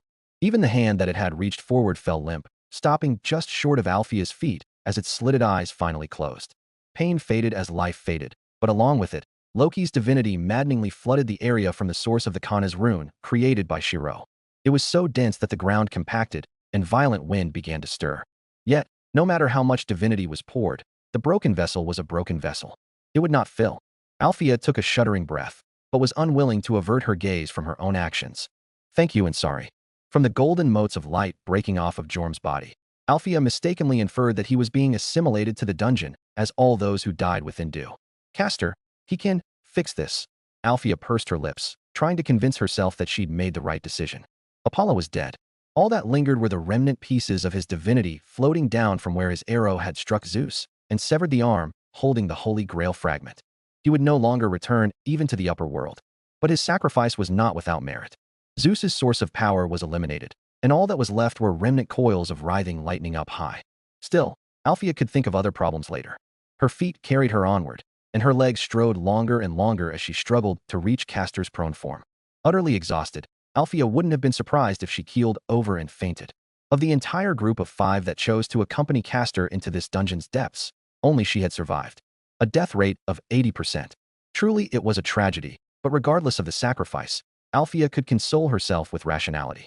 No matter how many died, so long as Castor. None may rebel against the heavens.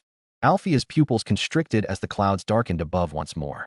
Having lost his source of power, it was all but assumed that the Zeus created in this dungeon would fade, yet Althea could never have known the true mechanics of this floor were closer to that of a separate alternative world. She fell to her knees in disbelief. Zeus, mighty Zeus, king of the pantheon. That bastard was still imperiously casting judgment from up high even as his body was fading away.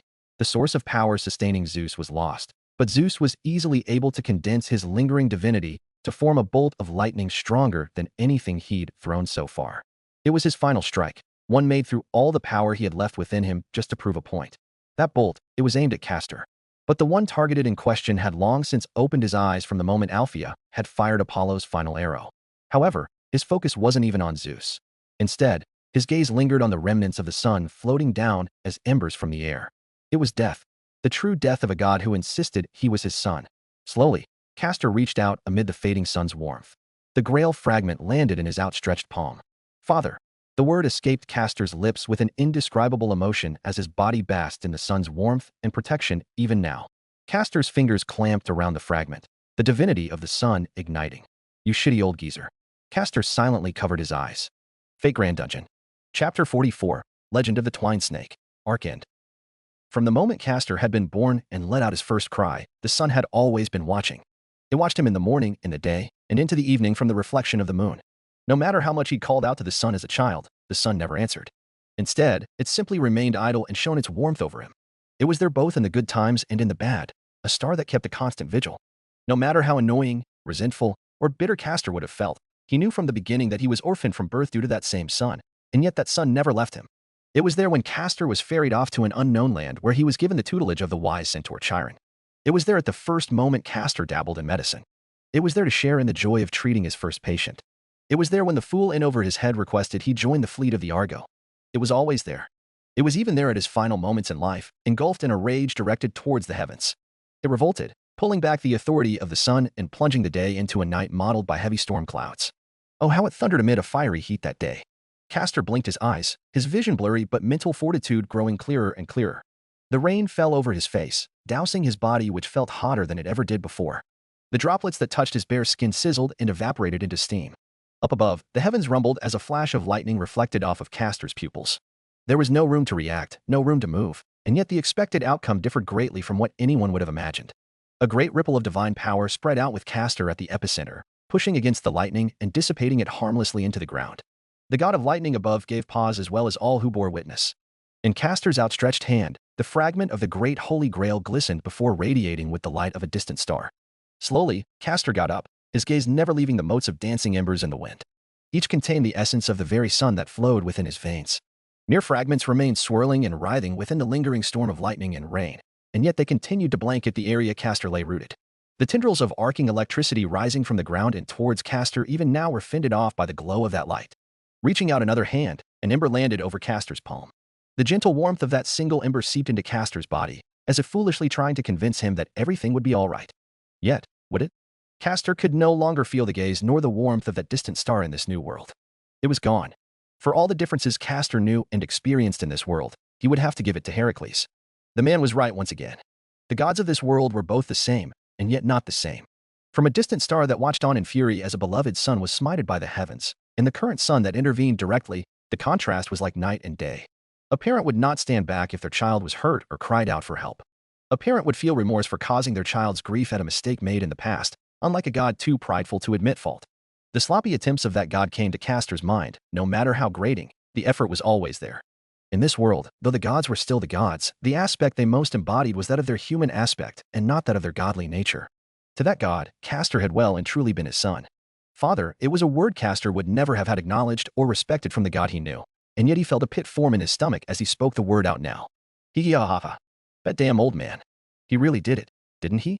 Castor laughed, unable to see the expression he was making while doing so. Althea opened and closed her mouth from afar, but could say nothing. It was a face that tried to feign indifference but was on the verge of tears. A mix of confusion, buried yearning, and a growing resolve while amidst the gaze of the heavens. Screw this. Castor didn't even care anymore, his features hardening as the grip he had on the Holy Grail fragment tightened. Light seeped out from between his fingers, growing more and more radiant until that light grew to the intensity of the fallen sun, for that sun's essence lived on in Castor's blood itself. Medicine was to be passed on to the next generation and become a crutch for mankind's progression into the future. That had been the basis of what elevated Asclepius into the throne of heroes recorded in the annals of humanity's achievements. It was also his greatest wish in which he found himself not wanting for more. Yet now with the fragment of the great Holy Grail in hand, he sought to achieve a feat not even his original self had ever accomplished. The heavens, Althea, and all the spectators could only watch on as Castor shakily stood up onto his feet, tattered robes billowing in the wind behind him. However, he stumbled and fell, landing on his hands and knees. Master. A command spell. Castor inwardly called for aid, knowing what was to come and the sentiment of farewell growing from within him. Grudgingly, it was just as Saber had said. The fragment of the Holy Grail was responding to Castor's wish. All he needed now was the strength to remain firm. Stand up. The first sigil of the command spell empowered Castor back onto his feet, ignoring the steady deterioration of his body already weakened and fried from a prior lightning strike. It wasn't a result of instantaneous healing that he remained standing, but a miracle created from potent magic that bent the rules of time and space. Even if he couldn't do so, he was made to do so, such was the nature of an absolute command. Castor rasped for breath, gasps escaping his mouth even as he clenched his teeth in concentration. Now was the moment. I declare as the Lord of Epidaurus, the words were spoken softly, but the glint in Castor's eyes denoted a burning conviction. Treatment has been determined. Territory creation. The speciality of all Castor-class servants. What more for Castor who was provided the area of his own legend? The light in Castor's hand spread forth and created a boundary that spanned the entirety of the mountain. Caught in the light's glow, Althea felt her injuries and fatigue fade away in real time. Not only that, where the light reached, liquid began to pour in the form of an iridescent ether. Resurrection fraught Hades. Castor screamed, blood dripping from his eyes even as the spectating god of the underworld frowned in displeasure. One by one, those that had died were brought back to life. From Cleo, to Daphne, to Lissos, only the remnant of the great serpent remained inert from the rejection of compatible divinity. Each and every one froze in shock at their revival, but it wasn't long before their gazes too turned to Castor. The Holy Grail fragment had enabled the continuous use of his noble phantasm, and yet... Coughing, Castor felt his vision blur and spirit origin crack. He was channeling too much power at once, and yet Cleo and the others' resurrections were only collateral. The real intended recipient remained unaffected. Staring at the floating embers of the extinguished sun, Castor bit down on his lips. It still wasn't enough. Just as bringing mortal life back from the dead required the blood of a gorgon and the aid of a god, he needed more in order to achieve the impossible. In the strain, once more his feet buckled, body spasming, and yet this time, another command spell sounded before he could fall in full. Stand up. The master was supporting him, a burst of magic energy keeping Castor afloat. Castor breathed deeply in and out, undaunted at the task before him. By now, everyone had already caught on to Castor's intention. Even Zeus in the heavens himself ceased his assault. To revive a mortal was one thing. To revive a god was another. For indeed, that was what Castor was trying to do, and not even Zeus could bring himself to interfere at the spectacle. Yet Castor was no fool. His intuition and quick wit had already drawn the conclusion that what he aimed to do was impossible on his own. What he needed was the aid of a god who would help him to the best of their ability without holding anything back. And if there was one god that met that requirement, even in this false world created in the lower floors dungeon, she was surely watching. That was the kind of goddess Castor remembered her as. To the eternal flame, I implore your aid. Castor spoke not to the sky, but to the distant horizon. Family fights, family squabbles, regardless of it all, in the end, family should help family? Isn't that right? Grant me this favor and help me make it right.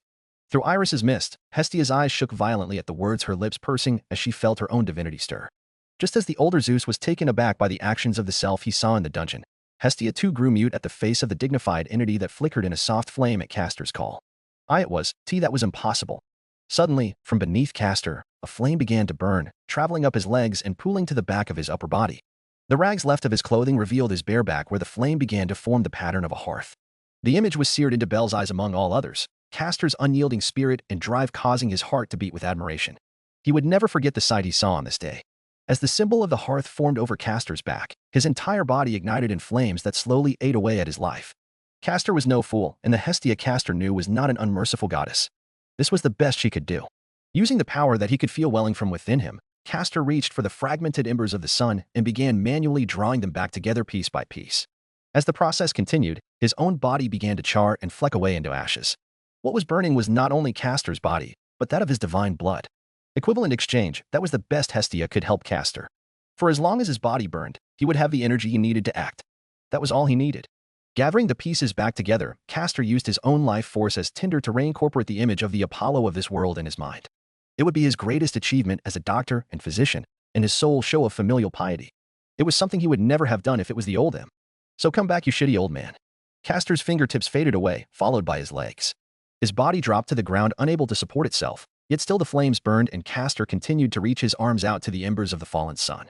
Soon, so very soon, the entire area was dyed in the divinity of the sun and hearth, all coalescing and congregating towards Castor until finally. Live. Castor almost chuckled as vitality swelled from within him at his master's desperate calling. Yet it was a tall order to fulfill when there was nothing left to support his body. Even still, he'd done it. Castor closed his eyes and brought his hands together in front of him. Resurrection. He whispered from parched lips cracked dry from the flames. He spoke a name not an attribution to the god of the underworld, but from a miracle born from bonds in the eternal flame. Vesta freeze. The fallen sun would rise again even if that cost was utterly unbearable. Apollo stared mutedly at his hands and then to his restored body. It was an act that was impossible, yet it happened all the same. Even Apollo's former vessel had been restored. But all Apollo could hear in his ears was static and radio noise. Everything else filtered out while staring at what remained of Castor. Magnificent. Not even the voice of the dungeon Zeus registered in Apollo's mind. The deep floor was already cleared after Castor had obtained the Holy Grail fragment maintaining the space, but the breakdown of the area was gradual as was Zeus's fading. Without a power source, the Zeus of the dungeon could not sustain himself. Only the dungeon Zeus's lingering will remained, expressing its admiration for something thought to be impossible. Shut up. Shut up. Althea roared, eyes ablaze with grief, having now realized what had just happened. In contrast, Apollo was already running before he registered it, stopping just shy of what remained of Castor's body being eaten away by Hestia's flames.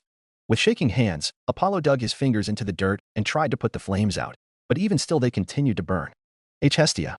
Apollo recognized the flames and the divinity they carried. WEVE had our differences, but damn it all, it won't go out. The god of the sun was hysterical, unable to even realize that the goddess in question had been trying to put the flames out from the start when another version of herself had set Castor ablaze with them. Sorry, I am so sorry. It wasn't me. It wasn't me. She was crying too, guilt eating away at her at the use of her own divinity contributing to Castor's condition. More than the other gods, she was too numb to realize what Castor had just done. He'd revived not just any mortal, but a god. And this was the price Castor paid. Asclepius, Apollo clenched his jaw and whispered, but there was no harsh remark or scorn to be directed back at him like usual. Instead, the silence itself was the most deafening. Even now, parts of Castor's body were fading away into motes of golden light from the ashes. Apollo tried to hold his son up at the risk of burning himself in the fire, but all his touch did was crumble Castor's arms into dust. Apollo let out a warbled gasp. There was nothing left to touch or to hold because Castor himself was fading away. He was dying, that much was clear to any bystander. It was in that moment that it happened. Amid Castor's fading body, the authority of the heavens billowed, carrying Castor's ashes to the sky where Apollo and Althea blankly stared. From the sky, the ashes stretched to the stars forming the night sky.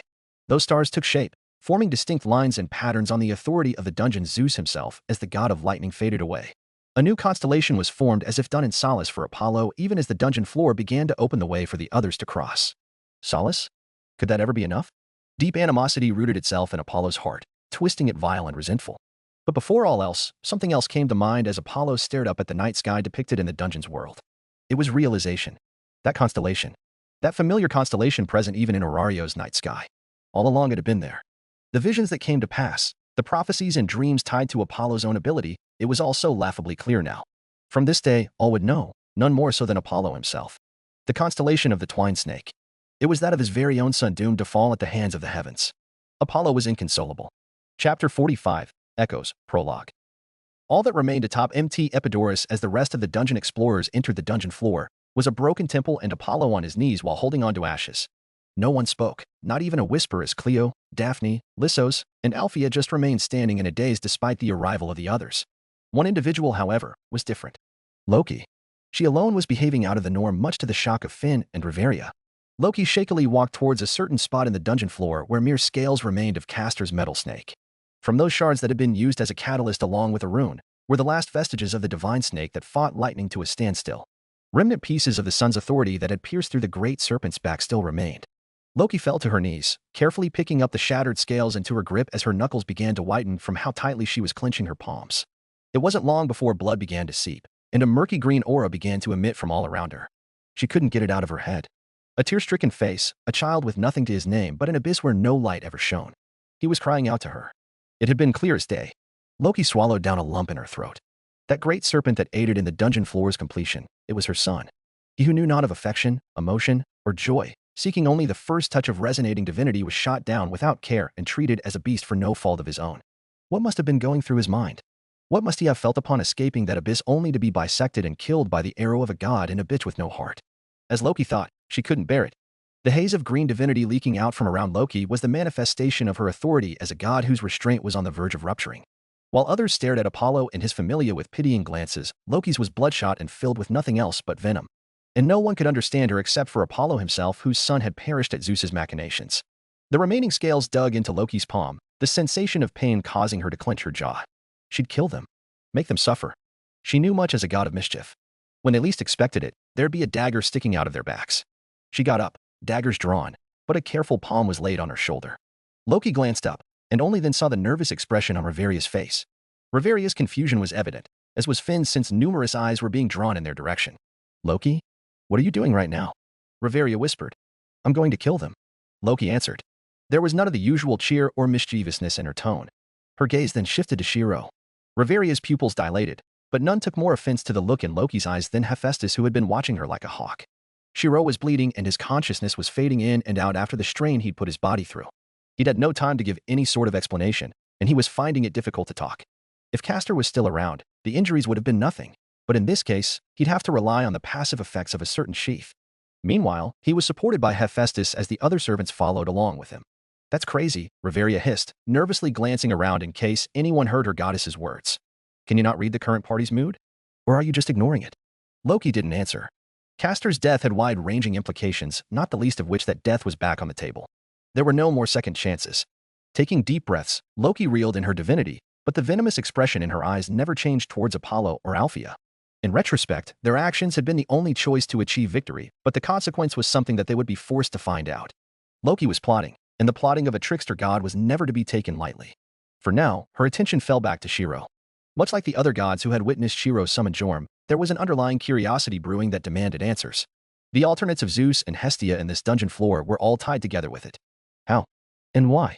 In the end, everything would begin with a single question Shirou posed when all attention fell onto him and the other servants. What do you know of spirits? He asked. Fate, Grand Dungeon. Chapter 46. Echoes, Part 1. Echoes reflect events that transpired in the past, but propagate to points in both the present and future. Just as one can describe the notion of a butterfly effect, the sound of an echo is created from overlapping waves. What were spirits in Oreo? Why were they said to be the most loved race by the gods to the point that they were even considered part god? The answer was ambiguous at best. Not much information was known about spirits aside from their role in the Age of Heroes. Nevertheless, the fact the question was asked raised perplexation and then doubt among those listening. For the gods themselves, it gave them pause. Why did they hold such favorable impressions of spirits? Just because they aided the heroes in the age of the past did not give them universal favorability. There had to be something else, but oddly enough, this aspect was never dwelled upon. Why? It was almost like Thetis, Zeus, and many gods began to blink in gradual realization. Their memories were fuzzy. Gods live for eons, but many could still remember the first time they descended. Mortal lives were short, but the gods still remember each and every one of their familia members. So then, why was information about spirits so blurred? It was like something was preventing them from thinking too deeply on the subject. What does this situation have to do with spirits? Loki spat, no other gods raising above her volume as one of Aurario's current top powers. Her gaze was eerily flat, the light in her eyes covered in a sharp glint. Are you insinuating that there's some sort of conspiracy? Shirou tried to open his mouth to answer, but his vision grew dark as he wobbled on his feet. However, he had to answer. One look at Loki, and Shirou felt goosebumps rising over his skin. He'd intended to summon Jormungandr to aid Castor in his plight against the dungeon's Zeus, but Apollo cared little for cooperation and killed Loki's child right in front of her eyes. The simmering murderous intent in her gaze was subtle, but Shirou could sense it. Even Siegfried was on guard, keeping a hand on the pommel of his sword. Loki was being cordial now, but there was no telling what was festering in her mind. The pale faces and pinched features of Riveria and Finn behind Loki spoke volumes. Shirou spat out blood, the taste of iron pooling in his mouth. That's enough. Hephaestus intervened, moving to help steady Shirou while glaring at the gods who wished to press for an answer. He's injured. This can wait. No, it cannot. Loki stood her ground, pupils growing slitted as her entire demeanor changed. She was dead serious, and didn't care whether Shirou was in any condition to explain or not. What did you do? Know how? Loki clenched her jaw, visibly vibrating with malice. Hestia shuddered while staring at her longtime rival. Hestia above the others knew Loki well, from tormentor to tormented, from flat chest to ample bosom. It was all the same. Loki had already wiped them away, but Hestia could still see the remnants of dried tears in Loki's eyes. Hestia would never forget the desperation Loki had displayed prior when channeling her divinity into the rune Shirou provided. She'd been manic, and now her expression was dead.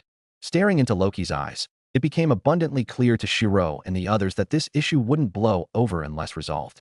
Loki was not about to listen to excuses.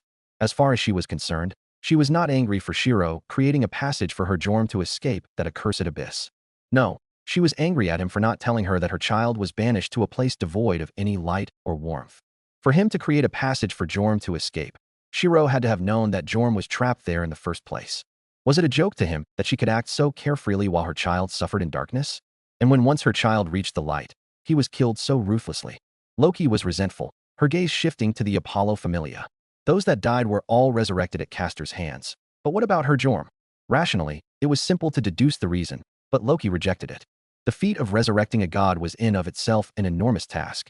For Castor, the choice had likely been between Apollo and Jorm, and Apollo was the victor of that decision. Spirits are, in a sense, divine, Archer said on Shirou's behalf before he could push himself further. Shirou stared at Archer, and then Archer merely nodded. It was only then that Shirou passed out from exhaustion, having left the matter to be settled by Archer. Of all the other remaining servants, Archer was the wisest and most capable of working the situation in their favor. Lancer would not lie. Saber was too much of a warrior to make a believable lie. The Valkyries lacked emotion. Ryder could not fool his mother. Berserker was in a sense insane. And Castor was dead. Archer was the only one who could be relied on right now.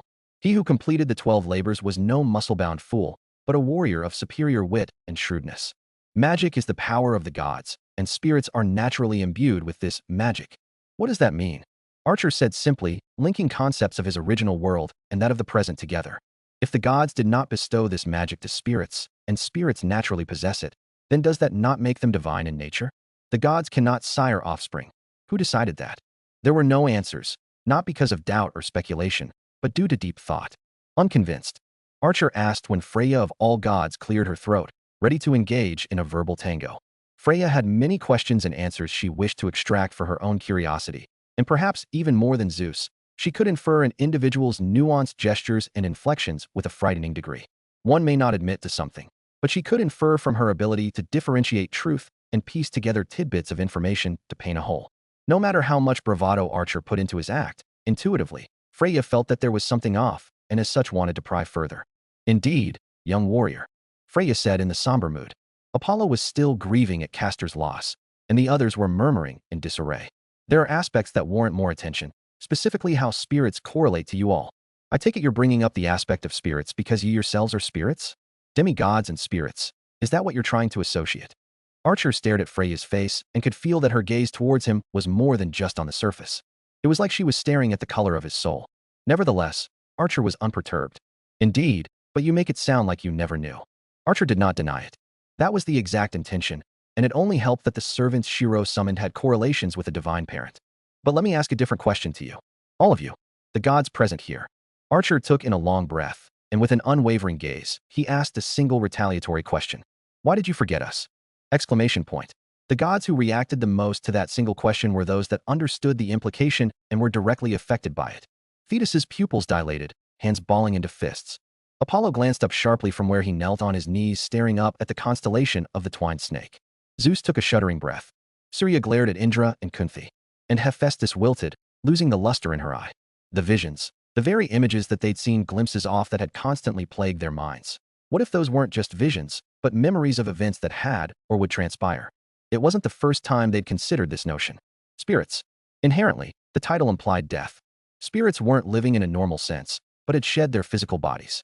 That was the inherent definition. We are echoes of the past, Archer continued. We represent events that have already transpired, but we remain due to unfulfilled wishes. Each of us has a lingering wish deep within that drives us onward. Castor was no different, and I can vouch for it. No one understood Castor better in this new world than Archer did. The two were fellow members of the Argonauts and had even been trained by the same teacher. Apollo's eyes misted over as he pushed himself to his feet on trembling knees. His expression was ashen as Castor was brought up, but Archer paid it no mind and continued. In life, Asclepius was orphaned by his divine father and pursued medicine as a means to not only progress medicine, but he had the hope of one day meeting the mother he never knew. In a bolt of lightning, he was killed, and in death, he returned as a spirit.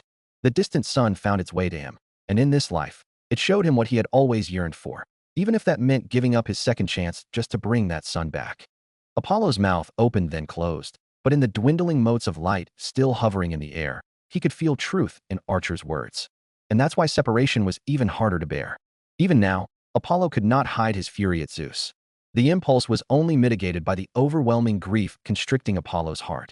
And then there was Hestia, who was still apologizing to the air for something that she had no choice in doing. And what makes you think that we can believe that? Freya asked, cutting through the atmosphere. Although we can tell as gods that there is truth to your words, it still doesn't dash.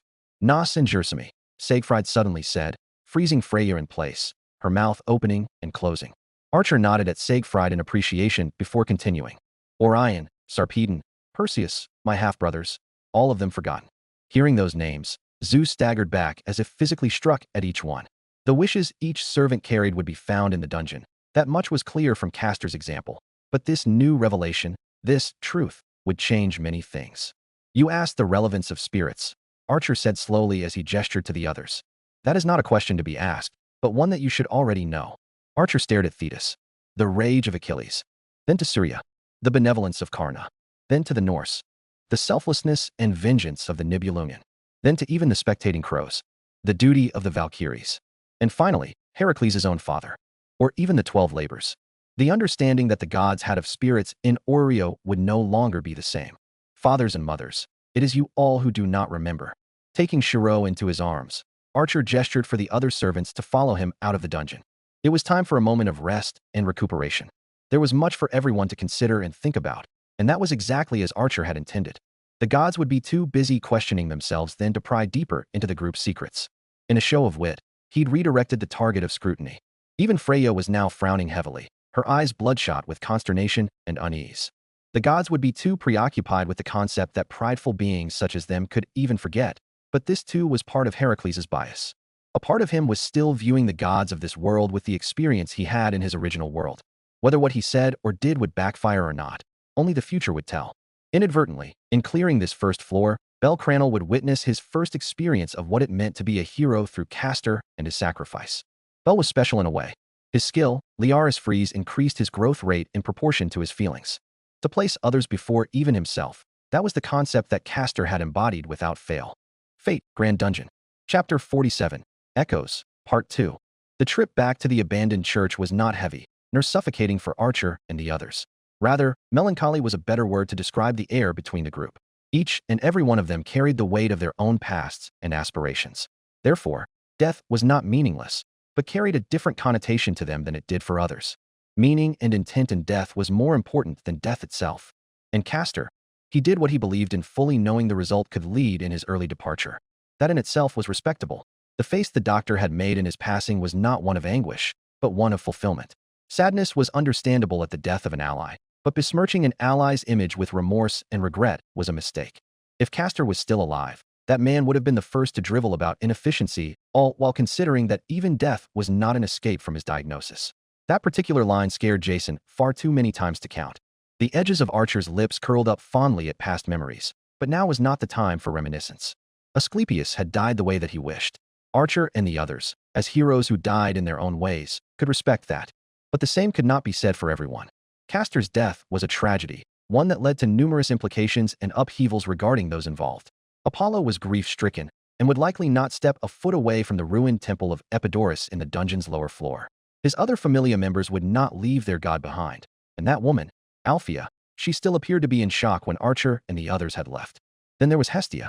Archer let out a long sigh, not looking forward to meeting Hestia when she too eventually returned to the abandoned church. In the meantime, the group had gotten a head start in leaving the dungeon and were already within the abandoned church's vicinity. The mutual silence hanging over the group was under a tacit agreement. There was nothing to discuss. They all understood implicitly that things would change for them in Oreo soon, and this quiet calm they had now would not last. These last few hours could very well be their last moments of calm. Archer's words, which had thrown the curiosity of the gods aside to instead accuse them of forgetting something they shouldn't have, would not last long.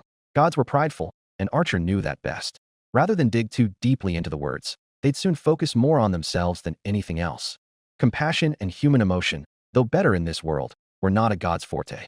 Only time would reveal that Archer's own subconscious bias was mistaken, because the words he spoke to misdirect would start everyone down a rabbit hole of doubt and confusion. Nevertheless, with Castor gone, the long queue of people who'd pinned their hopes of reviving their deceased on him would revolt. Not everyone had journeyed together down into the dungeon. Those that remained above ground would demand answers, and those answers would pour salt on open wounds, buying more time. Hopefully by then, Shirou would recover from his wounds and handle the situation. But before that time, Archer would have to use his wits. Set him inside Castor's medical ward upstairs, Archer said to one of Assassin's remote bodies who nodded without complaint. There should be enough space by the others that Castor was still working on. Roger, Assassin said robotically, flaring her wings of light. She took Shirou's battered body from Ryder and flew him upstairs through the window rather than carry him up the stairs like a normal person. Saber sighed at the action, but no one questioned Assassin's common sense. Inside the medical ward, numerous trace staffs of Asclepius remained to maintain the condition of those that Castor had brought back to physical health, but still required divine blood to rouse them. Ordinarily, anything associated with Castor should have vanished at his parting, but Shirou was unique in that his projections were almost no different from the original. It was through Shirou that Castor's patients weren't dying. By keeping Shirou in Castor's medical ward under the effects of both Avalon and the staff of Asclepius, his wounds should mend quickly, and his spirits back to him by the next day. That was Archer's plan until Assassin came upon an uninvited individual inside Castor's medical ward observing the sleeping patients. Fully clothed in a black robe, the individual did not reveal any features, but was gaunt and lanky. Castor's death had likely removed the boundaries Castor had set up in his ward using his class-specific territory creation. The other bounded fields Shirou had set up as a precaution were also moot considering Shirou was not in a state to react to their notifications. Considering that everyone had left together to ensure safety in the dungeon, the abandoned church lay unoccupied. At the time, it seemed reasonable as Castor's defenses were solid, and Shirou had even added an additional bounded field, but now it gave an opportunity for someone to intrude. Assessing adversary. Assassin Terminal Ortlinde prepared to engage while setting Shirou down beside her. The light in her eyes made it seem as if she was directly scanning the person before her, and the analogy was not wrong. Sentient life form. Biomatter readings fall outside the standard parameters. Undead. Peace. I mean you no harm.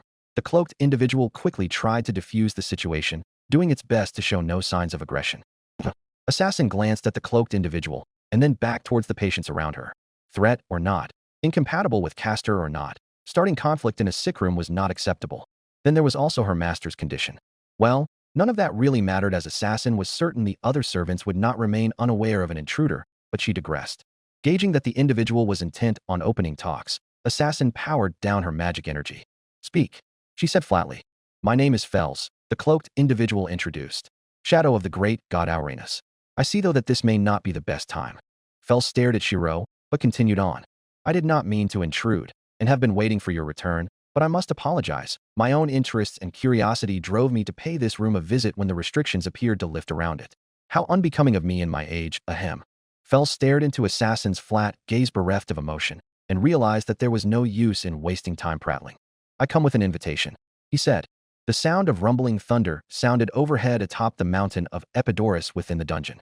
Even after the dungeon floor had been cleared, the remnant traces of divinity lingered, as if in hollow reminder. The gods could only stare up into the sky while listening to the sound of pouring rain. Numerous thoughts filtered through their mind, but inevitably the one that persisted was recollection of what Archer had accused them of. It is you all who have forgotten us. A god's ability to differentiate truth from lies was undisputed. Unless it was towards another god of higher rank, most gods had the ability to perceive dishonesty, and that in itself was ordinarily a boon. Yet in this case, it was an Achilles heel. Freya's features remained carefully blank, much like many other gods who had yet to move despite Archer and the other servants leaving the dungeon. The way back was already cleared, leaving no immediate need to leave, but the shock of those words, those names that were spoken without a shred of lies, they cut deep. Freya took in a shuddering breath and slowly let it out. Her lips pursed together, her expression shifting ever so slightly, but in the end, she managed to hold her composure. The same was not true of everyone. Thetis. Peleus called out to his goddess with concern, noting the rapid deterioration of her complexion. She's going to die, Thetis stammered, pupils dilating as she swallowed audibly. The visions, they were real. What are you talking about? Peleus said, doing his best to remain level-headed, but he just could not understand as a mortal. Suddenly, Thetis's attention shifted to Apollo, gaze flickering with unshed malice. Because of him, that man, it's his fault. Grinding her teeth, Thetis stepped forward, but her actions were stopped by Peleus, who held on to her. Peleus, Thetis hissed. They have suffered enough. Peleus shook his head while shooting a pitying glance at Apollo and his familia. You don't understand. It's because of him that our son dies. Thetis, calm down. Peleus hardened his expression when he noted Thetis's unmoved demeanor. This isn't you. Thetis clenched her jaw, hands balling into fists. Listen, Peleus dash. Zeus, you fucking bastard. A guttural roar snapped everyone's attention towards Apollo and an old man who had approached the area where Castor had perished in divine lightning. The lingering lightning itself reacted to the old man and coalesced around him, integrating itself with the old man's divinity. No words left Zeus's mouth. Rather, he just stood in stunned silence as he obtained his affirmation. Answer me. Why? Why did you do it? Apollo screamed himself hoarse. I won't listen to bullshit that wasn't you or Hestia. The divinity is the same, past or present, spirit or not. That was my son, and it was you that killed him. The words echoed true, far more than any divine authority could. And yet there was no answer, only blanks that refused to fill. I do not remember, Zeus eventually said, echoing the words of Archer and making the situation more harrowing for those listening. If gods like Zeus could not remember, then there was clearly something wrong. There was an overarching pattern here that could even affect supreme gods and rulers of entire pantheons. They had to get to the bottom of it, but that was that, and this was this. Zeus could not meet Apollo's eyes, and finally Apollo snapped. I'll kill you. Apollo lunged, hands trying to grasp at Zeus's throat, but almost immediately, he was apprehended by Zeus' familia members who pinned him to the ground. Lissos and the others bristled and began to take action, but they too were overpowered by the Zeus familia and pinned to the ground. Enough. That's enough. Hestia came running, her words playing on deaf ears. Apollo was only seeing red, and the memory of his son spurred him beyond reasoning. Apollo's divinity flared and pushed Hestia away, but no sooner did Zeus's authority press down and pressure Apollo to cease his actions. GH. Apollo groaned, his eyes glazing over as he finally succumbed to exhaustion. Sorry. Zeus could only say before hurriedly retreating, intent on exiting the dungeon. He needed to think. As the lightning's divinity reacted with Zeus's own, he all but confirmed that it was truly him who had killed Castor. If Archer's explanation was to be believed, then he had forgotten even his own actions that took the life of another. Worse, Castor had died the same way again at Zeus's hands once more. Left on her own, Hestia fell to her knees and sobbed, Bel moving to awkwardly place a comforting hand on her shoulder. The other gods could only watch on and ruminate on the topic as they gradually began leaving the dungeon. There was too much to consider here, too many visions of children they had somehow forgotten. Even Indra and Surya, who had been butting heads with Kunti between them, fell into silent thought. And then there was Loki, who bided her time until only a few gods were left. Her gaze had never left Apollo, but considering the attention on him, now was not the time to act. Instead, she needed verification. Secretly, she approached Iris with blank eyes. A moment of your time, Loki asked, but the expression on her face revealed that she wouldn't be taking no for an answer. Iris felt beads of sweat form on her brow, unsure of Loki's intentions towards her. What do you need? Iris said, a hand pushing her glasses back over the bridge of her nose. Connect me to Odin. You can do it, can't you? Loki pressed with narrowed eyes. Honestly, Iris wanted to refuse, but the energy around Loki was stifling. Considering that Loki led one of Aurario's dominant powers, Iris felt that she didn't have much choice other than to tax herself. Hold on for a moment. Iris closed her eyes and began to paint a bridge using her authority of rainbows to connect point A to point B. Odin should have been out wandering at the moment, but distance didn't matter for Iris's authority if it was only to talk rather than transport. A veil of mist took the form of a mirror in front of Loki. The reflection of the mirror was blurred while Iris sought Odin out, and in the meantime, Loki was stewing. Something about Archer's words caused an even deeper feeling of anxiety to stem from within her. Jormungandr, that child. He was only one of 3 she'd seen glimpses of in visions. Other visions had flickered across Loki's mind, ones that equally baffled her but now caused no end to her inner turmoil. Forgotten or not, Loki would not rest until she got to the bottom of it. Echoes, they were called. Spirits, her children. There was something Loki had to make sure of. Loki. Odin's voice transmitted through the mirror of mist Iris had conjured. Beads of sweat and trepidation caused Loki's palms to feel clammy, but she maintained her poker face, unwilling to give anything away. There was a question she needed to ask him as the leader of the Norse pantheon in the upper world. Odin, Loki greeted slowly, mouth setting into a thin line. Answer me a question. Odin noticed that there was something clearly off with Loki. She was being uncharacteristically serious. Straightening his posture, Odin met Loki's demeanor in kind. "If it's in my ability to answer, I will," he said. Loki opened her mouth, her eyes boring holes into Odin's face. "What would you do if a being were born that would bring chaos to the world through no fault of their own? A snake, a wolf, and a woman?" Loki swallowed, her expression hardening ever so slowly as the silence stretched with Odin yet to answer. She didn't even go into depth about a snake, a wolf, or a woman, but oddly enough, Odin already seemed to have answer as he tilted his head in confusion. Still, he was amused. "Rather odd choice for a question that merits the need of another god to call upon me." Odin did not appear to pose much importance on the question itself. "Humor me," Loki insisted. "That's a simple one, isn't it?" Odin straightened his shoulders, features set in deep concentration.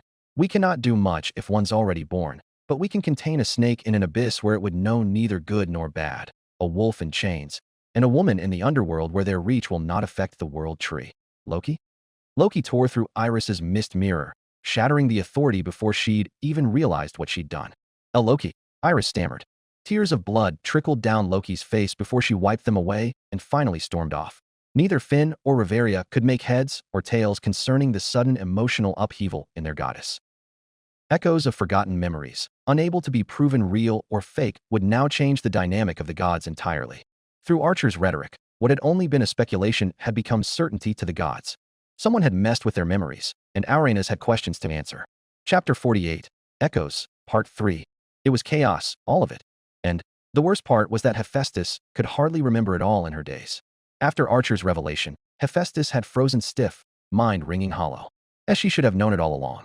No, she did. She just refused to see it. Hephaestus had witnessed Project Pandora firsthand and knew better than anyone else that the being born of her folly could not have lived in that infernal fire touched by the darkness of the malignant darkness in her eye. Hephaestus's Pandora, the child born of her own hand and blessed with her divinity and divine aspects, had already died. All that remained was an echo and the memory of having created him. Any other specifics were oddly absent from her mind, despite how thoroughly gods were said to remember. It didn't make sense. Fury like no other welled up from within her, but upon recalling Shirou's face, the fires were doused with bitter remorse and concern. She was distraught, her composed demeanor a fraud and sham of her inner turmoil. This suffocating feeling of wrongness welling up from within her, it must have been what the other gods were feeling. Hephaestus did not have to look far to catch a glimpse of Apollo, who refused to leave the temple of Epidaurus, where his son was killed once more in divine lightning. All that remained was a fragment of a grail Hephaestus's divine I could interpret granted wishes. Whether Shirou and the others needed that peace yet or not, none were about to readily take from a grieving father. But Hephaestus spotted something more. Apollo's bloodshot eyes, and his slow fading expression as the last of his child's existence faded away into embers, gave way to unadulterated conviction. There was something growing within the sun god's bloodshot eyes, and the grip he had over the fragment his son had collected to clear this dungeon's floor was white-knuckled. If Hephaestus thought more deeply into the matter, she would have caught on to what the sun god must have been thinking, but she didn't. Instead, she stared at her own shaking hands and the blood still on them from when she'd helped to support Shirou from his injuries prior. From the moment Shirou's companions took him from her hands, Hephaestus could not take a single step forward. Did she even deserve the right to follow after him when it was her failure that led to his ruin? Rain fell over Hephaestus's face from the lingering storm atop Epidaurus before she felt a pressure on her shoulder. Tsubaki had placed a hand on Hephaestus. "We should leave," Tsubaki whispered. "Everyone else is already departing. The lower floors of the dungeon, they're more than I had ever expected them to be. Even Apollo's son perished in the depths. A spirit, no, a demigod like him fell here. What are you trying to say, Tsubaki?" Hephaestus lowered her tone, still not turning her head to address her familiar member. "The dungeon is dangerous. A demigod died," Tsubaki emphasized, "but yours still lives. I don't know what the deal is between you and your own child, but what do the words of the son of Zeus matter to make you falter now? I honestly don't get all the complicated crap with spirits and shit, but Hephaestus, look at Apollo. Stare long and hard, and remember that your son intends to go deeper into the dungeon. Apollo's kid is already gone. Apollo can't do anything about what happened anymore, but what about you?" Hephaestus pursed her lips.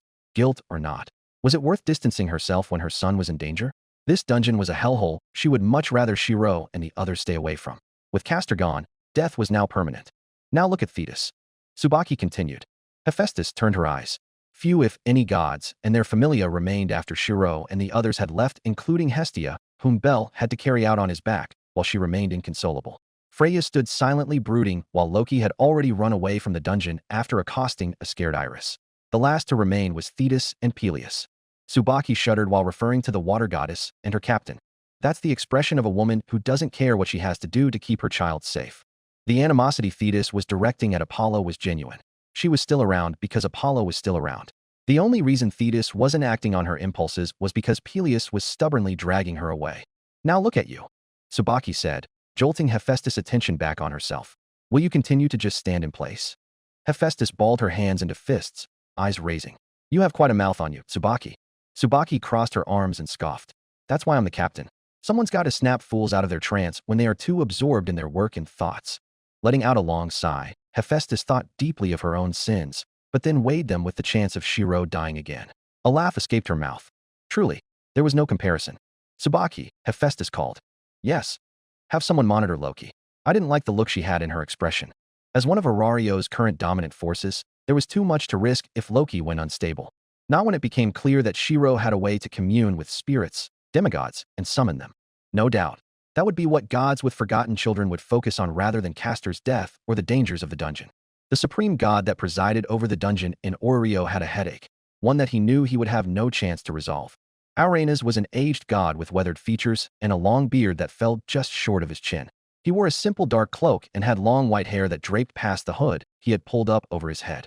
Placing a hand over his face, Auranes rubbed at his temples while another god with a cowboy hat and long gold bangs gingerly flipped a coin in his hand from the other side of the room. Heads, tails, heads, heads. The constant sound of a coin flipping and landing on the god's hand echoed in the quiet space, but Auranes did not fail to spot the tiny flickers that appeared over the god's expression every now and then. Auranes was tired of it all. The past few weeks had been plaguing his mind like none other, but Auranes was nothing if not sharp. Do you doubt me too, Hermes? Auranes asked, his voice reverberating in the enclosed room. The sound of Hermes flipping a coin ceased altogether, silence stretching through the area. See, Auranes, we have a working relationship. You preside over the city and dungeon, and I deliver messages. Simple as that, but lately, Hermes pushed the front of his cowboy hat over his head.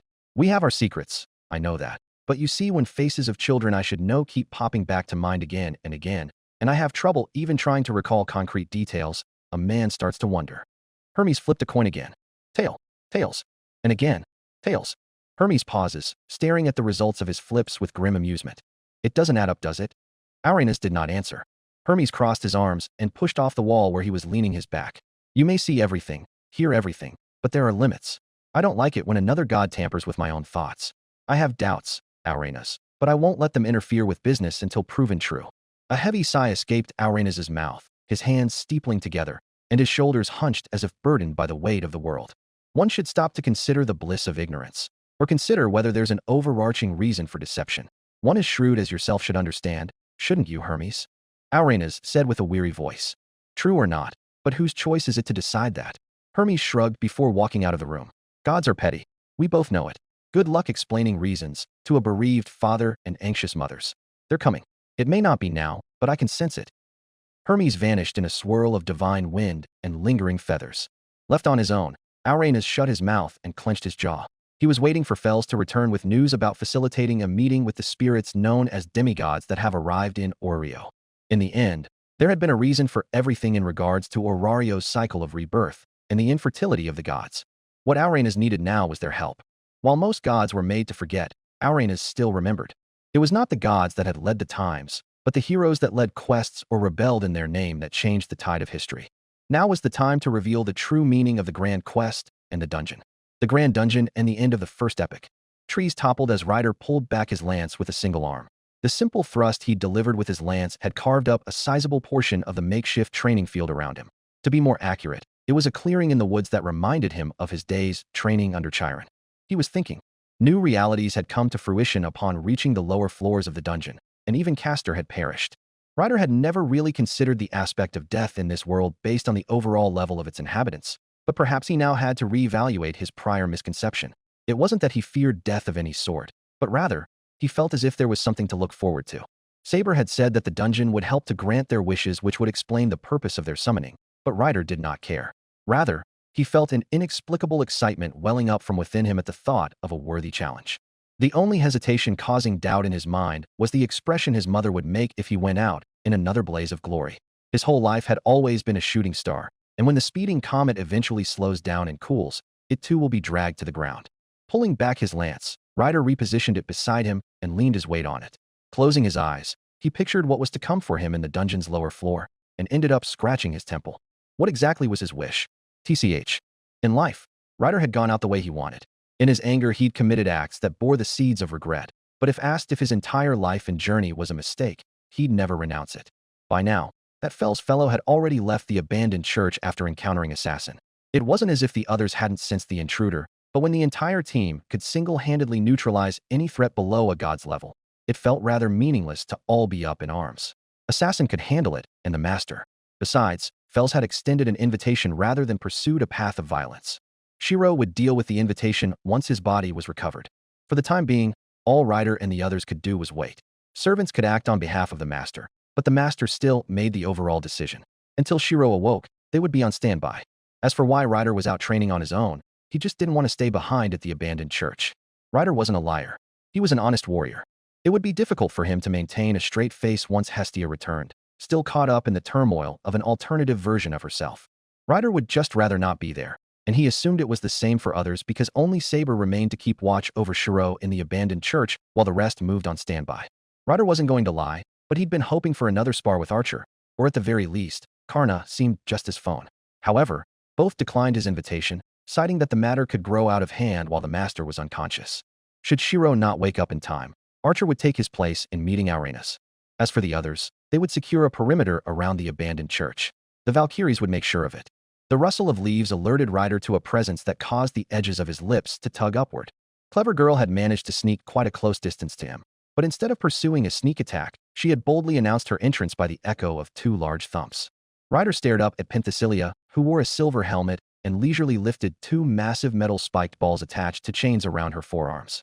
The 50th challenge, Penthesilea boldly declared. Ryder opened and closed his mouth before showing his teeth. This girl was just as headstrong and obtuse as the woman he remembered. Even after seeing what he and the others had achieved by breezing through whole sections of the dungeon alone, she still had the guts to keep challenging him. Craning his neck to the left, a gust of air gingerly passed Ryder's cheek as a spiked chain ball brushed past him. The clinking chains attached to the ball rapidly tightened and recoiled in an attempt to wind the attack back around Ryder's neck, but Ryder vanished from his spot and appeared nonchalantly behind Penthesilea.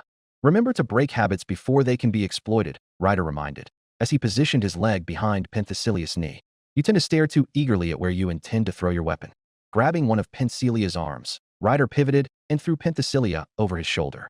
In a starting feat of flexibility and core strength, Penthesilea wrapped a chain around Ryder's waist and secured herself to him. Letting go of her weapons, she attempted to grapple Ryder down with her Amazonian strength, but quickly fell into a predicament. The Amazon Queen made a sound she didn't know she could make. Her muscles bulged beneath her lithe physique, but Ryder did not budge. Do not grapple when you are too weak. Would a monkey grapple a gorilla? Ryder flicked Penthesilea on the forehead and sent her tumbling back in a stupor. The pain was negligible, but the force of the attack was real.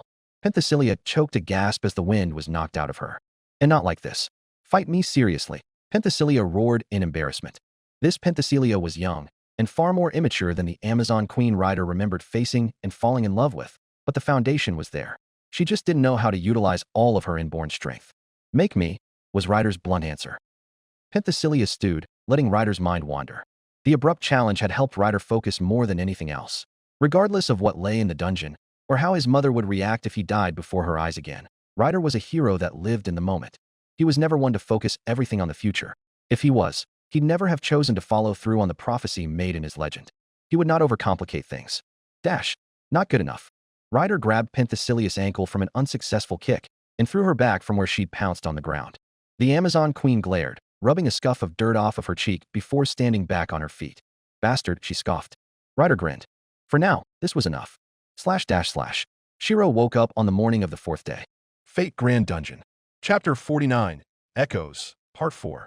Shirou awoke with a grim foreboding of what was to await him upon rousing into consciousness. The last that he could remember before losing his consciousness was a tense situation in which he had no choice but to entrust to Archer to buy time. Evidently, it was a good sign that Shirou found himself waking up inside Hestia's abandoned church with little to no commotion occurring around him. The room was quiet, and Shirou was in a makeshift cot where Castor should have slept if the man hadn't spent every waking moment in his medical ward where comatose patients still resided. Thinking of Castor caused a sigh to escape Shirou's mouth, but useless emotions would be the first thing Castor would have reprimanded for a patient in need of bed rest. As it stood, Shirou would maintain Castor's staff in the makeshift medical ward until he could find a means to replicate Castor's work in rousing the patients back into awareness. Castor had already done the major step in reviving them physically already. The answer clearly lied in the blood of the gods correlated to an unconscious familia member, but Shirou didn't have the luxury of pursuing Castor's craft. All he could do was maintain and hope a solution presented itself. In the meantime, creak. The door to room opened and Bell peeked in with a troubled expression before his eyes widened at the sight of Shirou, sitting up by the side of the bed. An action he shouldn't have been readily doing as his head was still throbbing from overload. "Why, you're awake," Bell said, while offering a hasty smile of relief and entering the room. "How are you feeling?" In Bell's hands was a wash basin and a cloth Bell had been using to wipe the sweat off of Shirou's brow. Few could be trusted with Shirou at the moment, and Bell had been the obvious choice for the other servants. He was no god with veiled interests, nor did he have any ulterior motives with Shirou. Meanwhile, Hestia was not in the right place to be put in such a role. Even without saying anything, certain factors could be inferred by the perceptive. "Not bad, but not good either," Shirou answered, doing his best to keep his expression natural. The bags under his eyes and his pale complexion from prior blood loss weren't helping matters, but Bell wasn't reading too deeply into it. Instead, there were too many burdens Bell was silently shouldering. Emotional turmoil and a feeling of powerlessness were what caused Bell's inattention. He needed to get stronger, much stronger after what he'd seen and felt. Shirou noted the unease in Bell's expression, reading the tension even if Bell didn't admit it. "What's the current situation?" Shirou got straight to the point. Exclamation point. Bell flinched, awkwardly trying to find a way to change the topic, but was unable to when Shirou stared him earnestly in the eyes. Bell gave up, sighing. "Well, I can't say it's never busy anymore." Bell moved to the window of the abandoned church where a linen cloth was being used as a makeshift window drape. Bell opened the curtain, letting light spill in and the echo of unending voices outside. "Look outside." Shirou blinked, realizing quickly that he must not have heard the commotion beyond the abandoned church due to a rune or mystery enacted by Archer or the others. Honestly, it was likely Saber and his Sigurd aspect at play. The outside of the church was packed. He could spot Ishtar familia members, Astrea, Loki, Freya, Zeus, and many others with just an idle glance. The fact that so many could be gathered with such a lack of chaos or confrontation was admirable. Aside from certain gods and goddesses focused on Ryder and the others, many other gods out there stubbornly insisted on waiting for you by using their familia members as a proxy. Rather than add to the problem, Archer, Ryder, Saber, Berserker, and Lancer departed with their parents following them. Bell said with a nod. "Are you reciting?" Shirou asked bluntly. The explanation was too eloquent and prepared to not have been. Bell blushed but didn't deny it. "Archer asked me to say that when you woke up." Understandable. Knowing Archer, he wasn't one to leave any blind spots for misunderstanding. He was dependable that way. Jason could attest. The irony of the thought would be lost to Shirou. All those people outside, Shirou got up to glance through the window before shaking his head and sitting back on his cot. "They're waiting for me?" "Yeah. Most are interested in what you did with summoning that snake person." Bell had no reason to lie. They insist on it. Opening and closing his mouth, Shirou had an inkling of what was going on, but in the end, there was no way to address it directly at the moment. "I see," was all Shirou could say, but Bell did not notice the depth of Shirou's tone and casually moved on. Assassin has been standing guard to prevent the crowd from crowding in any closer for the past few days, and the Hephaestus Familia even offered to build fortified walls. "Oh right, I have to let everyone know you're awake." Bell almost forgot his most important task. He also remembered that Ace asked a favor on behalf of Loki to let them know when Shirou woke up. Bell had dawdled for too long, more as a result of too much free time. Archer still provided Bell with practical combat lessons, but the sessions were dwindling. It wasn't that Archer was avoiding Bell. On the contrary, Bell appreciated Archer's efforts to give him opportunities to learn. It was just that Gramps had been evading Bell, and Archer was not too keen on interaction either. It was a game of avoidance, with Bell suffering the backlash. Bell concealed his disappointment with his usual optimism. "I'll be right back," Bell declared before dashing away. It wasn't long before Hestia arrived. Bell was absent as he went to fulfill a favor for Ace. Not that Shirou was that surprised. He could tell that there were other things weighing on Bell's mind during the course of the conversation. "You're really awake." Hestia ran to Shirou's side, grabbing a hand and placing it in her own. "Thank goodness." One look was all that was needed to ascertain Hestia's sincerity. She had been genuinely worried, already guilt-ridden from her supposed role with Castor's passing. She dreaded the thought of losing another family member under her watch. Heffy and Assassin couldn't make it as they're handling the situation outside, but it's not something you should worry about. Hestia wiped at her eyes and gave a stern look. Just rest. Is it something that you should really be saying? Shirou countered. Hestia had seen better days. She was haggard, making Shirou question whether he had been the patient or her. The dark circles under her eyes were far worse than Shirou's own, and her lack of spirit was showing in her unkempt hair and slouched posture. I'm Fine. Hestia insisted, throwing all worries out the window. It was temporary, not even close to sustainable. Did Assassin or the others have any messages for me? Shirou evidently did not know how to read the mood. Does that matter? Hestia pursed her lips, hesitation marring her face as she answered. It does. Shirou was blunt. There was no use delaying things. The longer one remained in ignorance, the likelier it was to face future troubles.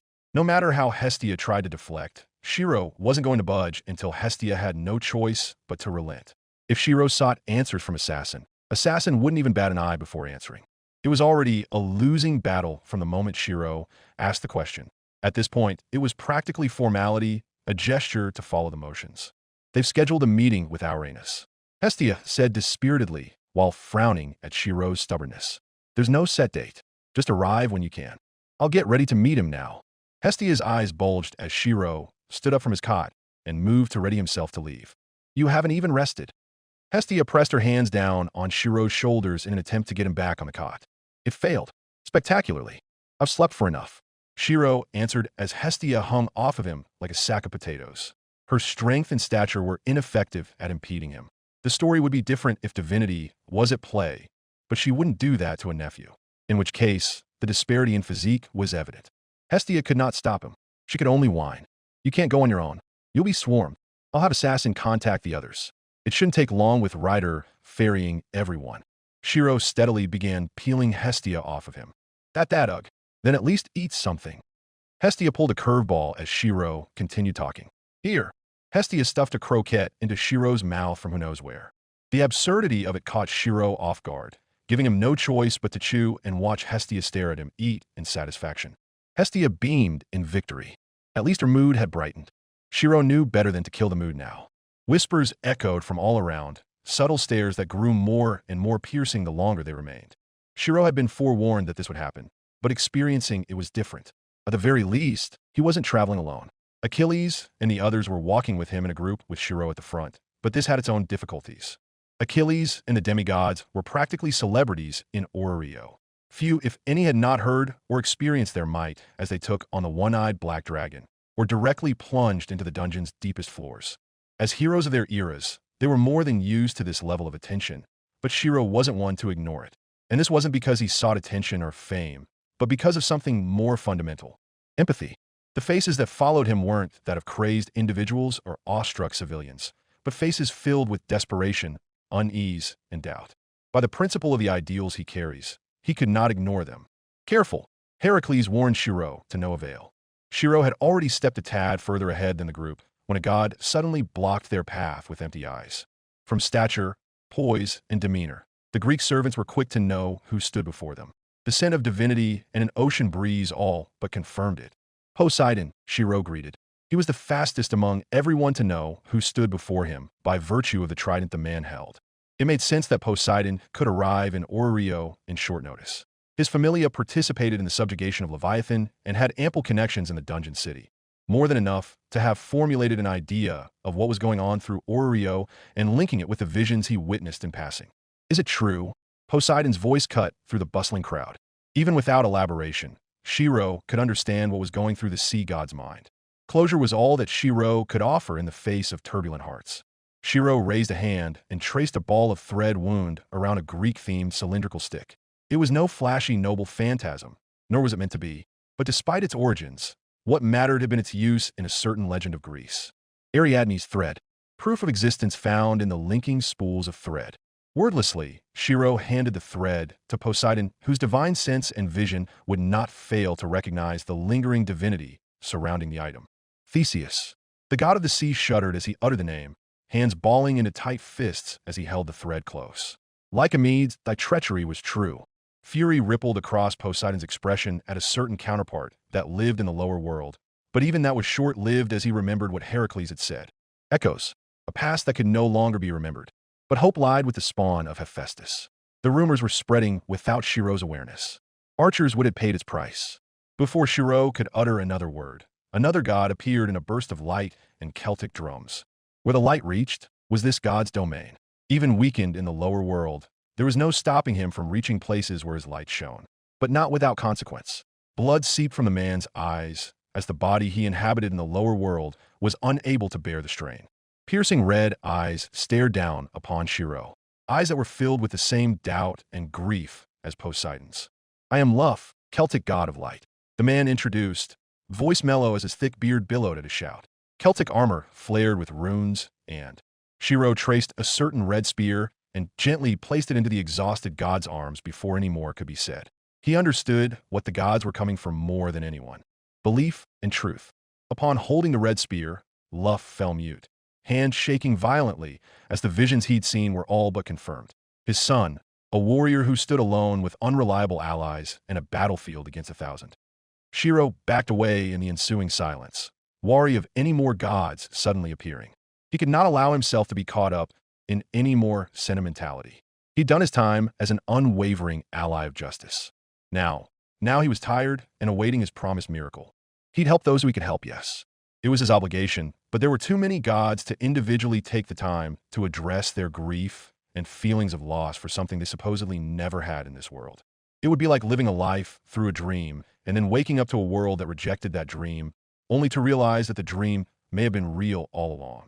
The feeling of leading people on, of deceiving others was jarring to Shirou, such that every action he tried to be genuine with fell off. How did Zelretch derive entertainment from this? Not even the most steadfast or composed of gods could maintain their demeanor or put on airs in the face of such a scenario. Shirou directly fled, picking up the pace and vanishing before any other gods could accost him. He was accompanied by his other servants who had no trouble keeping pace. At the designated point Fells said to meet for an audience with Aurena's, the group took into sight before them. Aurena's dwelling was crowded. If not for the large closed doors leading into Aurena's inner hall, the entire building would have already been overrun by agitated gods and their familiars. It was no secret where Aurena's lived, and the oldest god did little to dissuade newcomers from arriving.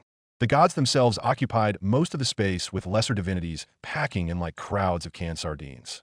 All were present, having gathered outside Aurena's dwelling in protest to his continued silence to growing allegations. No gods in Oreo were absent. Some had even made the journey from abroad, like Indra and Surya, others more local, such as Loki and Freya. Upon arrival, numerous eyes shifted towards Shirou and the others. However, before anyone could call out or raise their voice, the doors that had been barring the group of gods abruptly opened, making it appear to be entirely intentional.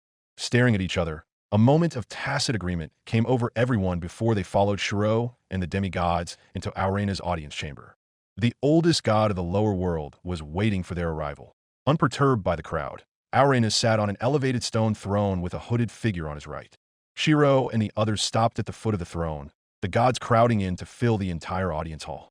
"So, you've all come at last," Aurena said, ignoring the other gods and focusing on Shirou and the others. "Sorry for making you wait," Archer answered, having dealt with Aurena's on behalf of Shirou prior. "No need for apologies. I should be the one thanking you for indulging an old man's whims." Aurena's shook his head, but maintained a calm demeanor before addressing everyone, including the gods that had pulled in. "Now then, I believe that we all know why we are all here." Anticipation rose in a deliberate silence, but it would be met with nothing less than frustration. "I apologize, but there are some truths better left unspoken." Aurena's felt pressure build, but he was not easily cowed or swayed once he decided on a course of action. "I know that these are not the words that many of you wish to hear, or that some may not even care for the reason, but I will not disclose what's been keeping us safe. Now is not yet the time." Aurena's did not bat an eye to the immediate dissatisfaction in the crowd, and instead refocused on Shirou and the others. There could be a separate instance for appeasement, but now is not that instance. "I wish you to know that I will aid you to the best of my ability in order to reach the end of the dungeon," Aurena's declared without a hint of hesitation. "The dungeon is a set of trials, ones that test not only capability, but fortitude and will.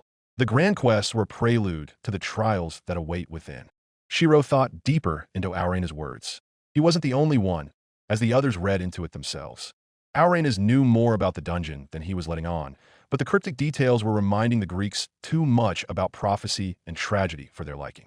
Do not attempt the dungeon's trials lightly. Auranes warned, the death of one of your own proves you fallible. It was a stroke of luck and ingenuity that this first dungeon incursion was met with Pyrrhic victory. Only one trial taker may enter at a time, aided only by those who are not fellow trial takers.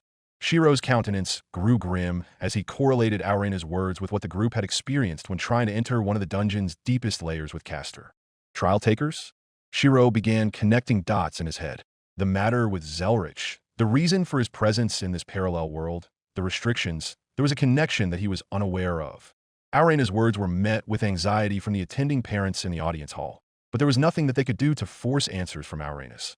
As the first god to descend, there were too many means under Auranes' thumb to be forced, and accidentally killing him would just send him back to the upper world. You best take the time to prepare. Auranes finished.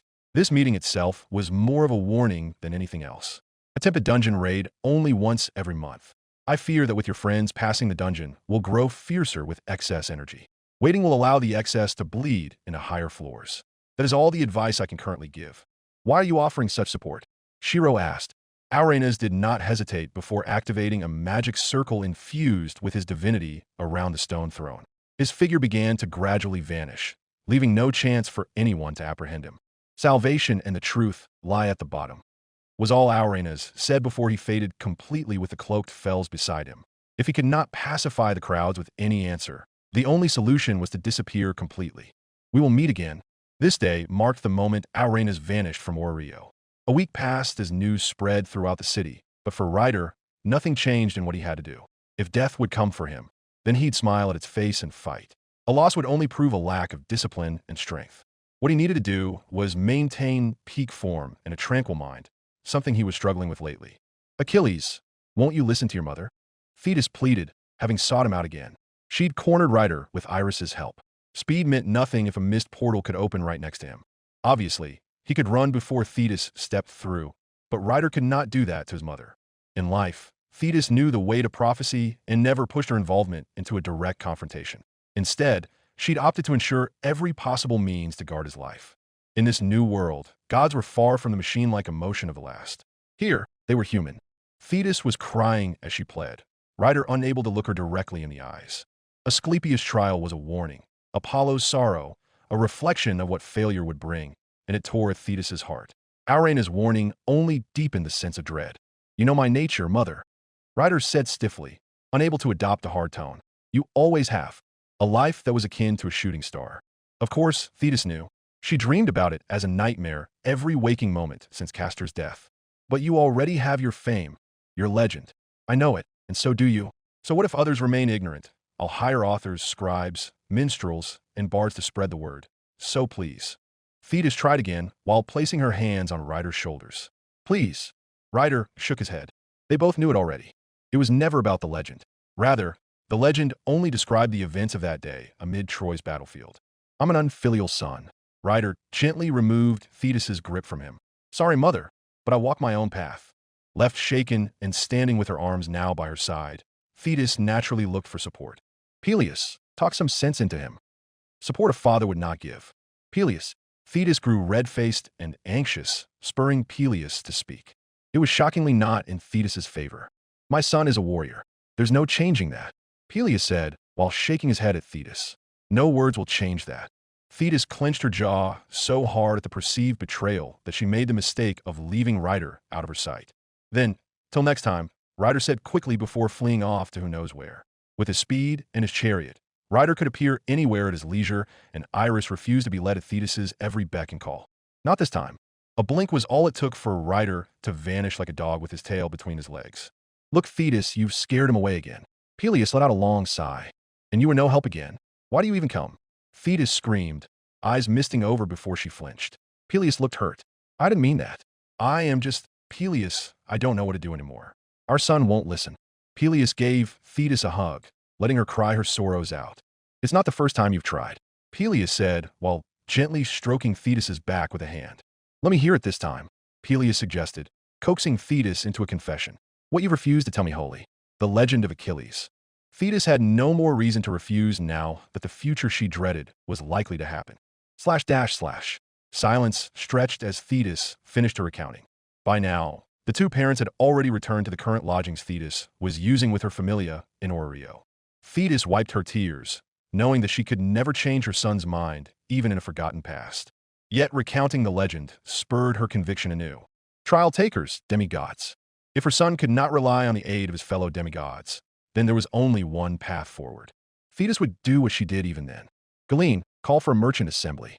All who use the waters of our familia are to attend or be blacklisted from our supply network. Galeen, the subcaptain of the Thetis familia, blinked at the sudden order. She was the one handling the financial and managing aspects of one of the largest merchant groups of the lower world.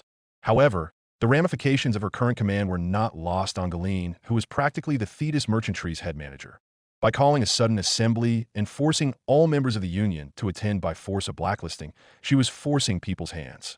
It was the same as saying abandon all current prospects regardless of what stage in negotiation one was at, and assemble at Thetis's whim.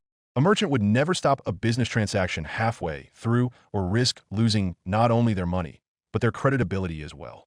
Galeen could infer Thetis's intentions. All merchants had hired escorts, and no escort was incapable. Why, you can't be serious? Galeen stammered. Thetis was likely to demand the forced conscription of a fraction of each associated merchant's escort groups. Merchants invested heavily into capable escorts. They'd never willingly give them up, but Thetis would never settle for their low-rung escorts. Conflict would be inevitable, and their trust would teeter on a thin line. Helios had to talk some sense in their goddess, but even their captain was holding his tongue at this crucial moment. There was no other choice. Galeen would have to do it herself. Thetis dash. I'm not joking. Call them. Thetis twisted her expression, hair rising as divinity pooled around her. As she's gone mad, Galeen had no other choice but to reluctantly comply to her goddess's demands. This time Thetis would intervene regardless of the consequences. She refused to sit on the sidelines and twiddle her thumbs while a month passed by and a new attempt was made on the dungeon. Even if Ryder isn't the one to participate this time, there was always the chance. Before then, she'd assemble an army. Thetis, the only god ever fully recorded in legend to go to any length for her child. No one is to be absent, Thetis threatened, expression hardening into stone. Instinct drove her, an overwhelming emotion born of maternal love. No one. Protect her baby boy. Off a note. Thanks for reading. Wow, it's been a while. Patreon.com/Parcasious. Chapter 50. Echoes. Arc End. Emotions were difficult in that one could feel happy when they weren't supposed to, or sad when they should be celebrating. They're complex and different from person to person, in which case, it makes emotions no different than puzzles, some open-ended, others a labyrinth of winding paths and crossroads. In contrast, Belcranel wore his emotions on his sleeve. His expressions gave it away through involuntary movements that occurred based on his mood. When he was happy, the edges of his lips tugged at the ends of his cheeks. When he was sad or deep in thought, his shoulders slouched and his gait grew awkward. It only helped that he possessed the naivety of adolescence, unable to see the darkness or weariness that existed in the world around him. Instead, he pursued his dreams and aspirations with unerring teenage drive. As such, Bel was the type of person that could be universally trusted by snakes, jackals, or politicians alike. Because he wasn't the sort that one had to watch their backs around. Those with a conscience wouldn't abuse Bel's nature without any sense of guilt, but there were those that cared little in regards to morals. Any means necessary meant nothing was off the table. So, you're saying that they've gone on to undergo their own respective training? Finn clarified with a straight face. Riveria wore a frown beside Finn as she stood with her arms crossed. That's right. Across from the two was Bel, who was blinking in surprise. He'd read a letter supposedly sent by Ace asking him to meet up and talk about Shirou and the others' daily lives. He was doing a follow-up on the favor Ace had asked of him ever since Shirou had woken up almost a week ago. The letters were all in Ace's handwriting. Bel was familiar enough with Ace to have seen her write, and his level of interest towards her wasn't so low that he could fail to recognize her handwriting. However, the odd aspect was that he'd yet to meet Ace at all despite supposedly doing her a favor. It always ended up being some member of the Loki Familia that came on Ace's behalf. Some were more enthusiastic than others, while few were downright bewildered, as was the case with Tioni and Tiona. This time it was Finn and Riveria. Bel could hardly conceal his disappointment, but Finn and Riveria were also quite nice to him and didn't deserve to feel like he disliked them. He smiled disarmingly. Belle's thoughtfulness soured Riveria's expression more than it already was, such that she started glaring at the ground while Finn had an uncharacteristic disquiet in his demeanor. Would you be able to elaborate? Like what sort of training do they do? Their hobbies? The places that they like to hang around? Finn specified with a friendly tone, his features weary on closer inspection. Why? Belle asked curiously. Ace is trying to derive if she can learn from their actions and habits to become stronger. She's been pent up lately. Finn mixed bits of truth into his words. Ah, that makes sense, Belle began thinking while placing a hand beneath his chin. Let's see. I don't really know much about what Saber, Archer, and Assassin get up to on their own, but the rest are really easy. Ryder likes playing tag with Goddess Thetis. Berserker glares at any woman that approaches Saber, and Lancer has been taking breaks with the Ganesha Familia, and Shirou's been busy hiding. Hiding? Finn murmured for a moment before nodding his head. Why? Finn asked despite already knowing the answer. He was just trying to get Belle to speak more. The more one spoke, the more likely they were to give something away. I think he's even more wanted than Castor was. Belle shuddered, recalling the way it felt like walking on pins and needles when beside Shirou. The stares never stopped. If not for Archer or Ryder being around, Shirou would have already been surrounded and accosted by the gods. How can he hide from the divine? Finn asked another more pressing question, one that earned a laugh from Belle. Goddess Hephaestus forged a divine construct and, I'll wait, never mind, Belle rubbed the back of his head abashedly. Why you didn't hear that from me? Hephaestus and Shirou's relationship looked complex to Belle. One tried to give, and the other refused and insisted that he was self-sufficient. One thing led to another, and now the abandoned church wasn't so abandoned anymore. I see. Well, that's good news for him. I can't imagine being able to do anything with all that attention. Finn said, downplaying the matter. There's too much pressure as it is after Aurena's disappearance. But I doubt Aurena's didn't vanish for a reason. Gods don't like secrets, and Aurena's would have stepped on too many toes to remain out in the open. I wonder how he intends to help Archer and the others, though. I don't know, Belle said, genuinely clueless. I think we'll know eventually when the end of the month draws near. Do they have an order that they'll be challenging the dungeon's deepest floors? Finn asked, noting the way Riveria appeared torn while Finn gripped tighter onto his spear. Belle noticed nothing. I think that they came up with something. Belle mused, caught up in the easygoing atmosphere. It's hard to say, but I think Ryder may be the one going in next. What makes you say that? He looks rushed. Belle shared. Even he had noticed, as a certain goddess of water was no subtle. The longer Ryder waited, the larger the force Thetis was amassing. The word down the intelligence grapevine says she's terrorizing the local merchant groups and their associates. She even demanded warriors from Ares as repayment for a past favor that few had any recollection of. Then there were favors and deaths she pulled in. Ryder was heartened at the support, but truthfully, he was mortified and embarrassed beyond all means. A warrior like him did not need so much aid, lest he be deemed incapable of solving battles on his own. He wanted to be the greatest warrior, not the warrior known to have his mother fight his battles. It was hard for Ryder to face Heracles like this, a situation Shirou actually saw as a boon for team cohesion. Belle just remembered the look on Ryder's face as he spoke, a small laugh escaping him as the great warrior was cowed by an overly doting mother. So, Ryder will be going next. Finn smiled with assurance. Knowing his strength, it's a good choice. Yeah. The conversation gradually ground to a short silence, where Belle kept darting his eyes around in search of someone that was neither present nor aware of the current proceedings. Awkwardly, Belle mustered some grit and asked directly. Finn and Riveria ranked high in the Loki Familia. They would definitely have an idea here. How's Ms. Ace been? Belle asked not too subtly. Evidently, it had been the issue that had been eating at him the most. I haven't seen her around town or the dungeon recently. She's doing fine. Really, she's just too caught up in training is all, Finn said, doing his best not to slip up. She'll remember this favor when she's strong enough to stand shoulder to shoulder with Saber. Ugh, think you mean contend? Belle winced, recalling the fury simmering in Ace's expression during the one-eyed black dragon raid. But yeah, I should get going then. Bye. Belle bowed and then walked off, still disappointed that he didn't get to meet Ace again. The two who were left behind remained silent for a long stretch of time, merely staring at Belle's receding back before he turned at the next corner. Silence was broken only when Riveria could not take it anymore and spoke her grievances aloud. This doesn't feel right, Finn. The elf mage hissed indignantly. Finn never looked older despite his outwards youthful appearance. I never said it didn't, he said slowly. Let's go. We have a report to give. Finn let out a long sigh. All he could do was follow orders and hope his goddess returned to her former self. Nowadays, Loki was haunted, venom simmering and biding its time behind neutral eyes. Heading back to the abandoned church on his own, Belle felt his blood course through his veins from adrenaline and dread. As much as he tried to keep a straight face, it wasn't as if Bell was unaffected by his surroundings.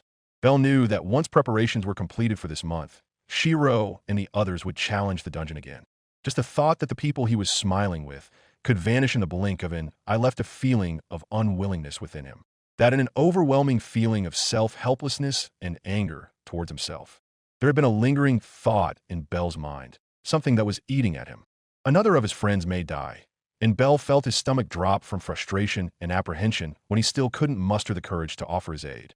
When Bell thought of Castor, he thought of how he could have gone and entered the floor with Apollo and his familia, but he didn't. The scale of power he witnessed in that single dungeon made it clear that he would have been obliterated. He was too weak. Bell couldn't do anything except hit a stationary target during practice. The irony was that he used Heracles as a practice partner, and this greatly skewed his own sense of skill. Regardless, it wasn't wrong to pick up girls in a dungeon, but picking them up and being unable to protect them were different things. If one day he ever received Ace's acknowledgement or affection, would it not end in tragedy if he just didn't have the power? Ryder would be challenging next. Bell already knew that, and with Thetis's paranoia, she must have already caught wind if her recent madness and whitened hair had anything to do with it. As for Bell, he stared at his shaking hands before slowly closing them. A warrior must always remain composed.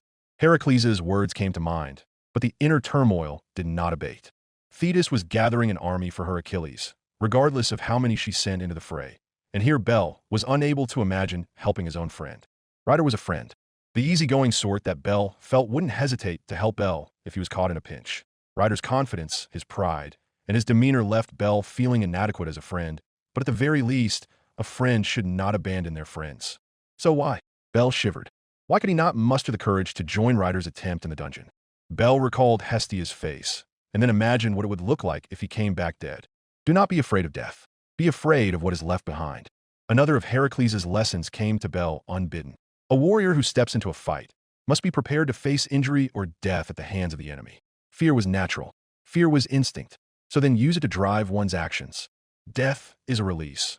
But try to imagine those who would mourn at your passing, and suddenly you may just ignite a spark of courage into a roaring flame. Death will come for everyone, but recklessness is not death. It is simple foolishness. The weak do not protect the strong. The strong do not simply protect the weak either. What's strong eventually grows weak, and what's weak eventually grows strong. Everyone has their own pace. Bell took a slow breath and refocused on his weapon in hand. His discouragement was real, but so too did it blaze with a will to improve. Bell made a detour, taking a longer route to the abandoned church. He ended up in a makeshift training ground near the perimeter of the church, where he had been seeking Heracles' tutelage. Stationary targets and near-hellish training equipment lay scattered in the expanse surrounded by trees, but Bell was already used to the environment. He knew what he had to work on, and Heracles was thorough in pointing out Bell's flaws as a warrior. Never close your eyes in battle. If there's ever a chance for survival, losing sight of danger will plummet your odds. Bell set up a wooden arrow on a makeshift launcher that was activated by tying the arrow taut and then pulling on a long rope. Bell stood a distance from the notched arrow and began focusing. Tension raised, and the hand Bell was using to hold the rope connected to the makeshift ballista hardened its grip. He would do it just like training, willingly this time. He himself would pull the contraption, not Heracles. Heracles was a stellar teacher, but Heracles' presence itself was too much of a reassurance. If Bell could not dodge, it would not be a surprise if Heracles caught the arrow mid-flight.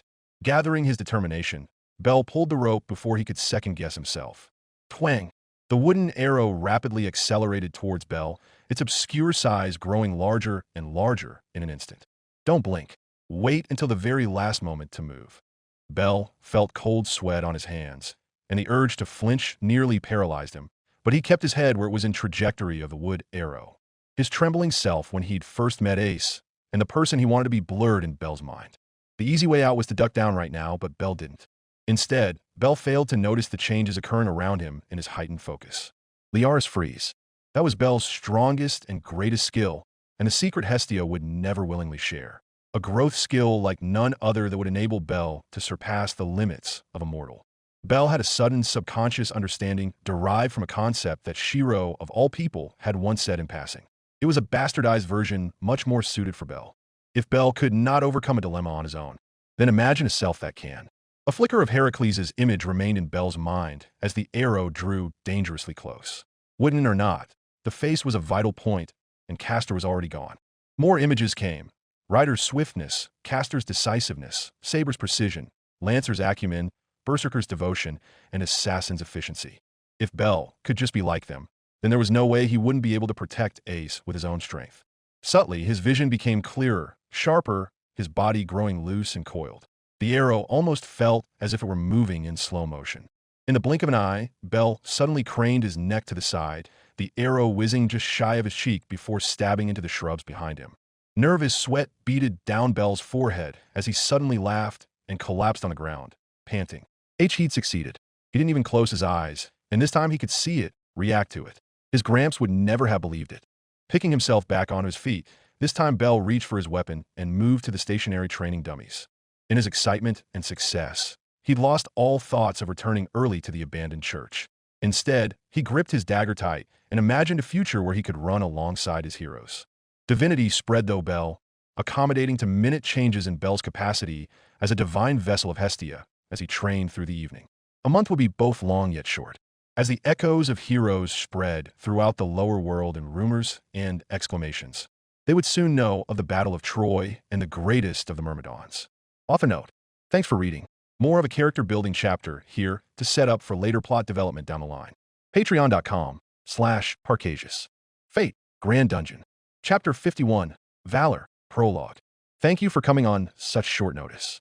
The words were spoken with a degree of tension and unwavering resolve. The setting was a private room reserved in the city of Rhodes outside the jurisdiction of Orio, a perfect location to avoid political scrutiny and maneuvering, which was why the occupants of the room represented factions and people beyond Orario's boundaries. Not as if we had a choice. Thetis didn't bat an eye to the merchant union's representative's words.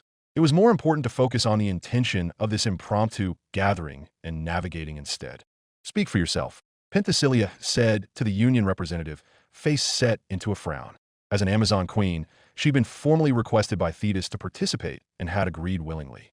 Penthesilea was here representing her faction of Amazons. As if brutes like you would understand. The merchant union representative muttered, staring at the Amazon queen, but drawing the attention of another. Are you directing that at me as well? A man spoke up, hair a fiery crimson and eyes the color of steel. Hellenic armor modeled after Spartan bronze shields and chestplate was worn over the man's body. The union representative was astute enough to not answer. Not when witless words could garner irritation from a god. And not just any god, but a particularly troublesome one notorious outside of Orio. Still, a rather interesting lineup here. The man continued, ignoring the union representative in favor of greeting the unexpected face of a woman. It's been ages, hasn't it, Artemis? Still hunting boars and playing with sticks and stones, I see. Said woman in question had her eyes closed and opened them sharply at the man's words. Her light blue hair that framed her face and ran down in parallel bangs lifting from surge of anger. The hunt is as sacred as your right of war, Ares. Do not believe I will fall for such obvious provocations. The goddess Artemis, and even Ares the god of war himself, had been urged to attend. It was a gathering of executives with influence outside of Orio, all orchestrated by the connections of Thetis and her familia itself. The room was similar to a powder keg waiting to explode, and Thetis stood at the center of it. Shall we get on with things, or would you all rather waste time on further squabbles and disagreements? What matters is that we're all here. Thetis cut in with uncharacteristic urgency and determination. A long sigh echoed out in the room before the man, representing the merchant union, relented. He was held at knife point by the Thetis Commerce Group, along with many who had vested interest in her economic pathways built up from years of friendly trade. Thetis was burning many bridges with her actions, but at the very least, he'd hear her out and convey what was said here to the other merchantries. All right, this matter must be big if you're calling for favors. The merchant union representative was a keen man by the name of Solon of Athens. He was a lawyer and commerce manager for a city under the goddess Athena's favor. The fact you have Ares here and are gathering weapons, food, and logistic supplies implies preparation for a battle. Astute as ever, Thetis admitted. A battle is coming and I lack experience to navigate it. If it was a battle with the location focused on Orio, the matter could only be one. So, you've gathered everyone here to act as consul? Artemis asked before Ares interrupted and expressed his discontent. All this for another war game? Ares scoffed, his arms crossing at the assumption. War without death had no meaning as it removed consequence and thrill from one warrior to another. Battles in Orio were often the conflict of gods waging proxy war with each other through their familias. But this was far from that. Not a war game. Thetis enunciated with a chilling finality. War, Ares. War.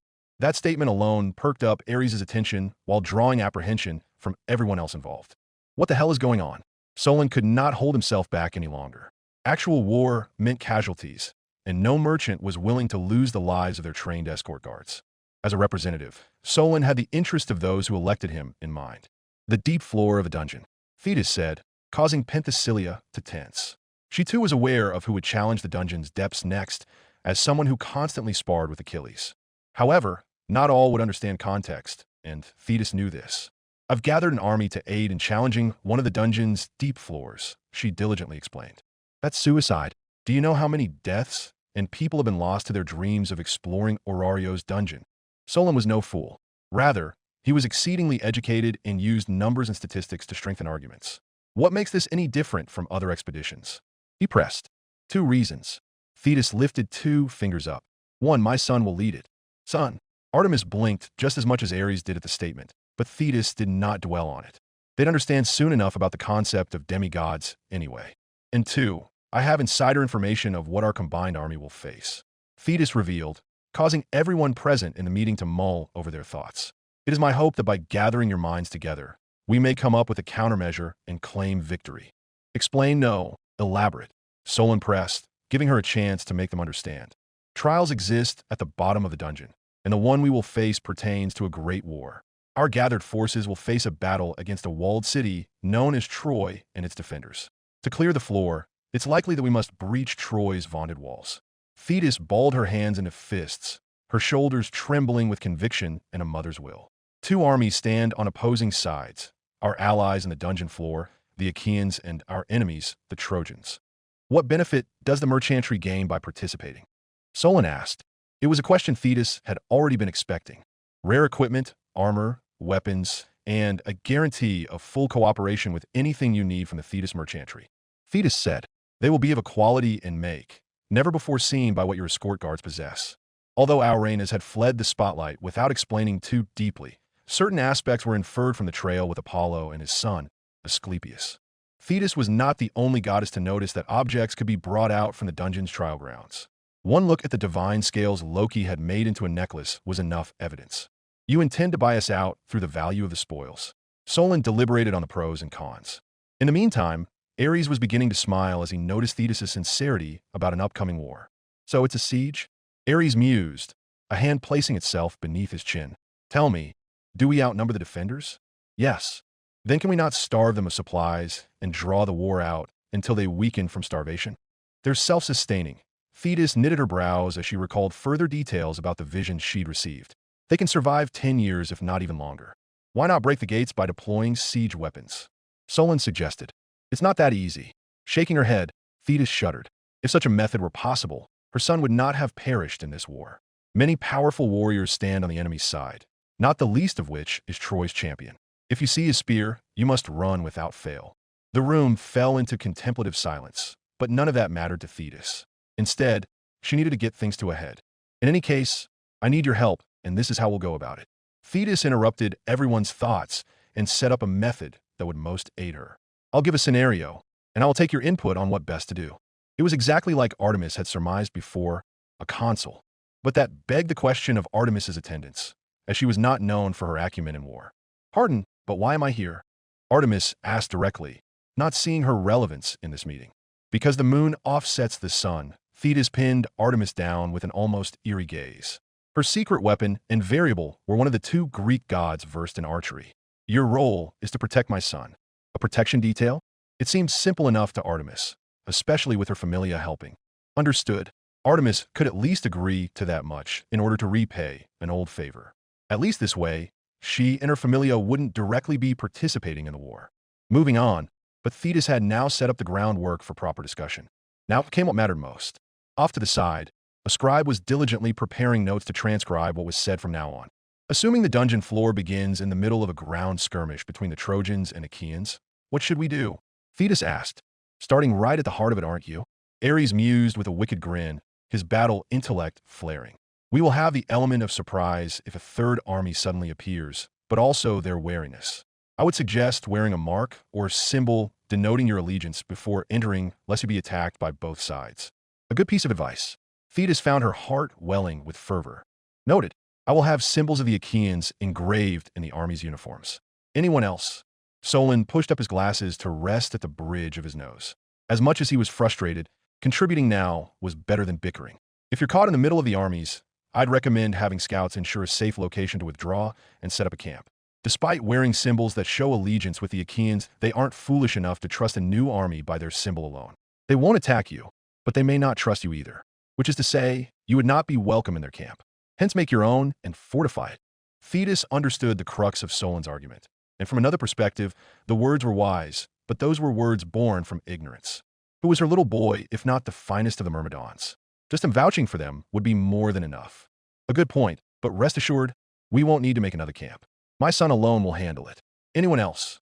Solon blinked, unable to determine how Thetis could have such faith when the whole concept of gods having children had yet to sink in for him. As it stood, she appeared as a foolishly overconfident mother. Nevertheless, he held his tongue. If our numbers are superior combined with the Achaean army, can we not just rout the Trojan ground unit? Penthesilea proposed. The Amazons I lead should be enough to help tip the scales. Thetis frowned before shaking her head.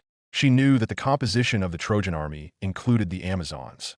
The shock of that fact may hinder Penthesilea at a critical moment, and, as such, was not a good avenue to pursue. Telling Penthesilea in advance was something Thetis would not do either, for fear of the Amazon queen rescinding her support. Once in the dungeon, they have no choice but to cooperate anyway. The concept of war is to grasp the capability of an opponent. Ares interjected before even Thetis herself could refute Penthesilea. Fighting blind in war means only defeat or death. Funny, coming from you, Penthesilea sneered. How have your attempts at invasion been playing out against Ares? It is a difference in quality rather than tactics. Ares said, unperturbed. My kingdom and those affiliated with me are too far from Oreo, whereas the dungeon city has many high-level adventurers. The skirmishes so far have been probes assessing the adversary's capability. That is all. We're going on a tangent. This isn't about matters pertaining to outside the dungeon, but inside. Focus. Thetis chastised before shaking her head. The next question. Everyone lent an ear to Thetis's next scenario. How do we find a single man in an army? She asked. Again, Ares was the first to answer. It depends on who you're looking for, Ares said. A common soldier, unlikely. A general, more likely. It's a strategist and warrior on the Achaean side, Thetis elaborated. There's more than a single strategist in a war, Solon cautioned. They may wear distinct armor or fly certain flags to draw the eyes of their soldiers, but they're often heavily protected. The fact you wish to pursue one doesn't make much sense. You intend to entrust command of the army to that strategist, don't you? Ares deduced. Thetis did not deny it despite the ruffled expression Penthesilea and Solon made. Trust mattered when it came to following a strategy, and none were too keen on listening to the words of a stranger. That boded another question. Let's say we're able to find and make an audience with this strategist. Is he or she really that capable? Solon demanded. He is a person with the capacity to end the war. Thetis had seen it firsthand at the end of a long, dreamlike vision. Then it all leads back to finding that strategist. Ares laughed. Everyone began to muse and delve into further detail. Plans of attack, evasive actions, and even unit organization. In the end, Thetis nodded. Indeed, the key lied in finding a single man in the Achaean army besieging Troy. The man who retrieved Achilles' body and armor after his death. Odysseus, Athena's favorite. Arguably, Oreo was no longer the same dungeon city it had once been prior to the completion of the grand quests. But what was happening now was on a scale never before seen. On the day Ryder was to challenge the dungeon, the entire city began to shake and groan. The echo of heavy machinery and thunderous footsteps reverberated throughout the distant horizon, revealing throngs of siege weapons and hundreds of armed warriors marching into Oreo proper. Size and quantity alone dwarfed even the original raid party against the one-eyed black dragon, but what they traded for size, they lost in quality. Most were not as strong as the original participants of the Grand Quest, but what they had was personnel and state-of-the-line equipment. Magic-powered ballista, siege towers, and defensive wards were transported in spades. Worst of all for Achilles, his own mother and father stood at the forefront, with their entire familia armed and solemn. Ryder could only blink in abject shock and embarrassment at the grand sight. More specifically, those in Oreo thought it was an invading force and mobilized. The flag of the Ares familia, mixed in with the smaller merchant flags, had not helped alleviate the misunderstanding. Without waiting, Ryder had already appeared before the approaching army with a spurt of Godspeed. All the while, Ryder observed the composition of the army and noted a staggering number of mercenaries and armed escorts all grouped up in one. If there was one material item individuals would bet and risk their lives over, it was the measure of gold and silver. Such was the power of money and commerce. Just that, Ryder would never have known how much of a tycoon his own mother had been in this world to mobilize such a force within a month. Ryder opened his mouth in protest when he got within earshot of Thetis, but Thetis spoke first. You refuse to listen to reason. But Dash, that's why I'm not reasoning with you. Thetis passed Ryder by, Peleus patting him on the shoulder as they continued to their destination at the dungeon. She has you there, son, Peleus said. A hollow laugh escaped Ryder's mouth. Few battles were as feeble as arguing with one's own mother, no matter how frustratingly right or wrong they were. Author note, patreon.com/Parcasious. Chapter 52, Valor, Part 1. What is power? Images came to mind. Tense discussions, heated arguments, and squabbles that culminated into petty actions born from stubbornness and refusal. Is it the ability of one to lord over many, or the capability of one to reap thousands? Pride, rage, and war, all combined into a notion known as merit under the eyes of the gods. The strength of one, or the influence of one.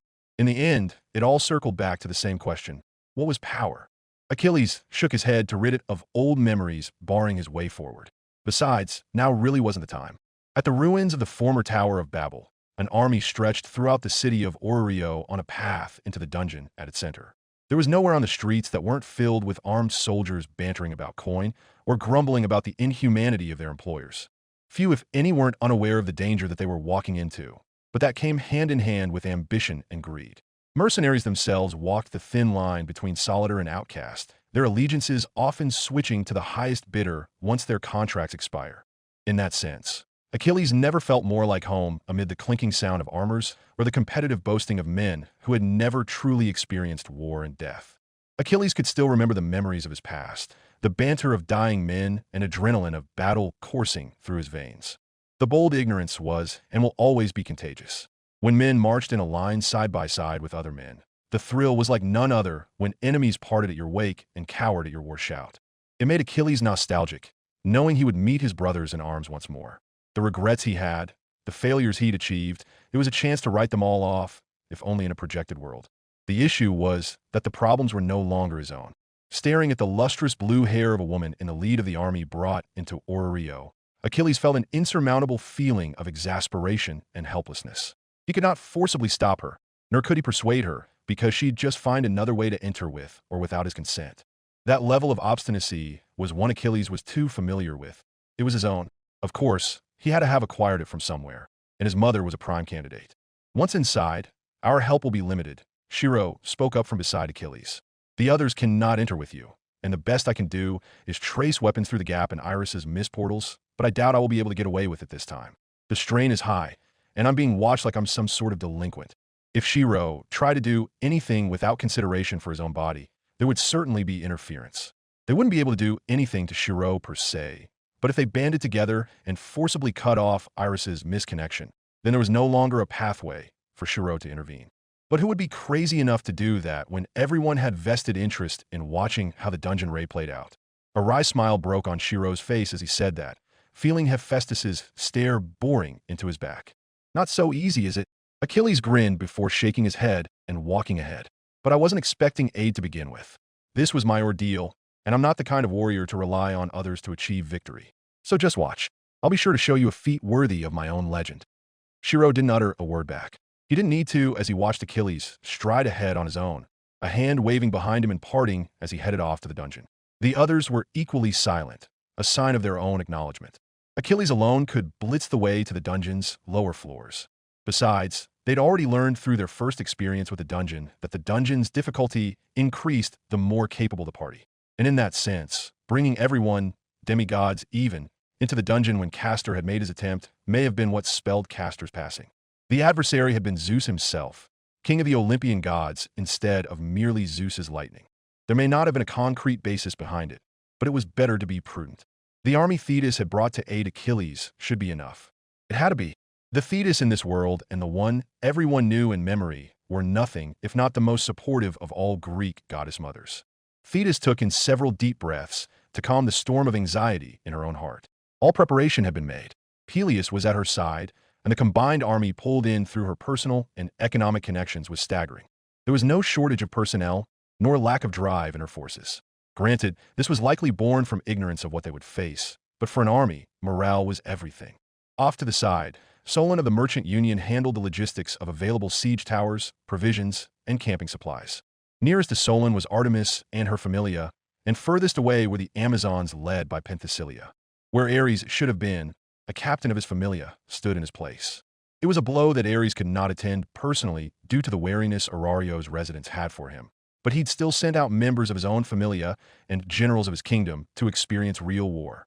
This included a team of blacksmiths from the Kratso family to maintain the army's equipment and weapons, and this wasn't without tension from that Festus familia, but Thetis was beyond concerning herself with other matters. She'd deal with them all later when she was certain her son could survive. Given the size of the army Thetis had brought, few, if any familia already within Orio saw it prudent to join in her efforts. Many like Freya, Loki, Zeus, and Ganesha familia held off on their support as they had other demigods to think about. Any loss of forces now would be permanent without Castor. Arguably, Thetis could understand, but emotionally, she felt slighted. She'd given her aid to Zeus familia in the past, and even had connections with Loki and Freya before they'd become Aurario's central powers, but they were just standing by when their familia members were arguably the strongest. Zeus and the others were likely holding their support for their own children or people of interest, but to Thetis, Achilles was, her son stood at the front of the dungeon's sixth-most bottom layer, still giving her that exasperated look as the army waited for him to enter. Thetis pursed her lips, hardening her resolve. She could save grudges for later. For now, her focus was ahead. Once Achilles enters the dungeon floor, the army and Thetis herself would follow. Solon, you're in charge of conveying orders on the right flank composed of our merchantry soldiers. Thetis began issuing orders.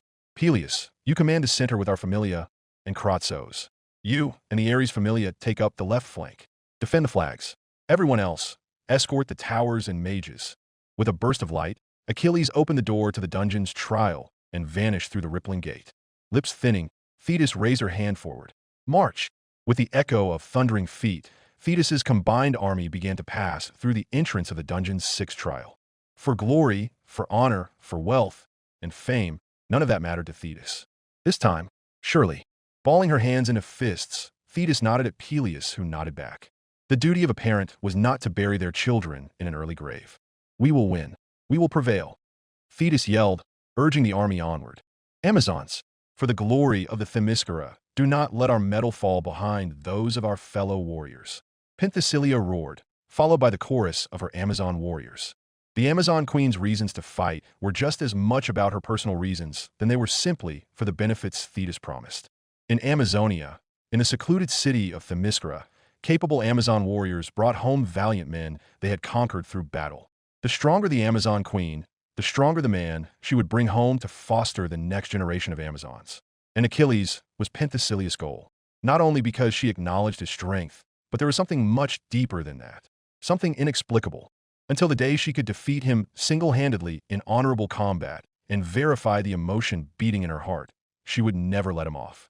Meanwhile, the Kratso and the members of the Ares familia followed through next. All the while, Iris was present to sift her mist through the rippling portal and survey the area on the other side to those watching behind. The Great War of Troy, a legendary battle set as the stage where numerous Greek heroes rose and fell, mortal and demigod alike.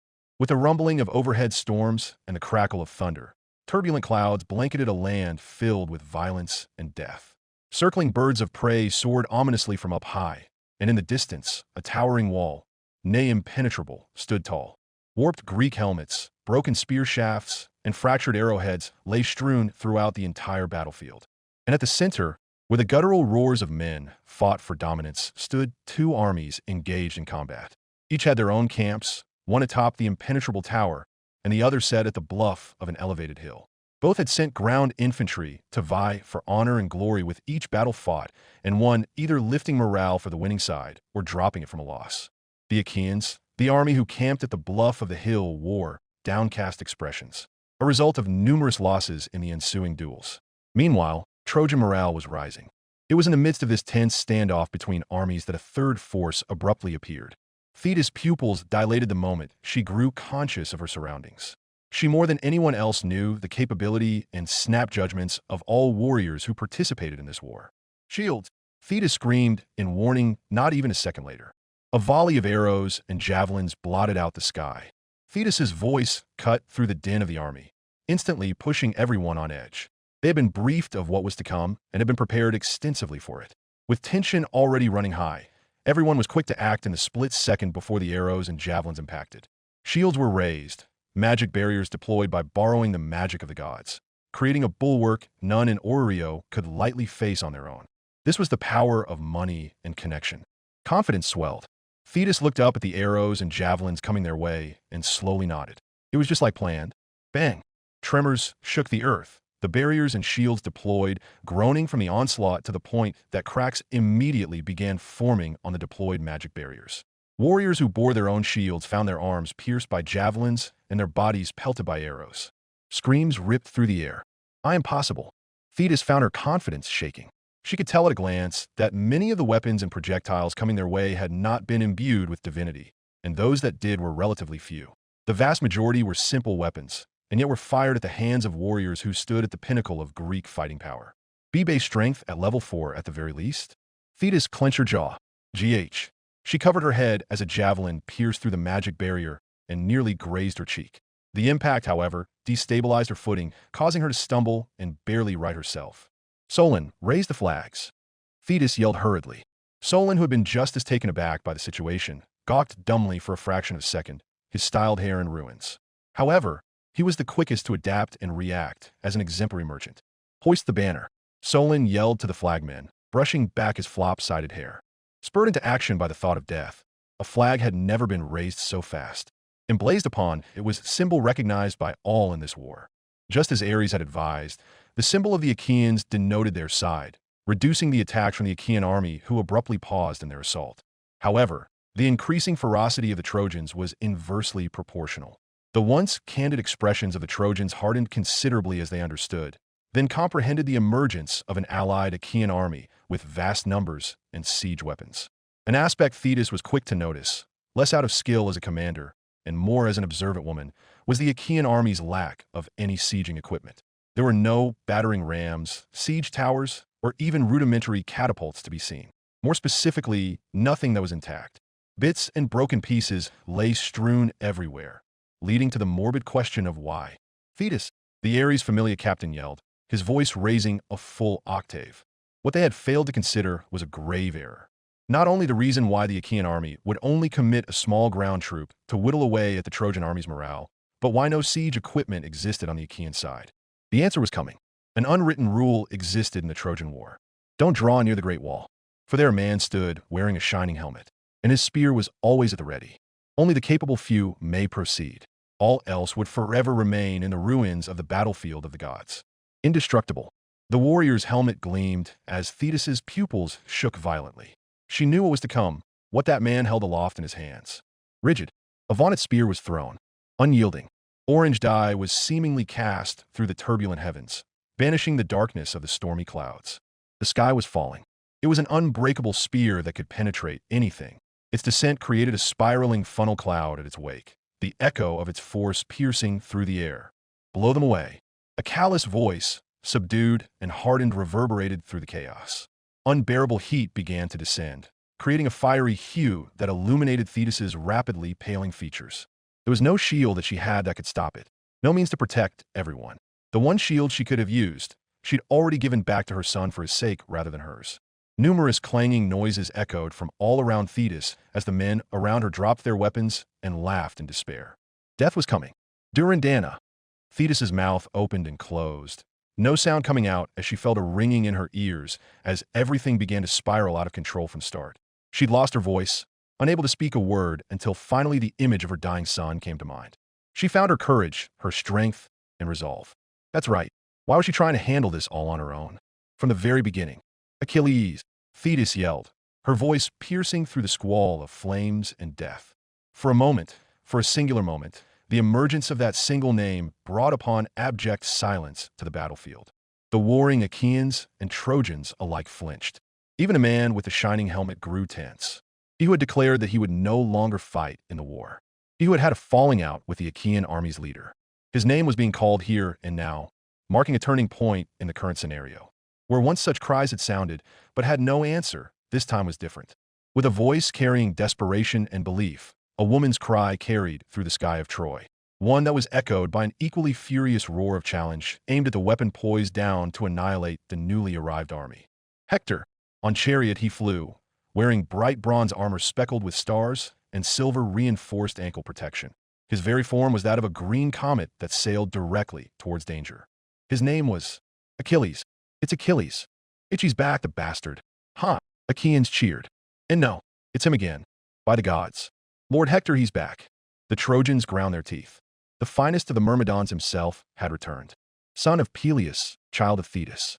Rider took to the battlefield, directly intercepting Hector's thrown spear and blocking it with a shield. The sight was engraved in the eyes of all. The moment of impact shattered the sound barrier and enveloped the entire area in an explosion of fire and divine light. Author note: patreon.com/Parcasious. Chapter 53, Valor, Part 2. The shout of a single name altered the entire morale of a battlefield.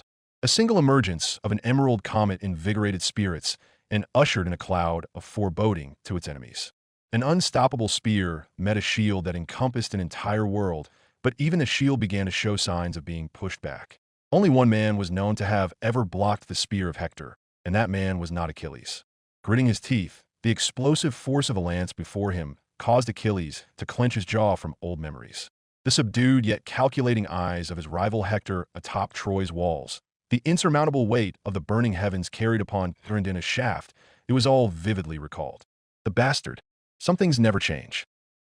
Achilles yelled, angling his shield not to block Hector's strike, but to redirect its trajectory. Caught in the air with no leverage to twist, Achilles called upon his divine steeds and chariot.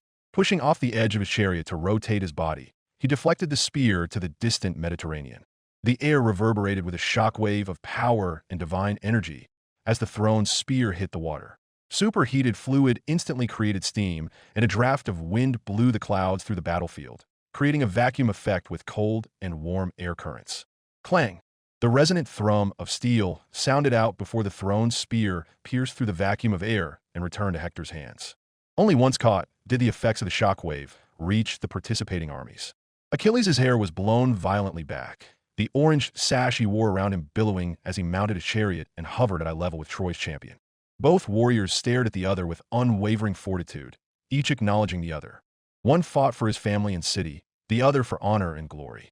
In a brief exchange of gazes, numerous thoughts and emotions flickered through both of their features. But Achilles was the first to break the status quo.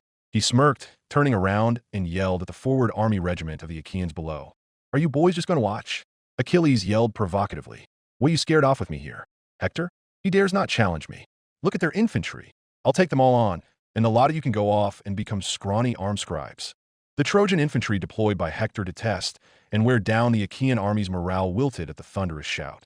To begin with, the whole operation had hinged on the intelligence that Achilles had withdrawn due to butting heads with the Achaean army leader, Agamemnon. The sudden emergence of a third army and Achilles himself had severely altered calculations. The presence of Achilles alone was enough.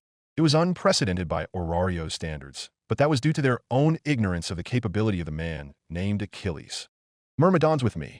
A man in the Achaean army, a general leading an entire unit of men, pulled down the visor of his plate helmet and yelled at the fools behind him. "Shall we let our brother fight alone?" "No, never." A resounding chorus echoed back in response, drowning all else in the din of roaring men whose distinct armors could never be mistaken.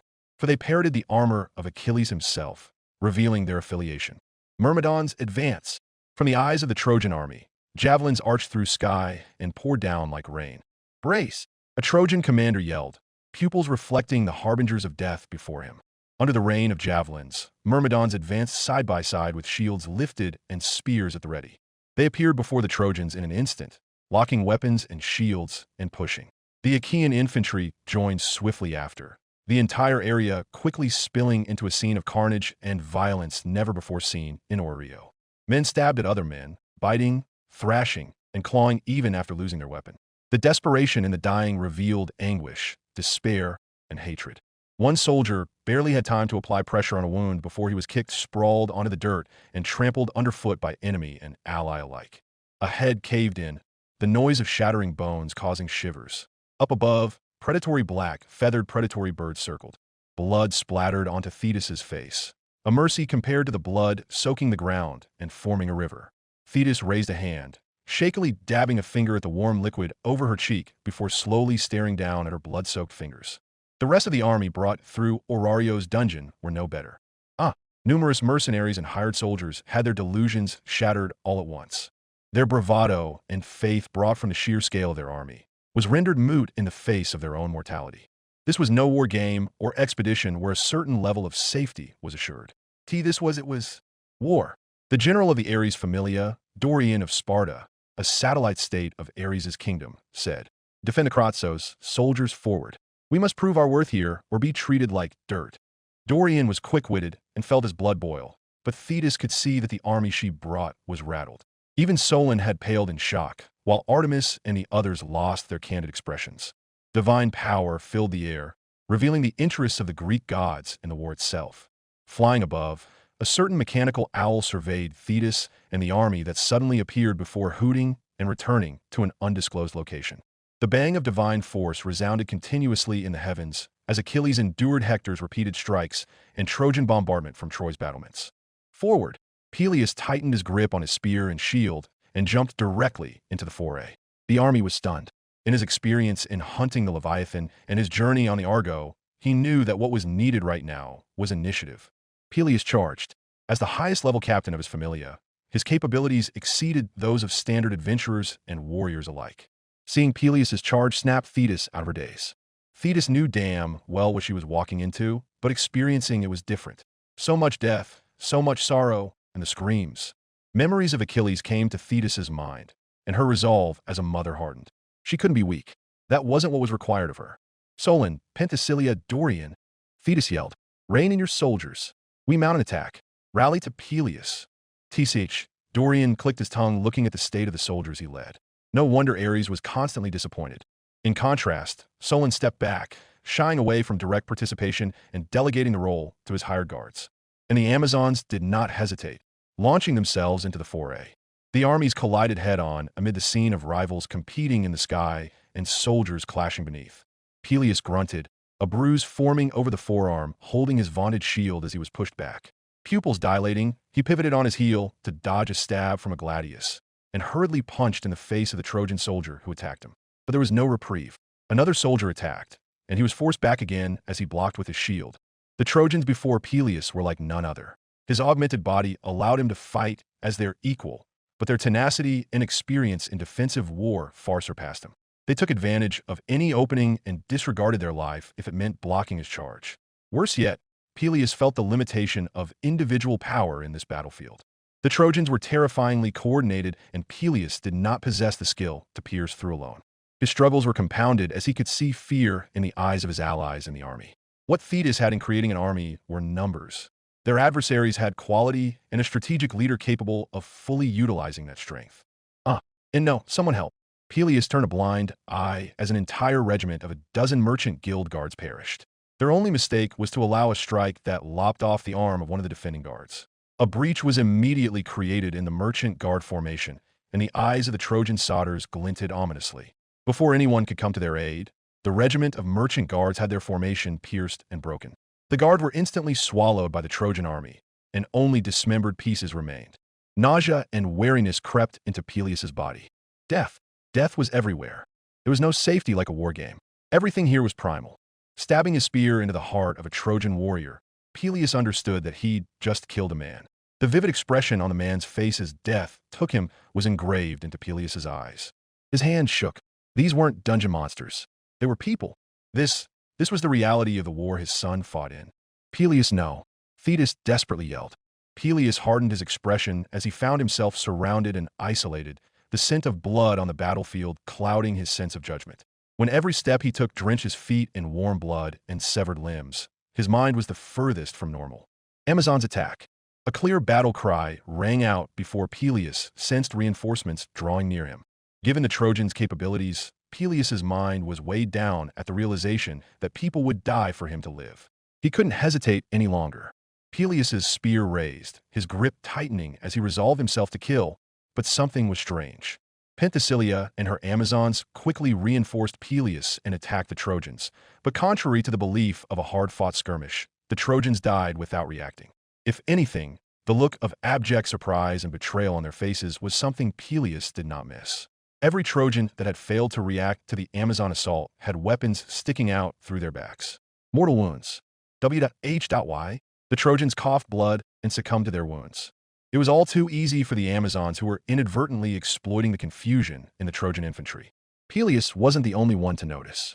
Penthesilea herself was frowning heavily behind her plated helmet that concealed her face. However, now wasn't the time for questions amid a battlefield. Retreat. Hector shouted from atop Troy's wall, seeing the Trojan forward infantry being decimated.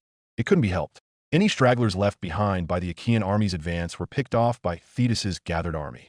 Hector could see no chance of victory in this engagement. The plan ended the moment Achilles appeared. "That's right. Turtle up again, you old man." Achilles goaded with little effect. Hector could care less. The two glared at each other. Neither appeared exhausted despite their brief exchange. But this was enough for now. What mattered was a single importance piece of news Hector would recount to the Trojan forces and his brother Paris. Achilles had rejoined the war with a new army. As soon as the command to retreat was called, the Trojans did not flee and expose their backs, but retreated in a uniform manner, almost as if in silent agreement. Neither Achilles or the Achaeans chased the retreating Trojan army past a certain point near Troy's walls. If that line were crossed, Achilles knew that direct confrontation with a Hector supported by the entire Trojan army would be inevitable. Neither side wished for a full-scale war without a chance for a decisive victory if they could help it. Too many would die, and Achilles knew that many of those casualties would belong to the army Thetis brought. Achilles had too many regrets about the war of Troy to even consider adding more. "Run away, you damn cowards. The gods side with us. Achilles, Achilles, Achilles." The Achaeans cheered at their victory.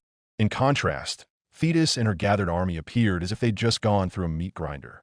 They were covered in blood and wounds, and a tenth of their forces were lost in that single exchange.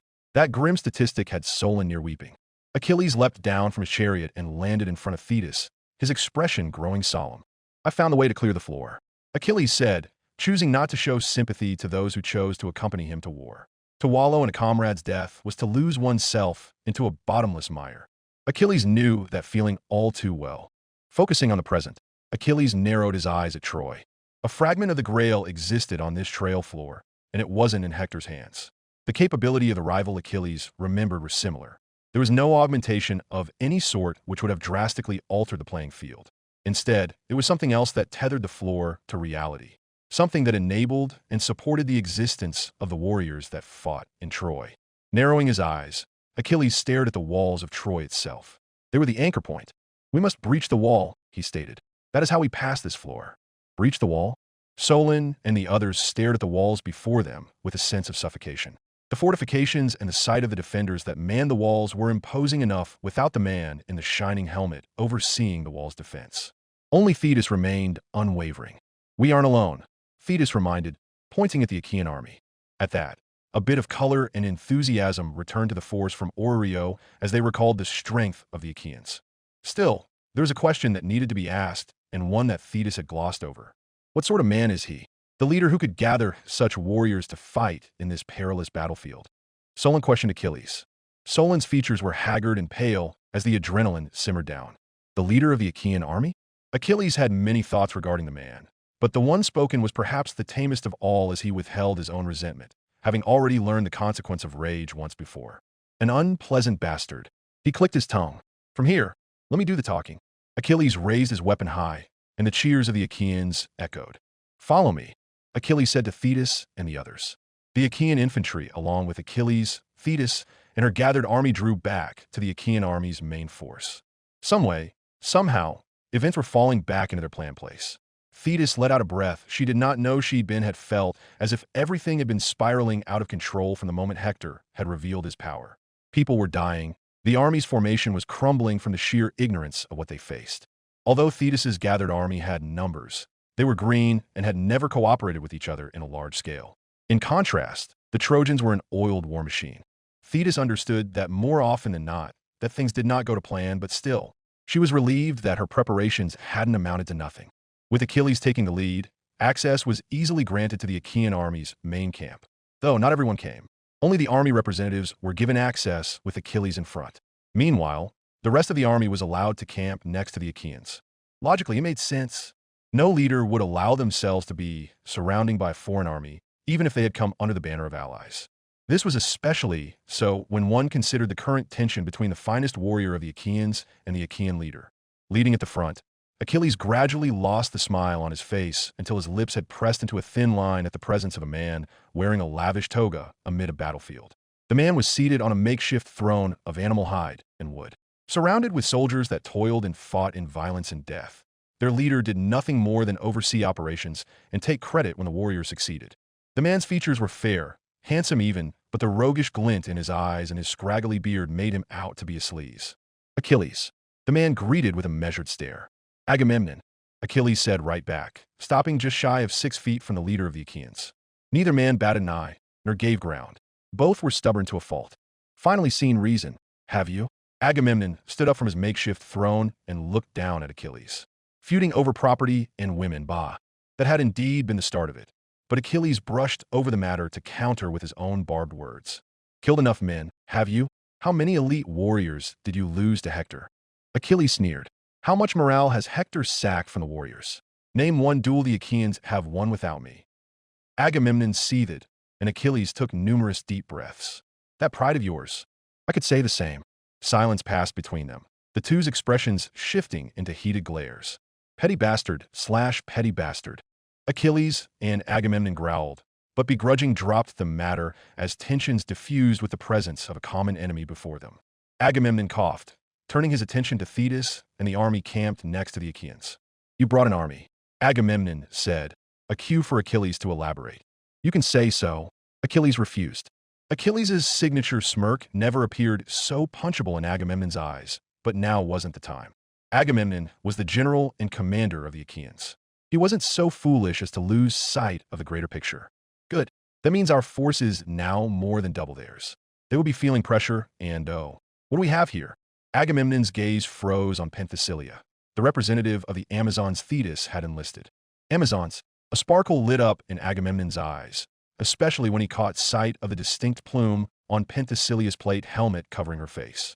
The Amazon queen herself, the one rumored to possess outstanding beauty. Leave it. Achilles directly blocked Agamemnon's line of sight, forcing him to refocus on him. She's not who you think she is. They're all with me.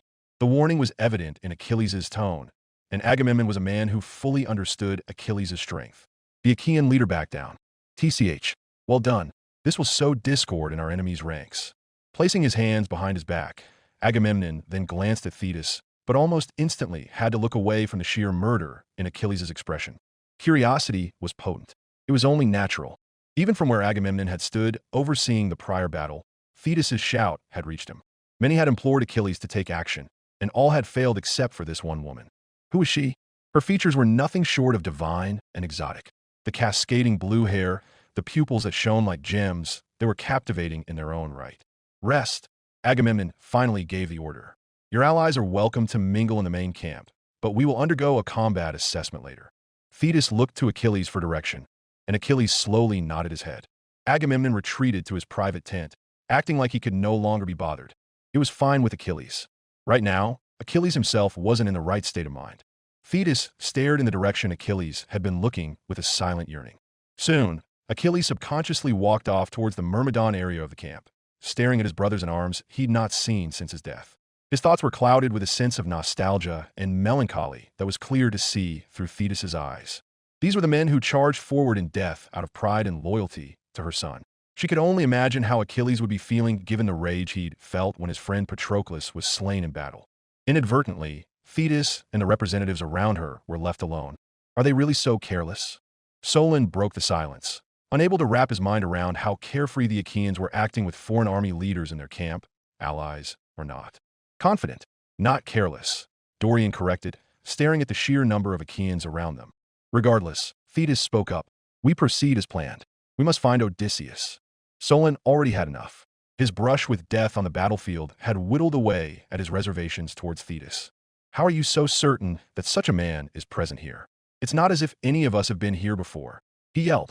Believe me, he is. We just have to stick to the plan. Thetis did not allow her composure to break. What she did now could directly influence her son's odds of would not waver. Who will act as our army's overall representative and request a commander's meeting? I'd do it myself, but I fear I lack the capability and insight to lead an army. Obviously, Solon pushed up his glasses and remained pessimistic. The Achaean commanders may even refuse an audience without Agamemnon's permission. They won't. No competent army would neglect variables, and that man did not strike me as the type to lead on the battlefield. They need to know our army's composition and general skill level prior to joint deployments. Dorian said, "Leave this to me. If anything, I'm curious about this army's generals." Thetis found herself nodding, but soon took notice of Penthesilea's absent-mindedness. It was different compared to Artemis, who stayed behind to help protect their main army, while Achilles led them to Agamemnon. "Penthesilea?" Thetis called out. No response. Rather, Penthesilea gestured for Thetis to follow her away from earshot of Solon and Dorian. "Is something wrong?" Thetis asked again. Penthesilea did not hesitate as an Amazonian queen and directly shared her concern. "Why do I see my war banners on the enemy walls?" The faces of Trojan warriors brutalized by her weapon came to Penthesilea's mind. Their expressions, so vivid, were etched in her memory. Those weren't the faces of warriors accepting their deaths at the hands of an honorable opponent, but the expressions of those who could not accept their end at her hands. It was as if they'd never considered her an enemy. And that's when Penthesilea had seen it billowing on Troy's walls. Amazonian war flags. Penthesilea's inquiry was a question that Thetis was hard-pressed to answer, but there was no use hiding it now. There's no easy way to say this, but in this war, Thetis trailed off before reaffirming her conviction.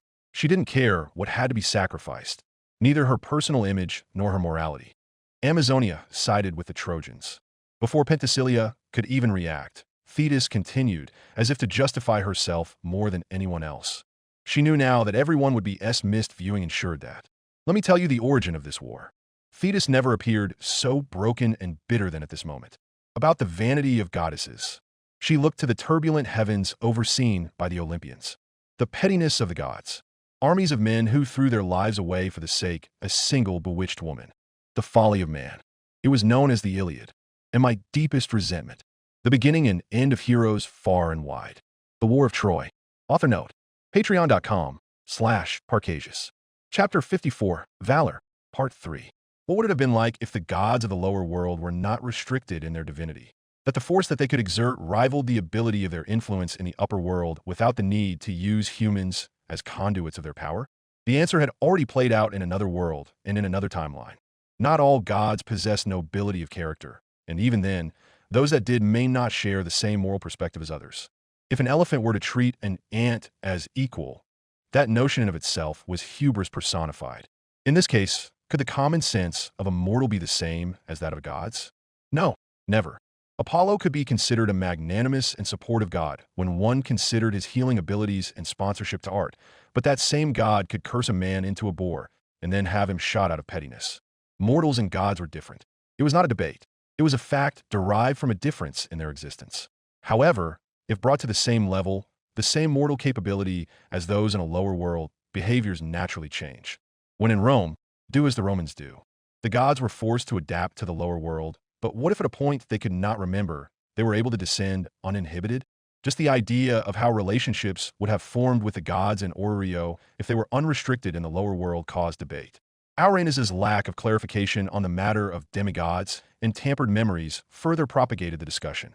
To the gods in Orrerio now, the words that came out of Thetis's mouth weren't mere stories, but a retelling of events. None were more appalled by the history Thetis was narrating than those involved or related directly. The Iliad Thetis spoke of was the legend of the rage of Achilles. The retelling ran deep within the inner workings of the Greek pantheon. After all, the actions described were in line with the natural tendencies of the gods in question themselves. A golden apple and a beauty competition between Athena, Aphrodite, and Hera, with a favored one of Apollo as a judge? Some, more than others. Aphrodite. Ares nearly gave himself away in the crowd of spectators outside the ruins of the Tower of Babel. Several people gave him odd looks as he clenched his jaw out of sheer indignation. Dressed as a lame old man with a hunch and a hood pulled over his face, no one would ever correlate the image with Ares himself. Not until Ares crushed the very walking stick he was leaning on with his bare hand. Ares had to remind himself to be discreet, that he'd infiltrated Orrerio unannounced to view the supposed war Thetis had spoken of, but this, to dare bewitch a queen of Sparta. Ares's eyes were livid. Sparta was a city dedicated to Ares that annually venerated his name and being. Sparta was the same in Orio as it was in another timeline. If not for the fact that Ares' own familia member was royalty of a kingdom, Ares would have used Sparta as a central base. Ares seethed in silence, but having noticed that he was drawing attention to himself, he hobbled to a more obscure location in the crowd. If that's what Ares focused on, then many other gods focused on another aspect. Helen of Sparta, she was another daughter of Zeus. How many children did you have? Hestia stammered, staring dumbly at Zeus. Given Zeus's tendency to gravitate to women, it was a question that left Zeus at a loss for words. Had he not been restricted in the lower world, he could not say with confidence that he would not have bedded numerous women. Zeus had enough troubles with one son returned to him, let alone begin to handle the revelation that he'd fathered many more. He could vaguely picture an unimpeded version of himself descending from the upper world for the first time. Was it wrong to pick up girls in the lower world? Poseidon would be no better. Zeus hastily shook his head, blinked, realized what he'd said, and then sighed as he understood his thoughts were being led astray. He refocused, ignoring Hestia's piercing scorn. Thetis continued on, abbreviating much of who participated in the Battle of Troy and focusing on the overall picture. It was a tactical decision on her part. She would not risk variables caused by the interference of other gods who could realize their own kin were fighting in a war they could die within. In short, Thetis was only providing the information she wished to provide the other gods spectating. Nevertheless, Thetis never forgot the original reason she'd begun her story. A long silence stretched after Thetis finally finished speaking her piece. A cool wind blew, brushing against the sweat beading over Thetis's brow. None of this was easy, and what pained her most was the mental aspect of it. The expressions people leveled on her as she broke their trust, burned bridges, and bullishly forced her opinions through was daunting. It was even more so when it concerned people she kept close, even a potential daughter-in-law. Across from Thetis, the Amazon queen Pentasilea's expression had long since hardened. "You tricked me," Penthesilea whispered, staring again at the Amazon war banners held on the enemy's side. Whatever the reasons, it was clear that Penthesilea would stand opposed to her own people in this lower floor. Amazonia chose to fight on the side of Troy. Indeed, it was so. Like planned, Thetis did not plan on concealing what was so blatantly obvious. "Think of it as you will," Thetis said, brows knitting together while unable to meet Penthesilea's gaze. "Hate me, curse me, I'll bear it." Thetis would accept all resentment. This was what she had brought upon herself. Thetis was willing to go to any length if it meant preventing the tragedy of her son's death. She'd resolved herself so many times, but even now it felt like a vice was squeezing on her heart. By nature, Thetis was a kind-hearted goddess that emphasized strong ties in relationships. Straining them was torture. It was just that her very nature was playing against her. If straining her present relationships with others was torture, then losing her direct familial relationships was emotional death. She'd simply chosen the later over the former option. "Achilles, he is to die in this land?" Penthesilea said in the stretching silence. Thetis clenched her jaw, shoulders trembling. "Yes," she forced out through her teeth. Penthesilea's lip twitched, hands opening and closing in a fist before she eased the strength in her hands. "Then that's reason enough," Penthesilea eventually said, voice thick with unsaid restraint. "I am the Amazon Queen Penthesilea. I care not for what has already passed, but on what is to come. But battles are battles and grudges are grudges. We will have words should we survive this floor." Thetis stiffly nodded and watched as Penthesilea marched back to her unit of Amazons, features lost in thought. Penthesilea's words weren't to be taken lightly. At the very least, there was no chance of her betraying the allied army for the Trojans. By the time Penthesilea's figure vanished back into the allied army's campground, Thetis felt all her tension leave her. Her expression fell, her shoulders hunching as she registered footsteps approaching her. Thetis knew exactly who it was. He'd likely never left her vicinity from start. Peleus sighed. "Thetis dash. It's fine." Thetis cut Peleus off, her expression still downcast. Thetis had already made her choice. What was done was done. Thetis would not dwell on it when she understood she'd have made the same decision with Penthesilea regardless. Now was the time for action, and Thetis wasn't going to remain passive. "Has Dorian made any progress with the Achaean generals?" Thetis asked, directly changing the subject. Peleus, noticing Thetis's discomfort, was more than willing to oblige his goddess and lover. It was as Dorian had thought. Peleus explained. The Achaean generals were more than eager to welcome him into a strategic meeting. However, the man you described as Odysseus was not present there. Thetis bit the nail of her thumb. The fact that a man of Odysseus's wit and capability was not present in a general's meeting indicated his lack of influence and prestige in the Achaean camp. Perhaps at this time in the Trojan War, Odysseus had yet to make a name for himself and was relegated? How much had things already changed? Or perhaps this was just too early into the war. Thetis grew troubled. The army she'd spurred to aid Achilles had brought provisions and an arsenal that could last for months.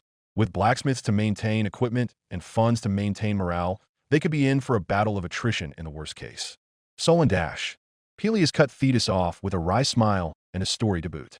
Solon approached the logistics center of the Achaean camp and had success endearing himself to the people there. Thetis found herself opening and closing her mouth at the good news.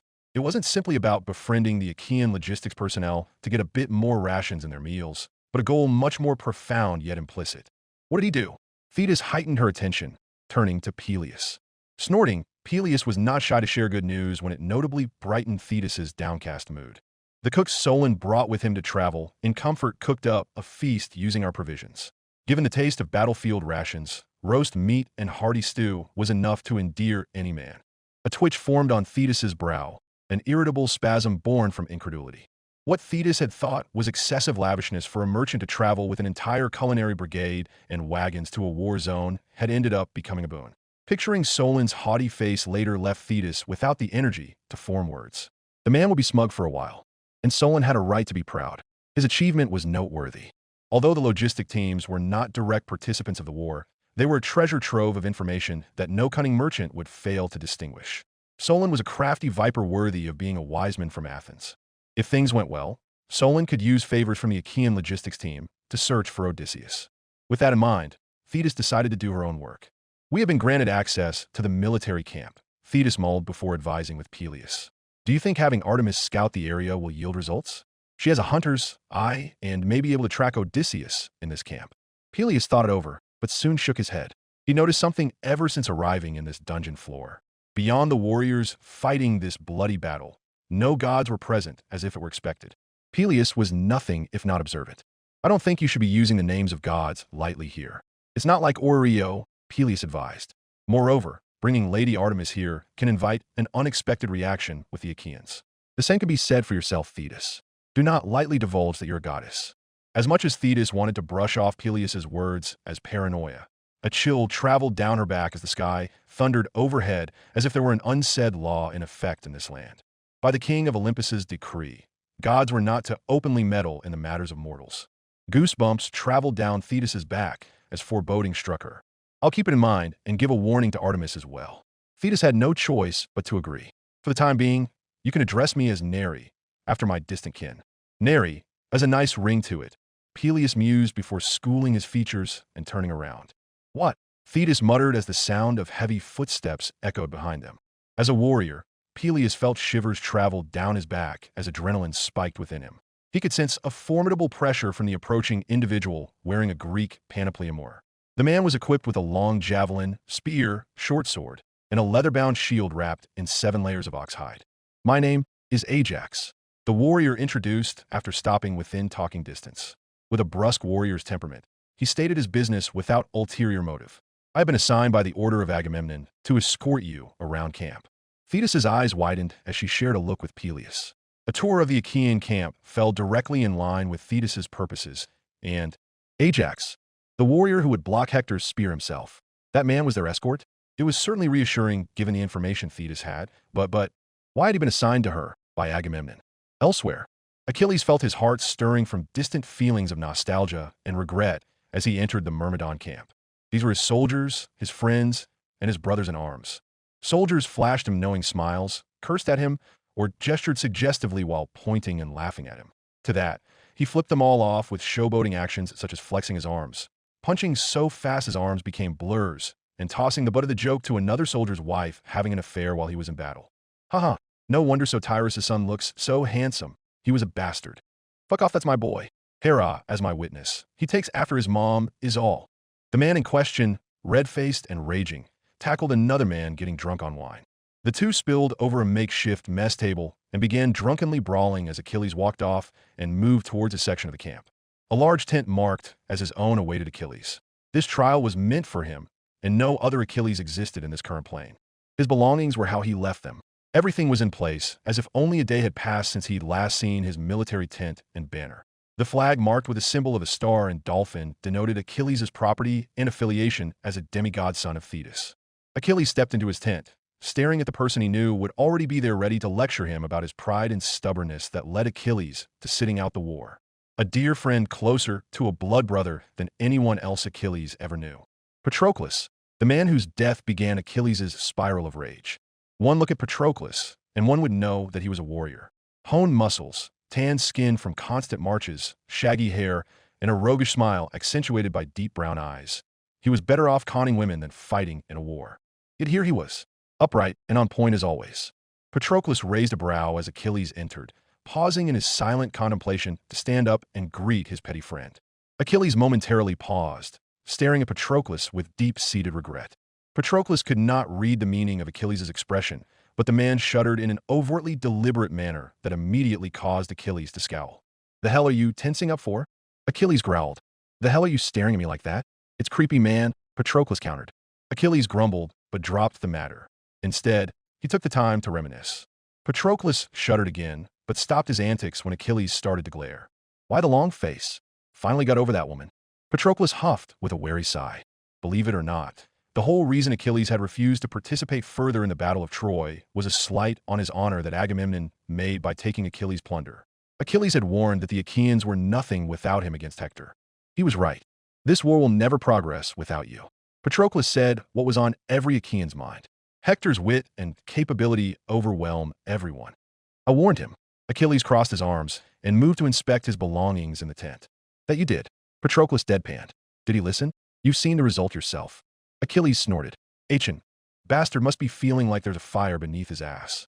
If he's not careful, he may as well be roast on a spit." "Careful with your words, Achilles. At least no one listens here, but people talk.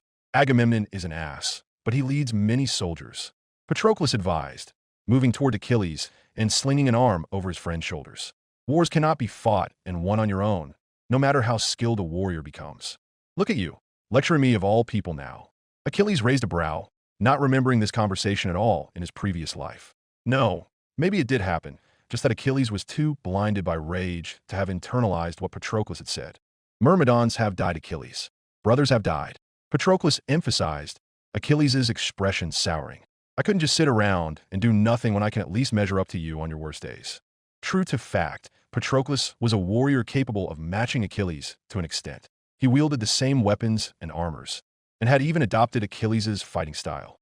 None would easily be able to tell the difference between Patroclus and Achilles if they both wore the same armor. Even their stature and builds are similar. "Salty," Achilles murmured. "What?" Eyes widening, Patroclus stared flatly at Achilles and shuddered once more. "Did I hear that correctly? An apology from the great Achilles himself? Deceits volviton bullshit." Achilles shoved Patroclus' arm off of him and cussed. "That's more like it." Patroclus smirked, patting Achilles on the back before he grew serious. Patroclus was just as observant as Achilles, and he'd noticed that Achilles was different from before somehow.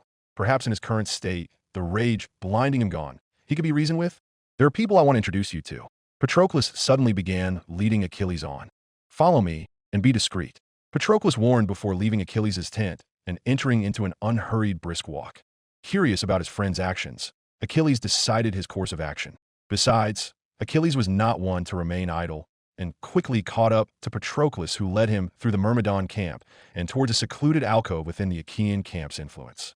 From there, Patroclus arrived before two men who were already fervently lost in discussion. Achilles took note of both individuals before Patroclus began to introduce them. "This is Nestor." Patroclus pointed to an aged Greek man wearing a white toga. He looked unsuited for a battlefield, but here he was. He's an elderly warrior too old to participate in combat any longer, but his experience speaks wonders. With morale falling, he was actually suggesting methods to rouse our soldiers. "He nearly had me at borrowing your armor, but if you're back, it solves everything." This was the bastard who convinced Patroclus that impersonating Achilles was a good idea. Hector had put an end to it. Achilles scrutinized Nestor, but when he thought of the circumstances without being blinded by rage, it made sense. There was no way to disparage the man because his advice was true. If only that plan didn't end with the death of Patroclus as a consequence, Achilles could have accepted it. And he is. Achilles turned his direction toward the particular man he'd heard of, but had never had much interaction with in life. "I am Odysseus, The man introduced himself. Pleased to meet you. Author note. Patreon.com/Parcasious. Sub-55 valor part 4. Hold position. The adrenaline-filled shout echoed throughout the gathered formation of warriors as Dorian exerted his experience as a commander to lead at the front of Thetis's gathered army. Money and connections had built the army, but the backbone lay in the tactical leadership of the Ares Familia in war. And this war was like none other in the truest sense. A coward in the formation got cold feet and failed to maintain his position. She staggered back once the momentum of the Trojan vanguard struck her shield, and she failed to counter the force. Knee buckling, her center of gravity shifted, and a Trojan spear found its way into her exposed side. The force pierced through the woman and pinned her onto the shield of an ally behind the woman. Her side tore clean through from the spear's blade, leather armor and all. Blood spurted out as her innards began to spill. She was dead on impact. Her gaze was vacant, words leaving her mouth incoherently as her mind struggled to catch up to the fact that was dead. The splotching noise of her innards falling out of her through the exposed wound was the last sound she heard. Her jarring death panicked the unit around her. I didn't sign up for this. This can't be happening. We're going to die. Fuck this. What's the point of money and favors if we're dead? They took a step back, overwhelmed by the momentum of the Trojans and steadily collapsing the formation inward. Silence. Dorian hurried forward to reinforce the formation while glaring murder at the cowards. Their words did more to hinder morale than any insult from the Trojans. Keep in line. Do not falter or we'll be breached and routed. Dorian yelled, seething as he attacked the insubordinates without mercy. Like it or not, the situation wasn't one where they had a choice of backing out. Dorian would make it clear. This is war. Fight and live, or cower and die. This was a baptism by fire. Dorian had agreed to lead his regiment of Thetis's army as the vanguard unit of the Achaeans. Not only would it prove the army's allegiance, but it would weed out the incapable from the capable. More importantly, it grounded the current reality for everyone. To live, one must fight earnestly to clear the floor. War and the heart of war were the same. A clashing of wills, skill, and death upon a blood-soaked battlefield. Safety did not exist. The violence was primal. Shields, Dorian commanded, kicking the center units back in place before a rain of arrows were fired by the Trojans. It was an unending barrage. The Trojan archers fired in rotation, the whistling sound of death pervading amid the clamor of arrowheads striking shields. The Trojan warriors quickly pushed the allied army's front once the arrow volleys paused. Spears, Dorian ordered. Don't let them through. Huddled in phalanx formation, spears were pushed through the gaps of the shields and striking into the bodies of charging Trojans. However, the momentum of the Trojan charge had their bodies press overwhelmingly on the shield bearers. Veins popped over Dorian's arms as he commanded front and braced behind a shield. The weight was insurmountable. Any longer, and the line would be breached. However, it was then that a resonant horn reverberated through the air. Take the enemy's flank and slaughter them. A man in full Greek hoplite armor rode forward on horseback, leading an army of Achaeans. The colored plume atop the man's helmet allowed him to easily be identified by his enemies and allies. Dorian let out a sigh of relief. It was done. The Achaean charge was led by a warrior named Diomedes that Dorian had the pleasure of discussing strategy with as a fellow commander. Far from excluding him from pertinent military knowledge, once it was confirmed that he was an ally, the man had immediately found a way to incorporate Dorian's forces into the Achaean fold.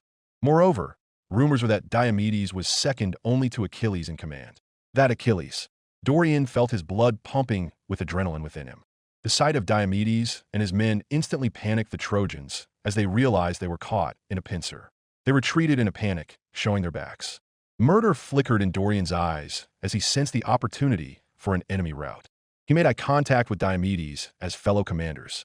Va, a word with neither mercy or grace. A word that best describes the roots of all conflict. Dominance. Advance. //. So it begins. Peleus naturally surveyed the state of the battlefield with a critical eye while engaged in combat. His expression was tense, his body tight with an unknown dread, even as he held fast his lance and shield with his arms. In the end, he and Thetis could not locate the man named Odysseus. Rather, they had been shown around camp with the warrior Ajax as a guide. Aias's features were rugged yet soft, with Thetis even pointing out that he shared similar features to Peleus and Achilles. The green hair, the beard, and even the robust build. More than a few times, Ajax himself fell into thought while spending time with Peleus, who referred to himself as Pels all the way until the order to mobilize had been given. The answer to the mystery was one that Ajax inadvertently let slip as talk of Achilles' return naturally spread among the Achaeans. "My cousin's a popular man," Ajax said begrudgingly as a warrior. "But I too will make my name known. He is the spear, and I am the bulwark." "Cousin?" The face Thetis made as she and Peleus linked the puzzle pieces together startled many spectators. If Ajax was the cousin of Achilles, then that meant Ajax was related to Peleus by blood, which meant to say Ajax was Peleus's nephew. Of course, the reason why a warrior of Aias' caliber could not solve the mystery was due to Peleus' young outward appearance, and that Peleus of the Argonauts had already died. The truth of familial blood ties did not lie, but regardless. "Not bad," Ajax remarked as Peleus eased his stance, and Ajax swept his spear outward to push back the Trojans for some breathing room. "Even your fighting style is no, now's not the time." Having not found Odysseus, Peleus and the allied army had been swept up in the Achaean momentum and mobilized for war at Agamemnon's prompting. Though incapable as a warrior, Agamemnon was a leader. Using the heightened morale of Achilles' return to the battlefield, Agamemnon had called for an attack. The Achaeans obliged, with Achilles taking the flank in a pre-mediated maneuver to watch out for Hector's retaliation. If they could just break through the Trojan lines here, the Achaean army could use the momentum to storm the gates of Troy. Regardless of whether Odysseus was found or not, the overall objective was still to breach Troy's walls. That was enough reason to rally the allied army Thetis had gathered. Thetis was to stay out of the battlefield while Peleus accompanied Ajax in war. Dorian and Diomedes' initiatives were already being met with success. The Trojan line was breaking, and Hector could not easily divert his focus with Achilles present in the war. "Follow my lead, brother," Ajax declared, his muscles bulging as his sturdy frame leaned forward. "We must carve a path through the enemy, while Achilles handles Hector." Peleus could only nod, taking position beside Ajax. Standing together, Peleus and Ajax appeared like brothers. They shared physical similarities with Achilles and were of the same bloodline. The Achaeans rallied to the two. "My shield blocks the fiery heavens," Ajax roared before sprinting ahead with both arms braced to his shield. The man was a veritable battering ram.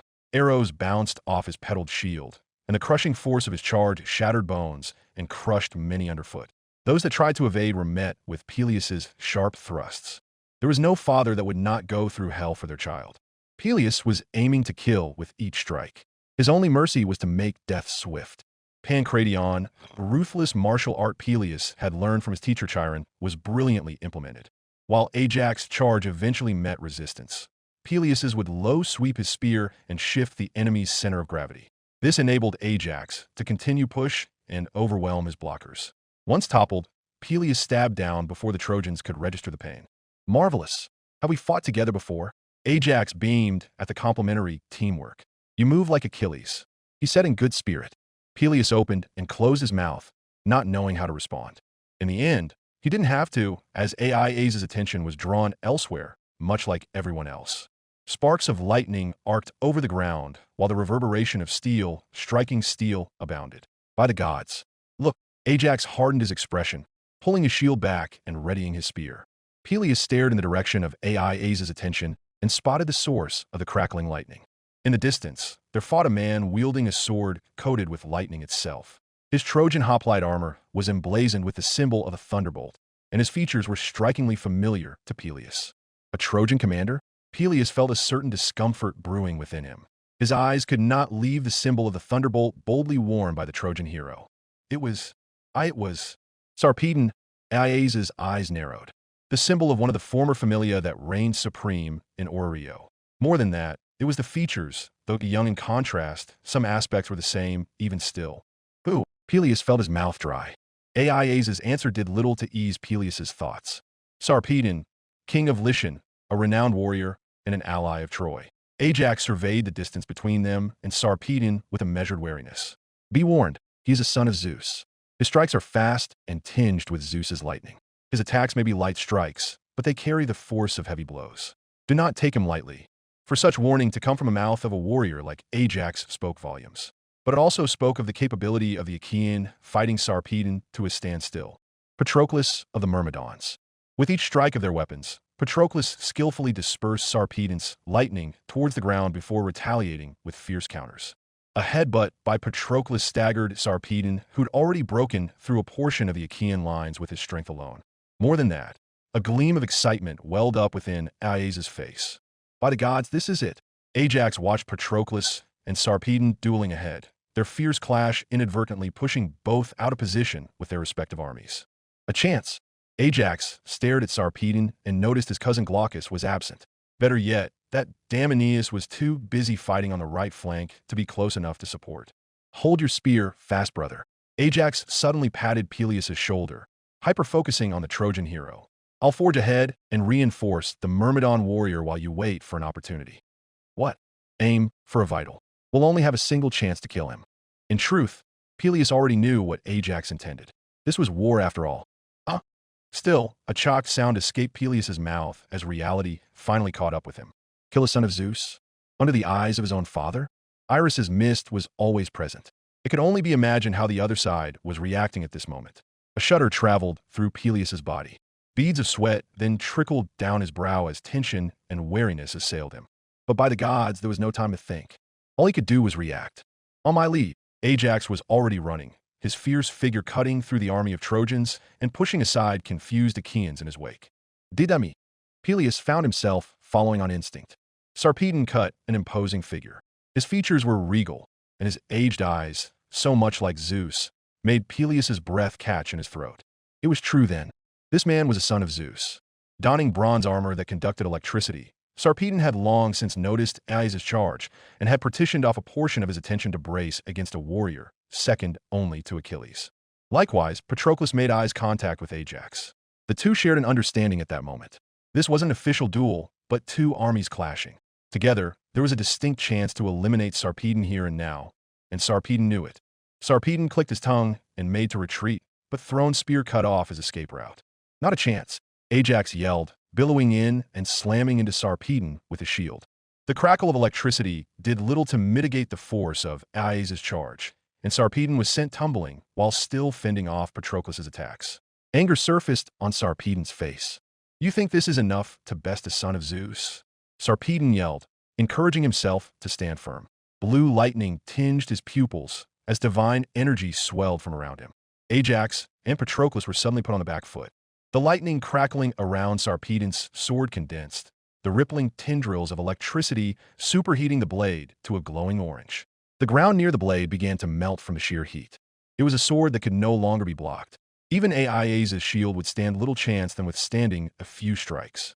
Moreover, tongue of divine lightning coated Sarpedon's arms and legs to bolster his physical capabilities. Meanwhile, Peleus could feel the weight of Sarpedon's divinity. If it was to be compared with Arario's ranking system, it would already be far beyond a first-class adventurer. It was stifling, but compared to Heracles, there was no comparison. Still, the hairs of the back of Patroclus' neck raised as he violently dodged left. The tips of his bangs were singed as he narrowly avoided a decapitating strike. Bending his knees, Patroclus hurriedly backed away. When Patroclus raised his sword in defense, the lightning around Sarpedon was immediately drawn towards it, causing Patroclus' grip to spasm. Patroclus groaned, clutching his arm and refusing to drop his weapon. Sarpedon was already before Patroclus. Not a chance. Ajax threw himself at Sarpedon, using his shield to endure the lightning and push the Trojan hero away. When Ajax raised his spear to attack, again, the lightning around Sarpedon converged on the metal blade and repelled it. An automatic blocking system, meaning it wasn't an active defense. Patroclus' eyes gleamed. Ajax, Patroclus yelled, using his undamaged arm to hurl his spear. Sarpedon quickly guarded, but the spear was never meant to actually hit him. Instead, it sailed past. Zeus preserve me, Sarpedon cursed in realization as the lightning protecting his body was drawn towards the blade of the thrown spear. Ajax did not miss the opportunity and wrestled Sarpedon to the ground, but the sword Sarpedon wielded was lethal. Rather than wrestle Sarpedon and choke him to death, Ajax was too focused on grappling Sarpedon's sword arm away from him. This 2 against 1 was reaching a stalemate, but who said there are only 2 combatants? Now, Pels, what are you waiting for? Ajax screamed in desperation. Slowly, surely, Sarpedon was overpowering him and bringing his electric sword closer and closer to Aias' body. The heat alone was already causing Ajax to burn. Balls! Ajax urged when still Peleus hadn't acted. Just as Ajax thought he was going to die, a spear finally stabbed into Sarpedon's sword arm, pinning the arm and sword to the ground. Divine blood splattered over the shaft of Peleus' spear, but it wasn't the vital strike Ajax had urged for. And in turn, Ajax and Peleus lost the honor of defeating Sarpedon between them. Peleus trailed off. A flesh wound, but it was enough to hamper. Expectedly, Patroclus charged and swung down his Xiphos, cutting through Sarpedon's armor and carving a mortal wound from Sarpedon's left shoulder down to his waist. Blood gurgled from Sarpedon's mouth as he staggered back. The energy surrounding Sarpedon's sword vanished as his weapon uselessly clanked onto the ground. The fighting lulled to a stop in respect from one warrior to another. The proud king of the Lycians raised his voice for the final time. Glaucus, the king called upon the name of his cousin as he fell to his knees while choking on blood. Retrieve my body, follow the burial rites. Sarpedon collapsed forward, the sound seeming to echo eternally in Peleus's ears until his face twitched from a sudden onpour of rain. Heavens above. Blood rain? Peleus blinked, feeling the divinity of Zeus suffocate the area alongside the rain with a sense of deep mourning. Peleus's arms trembled uncontrollably as the weight of what he'd done bore over him. He'd acted once he realized his potential nephew in Ajax would die if he didn't. Now, he had to live with the weight of his actions. He'd help kill a son of Zeus. Sarpedon was dead. You bastards. Glaucus, cousin of Sarpedon, seethed with tears misting his eyes. Recklessly, he charged forward in a bid to reclaim the body of his kin.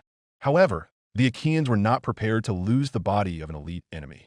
Block, Ajax ordered, the Achaeans forming a tight phalanx before another order was given. Strip Sarpedon's armor and parade the body. A hero of Troy is dead, and his possessions the spoils of the victors. Rah! The Achaeans bellowed in agreement. In doing so, Trojan morale would plummet if Sarpedon's body was stripped and then tied to a flagpole in a show of humiliation. Peleus felt his mouth clack shut, his hands growing clammy as he froze in place. The downpour of blood rain intensified and suddenly gave rise to a growing divine fury that saturated the area. Troy was not only a battlefield of Greece's finest warriors, but a war spectated by the gods whose own children died before them. Intuition warned Peleus that terrible consequences would await the army if the order was followed through, honor or not. Yet Peleus could not move, his thoughts filled with the memory of Sarpedon's dying face. But one warrior knew the consequence of such acts of sacrilege better than anyone. Enough. With bloodshot eyes, Achilles appeared with a burst of energy. The speed of his arrival created a shockwave that forced the soldiers already in the process of stripping Sarpedon off of their feet. Achilles, they muttered in a daze. None in the Achaean army had as much sway as Achilles did with his fellow warriors. Not even Agamemnon. Unable to speak a word, everyone could only watch as Achilles approached Sarpedon's body and placed both of his hands over top. His biceps bulged, veins popping over his skin as it became clear to all what Achilles intended to do. Achilles, don't you dare. Agamemnon's shout rippled across the battlefield. Achilles ignored it. Take him. Achilles abruptly threw Sarpedon's body to his cousin Glaucus.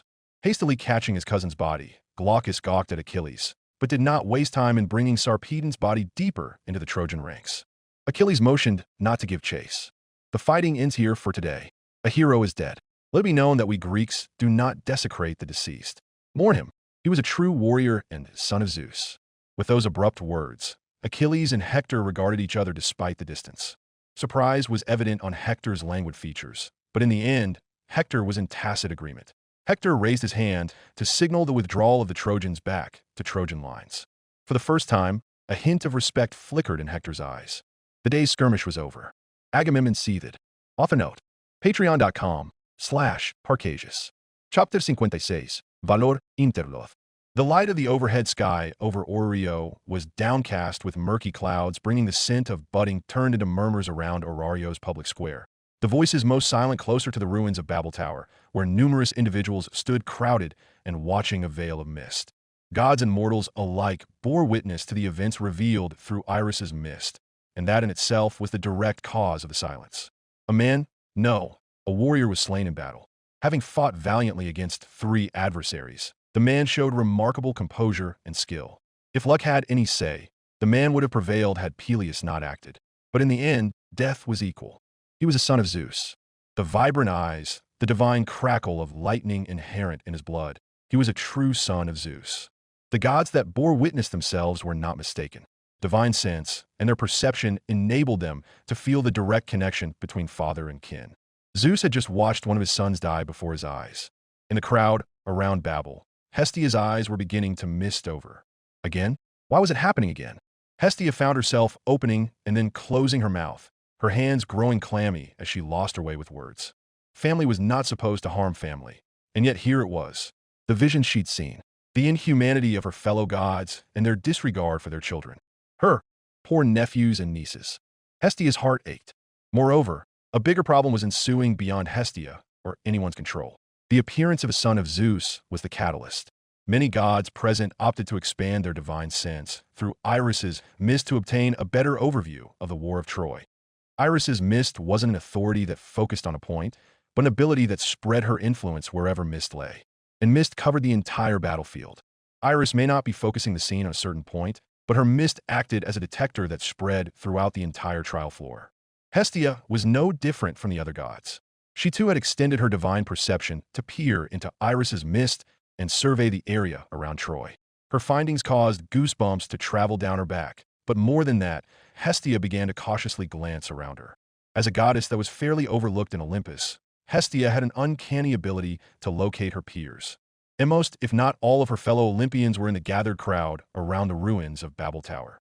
The man who smelt of damp earth and aromatic sea salt was Poseidon, and his expression was aghast. He must have felt it too, a divinity of the sea identical to his own within the battlefield of Troy. Poseidon knew not their names, but history spoke differently.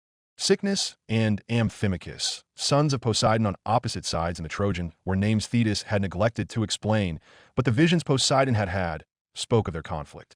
Hestia pursed her lips, her eyes shifting to another familiar figure. The man whose unbridled demeanor could not be completely hidden behind a cloak was Ares. The blank expression on the battle maniac's face meant that he too must have sensed or felt his divinity resonate within the battleground of Troy. Whispers and murmurs continued, this time drawing Hestia's attention to where members of the Ishtar familia gathered. Hestia was not fooled. The duality between goddesses of love meant they shared similar aspects and connections. Where there was Ishtar, the scent of sea foam lingered, revealing Aphrodite's presence within the vicinity. Hestia knew it. The war depicted through Iris's mist had even caught Aphrodite's attention. Moreover, Hephaestus made no show of concealing her presence. Her eyes were already absorbed in the armors worn by the Achaeans, many of which had her signature craftsmanship worked into the metal and bronze. Hermes was flipping a coin off to the side, and even Apollo had surfaced from the ruins of the temple of Asclepius. All of them appeared to have a stake in this war, the majority having their own children participating. What Thetis had been purposely neglecting to say could no longer be hidden. This war, Troy, it was a grand tragedy of the Greeks. A bloodbath between family that ran the ground wet with the divine blood of Greek demigods and mortal champions alike. How could I have done nothing? Zeus murmured. Hestia broke out of her stupor, her head turning warily towards Zeus, who appeared as if he'd aged a millennium. How could this have been condoned? Zeus's voice was tinged with anguish and incomprehension. Yet beneath it all, Hestia could feel unbridled fury. Sarpedon, Helen, Perseus, all of them, they were all real. Visions of yonder flickered across Zeus's eyes, the divinity that Sarpedon had emitted in his final stand, jolting Zeus's energy into a resonance. Noble Sarpedon, king of Lycian, and the child born from Zeus's love to Laodamia. Known for his honor and duty, he fought in the war not because he had to, but in respect for noblesse oblige. A king kinglier than his fellow peers. Laodamia herself existed in Oreo and was one of Zeus's earliest flings when he'd first descended in the lower world. They'd had a child, and that child was murdered. Zeus's expression was one to behold, neutral, yet simmering with resentment and growing malice. Though mired to mortal customs due to their restricted forms in the lower world, the pettiness of the gods was to be feared.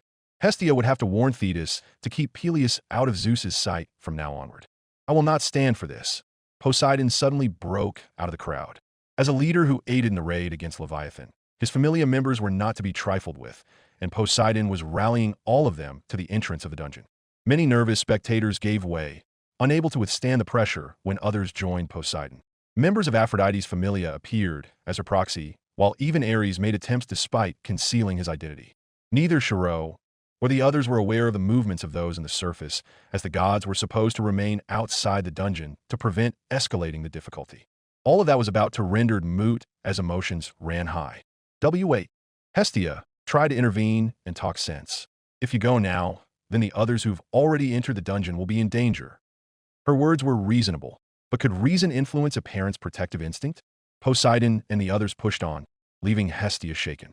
In a final bid to prevent disaster, one last individual attempted to intervene. "You must not enter," an aged and tired voice said. From the entrance of the dungeon dug out in the ruins of Babel Tower, the god said to have descended first into the lower world appeared. "Ouranus," Poseidon yelled, noting Ouranus's intentions to impede him. "That's not him." Hermes chimed from the side, his flippant attitude carrying an unconcealed edge. "A familia. Step aside." Poseidon was adamant to talk sense into his feuding sons before either of them ended up killed. "If you all enter, the dungeon will respond," Ouranus said with a measured tone. His wrinkled features were darkened with fatigue. Evidence of its first response can still be found in the ruined streets and buildings. Poseidon could only see the hypocrisy in that statement. "Then we are to watch as our children slaughter each other while Thetis actively tries to save hers." It wasn't fair, and was more than likely why Thetis had excluded mentioning the existence of other demigods in the Battle of Troy. It was due to fear of intervention. "Yes," Ouranus said, not beating around the bush. "Her son is the trial taker, while yours are mere echoes already lost to the dungeon." Echoes? That word was repeated again, irrespective of Ouranus's meaning. To everyone else, it basically translated to give up. That doesn't mean it's not worth trying. Poseidon would not be stopped. Even Zeus sent members of his familia to assist, leaving little room for a mere projection of Ouranus to respond. The crowd pushed through. "Fools!" Ouranus grit his teeth. Achilles made his way through the Achaean camp, his thoughts muted as he listened to the cheers of victory from his allies. Once, the exhilaration would have had him equally riled, but not now. Not when he knew the lives of his current allies and parents were on the line. This excursion could not fail. He had to be better, prudent, rather than callous and impulsive. Most of all, he had to restrain his rage. Old memories and bitter rivalries were being scratched and prodded as if by the dungeon's own intention. The mistakes he once made in fury were all too clear to him. In the same vein, he knew what to avoid. Trudging alone amid the raucous cheers, Achilles avoided the allied army's camp to prevent drawing attention to Thetis and her forces. Instead, he remained prominently with the Achaeans, lingering closer to his Myrmidon brethren and ignoring all else. Of course, that included unnecessary annoyances. "Sir Achilles, please. Lord Agamemnon is dash." Achilles brushed past Agamemnon's aid and moved on. He had more important things to do than bicker with that bastard. Achilles had to prepare for what was coming. Sarpedon's death marked the beginning of intensified conflicts and grudges. Hector would be seeking a definitive victory by the next skirmish to prevent Trojan morale from plummeting at the loss, while the Achaeans would use the morale to attempt another charge. Many would die or be forever maimed, but that was the root of this bloody war. If only an alternative existed, so many would not have had to die. Indeed, the main problem was Hector. If not for him, even Agamemnon would have had no trouble against Troy. What Achilles needed to do was force Hector into an open duel. It was the only way to prevent his commands from bolstering Trojan lines and to strip Troy of its greatest defender. Still, forcing Hector into a duel would not be easy. Not when Hector's leadership alone could win the Trojans the siege on circumstances of history that required Patroclus' death to honor-bind Hector to a duel weren't within Achilles' considerations. For the defeat of Troy, Odysseus had explained that two actions must be executed. While Odysseus would handle one of the two, Achilles was tasked with the other. Hector. Troy would never fall until its champion's dying breath. So then how? How would he go about this? A frown of frustration was making its way onto Achilles' face, as he was the sort that would much rather charge at an enemy that deliberate over strategy. It was easier to be used as a chess piece on a board than it was to be a player using an unseen hand. Ironically, Achilles found the best strategist among the Achaeans in the siege of Troy, while Thetis and the others were still searching unaware. An answer was presented to Achilles, one that he had to grudgingly acknowledge. If a single duel could determine the outcome of a war that would kill hundreds of men and Trojans, Hector would never have hesitated. However, that relied on Greek integrity, and neither Achilles or Agamemnon had displayed such conduct in history. How could Hector trust that Troy would not be sacked should he die? For all the frustration and anger Hector caused Achilles with his tactics, Achilles could not fault Hector's actions. And therein lied the answer. Odysseus said it best. Make him believe. Achilles clicked his tongue. //. The war continued the following day. Achilles advanced, leaving all who had followed a trail in his wake. Expectedly, Hector had spurred the Trojans into action in light of yesterday's loss, and Achilles' return further exacerbated Hector's efforts. To contend against Achilles, none aside from Hector was to face Achilles alone in battle or risk inevitable defeat. Achilles charged the Trojan lines, his swift spear skewering the unarmored neck of a swordsman, and continued on to lodge itself into the shield of another warrior. The forward momentum kicked his foes straight into the air where they were picked off by divine arrows. A glance behind him revealed Artemis and her familia providing Achilles with range cover fire. As expected of a goddess, Artemis could follow Achilles' movements even at god speed. Not to be outdone, Achilles smirked. Far from having his weapon lodged in place, Achilles flexed his arm muscle and tore through all resistance to his spear like he was carrying a paperweight. More, he needed to draw more attention to himself. Hector would have no choice but to send his best or come himself. Is this all? Achilles roared, pushing onward alone. Why, you bastard? The Trojans grew agitated at Achilles' jeers, but they dared not break formation. They knew the kind of killing machine Achilles could be, and that was why the Trojans glanced at each other and nodded. Rather than break formation, Achilles could only watch as they directly opened a path. It was entirely unexpected, causing Achilles to pause before grinning at the implication. What was before him was an invitation, one whose intentions were wholly understood. From the open path, 3 warriors approached Achilles. 3 warriors who sought to impede his charge. Been a while. Achilles was the first to break the silence. Miss me? The men did not reply. Rather, there was no need. Cycnus, son of Poseidon. Aeneas, son of Aphrodite. Both had already experienced Achilles' ferocity on the battlefield the prior day. It was the reason that neither had been able to support Sarpedon. And finally, a woman with a plate helm and a striking figure. Penthesilea of Troy, warrior queen of the Amazon. Achilles opened his mouth, knowing the words that would dig deep and force the proud queen's full attention onto him and away from his allies. Hello, beautiful. Why you? Marry me. Coincidentally, it was the words that would have made his mother faint with joy had it been proposed in any other scenario. Author note, patreon.com/Parcasious. Fate Grand Dungeon. Chapter 57, Valor, Part Sim. A marriage proposal? Stiffly, Aeneas locked gazes with Cycnus before both glanced in Penthesilea's direction with trepidation. It was no secret within the Trojan forces that the Amazon queen was a tier above most warriors in Troy, perhaps second only to Hector despite being a woman. She alone would have accepted a one-on-one duel with Achilles if given approval from Hector.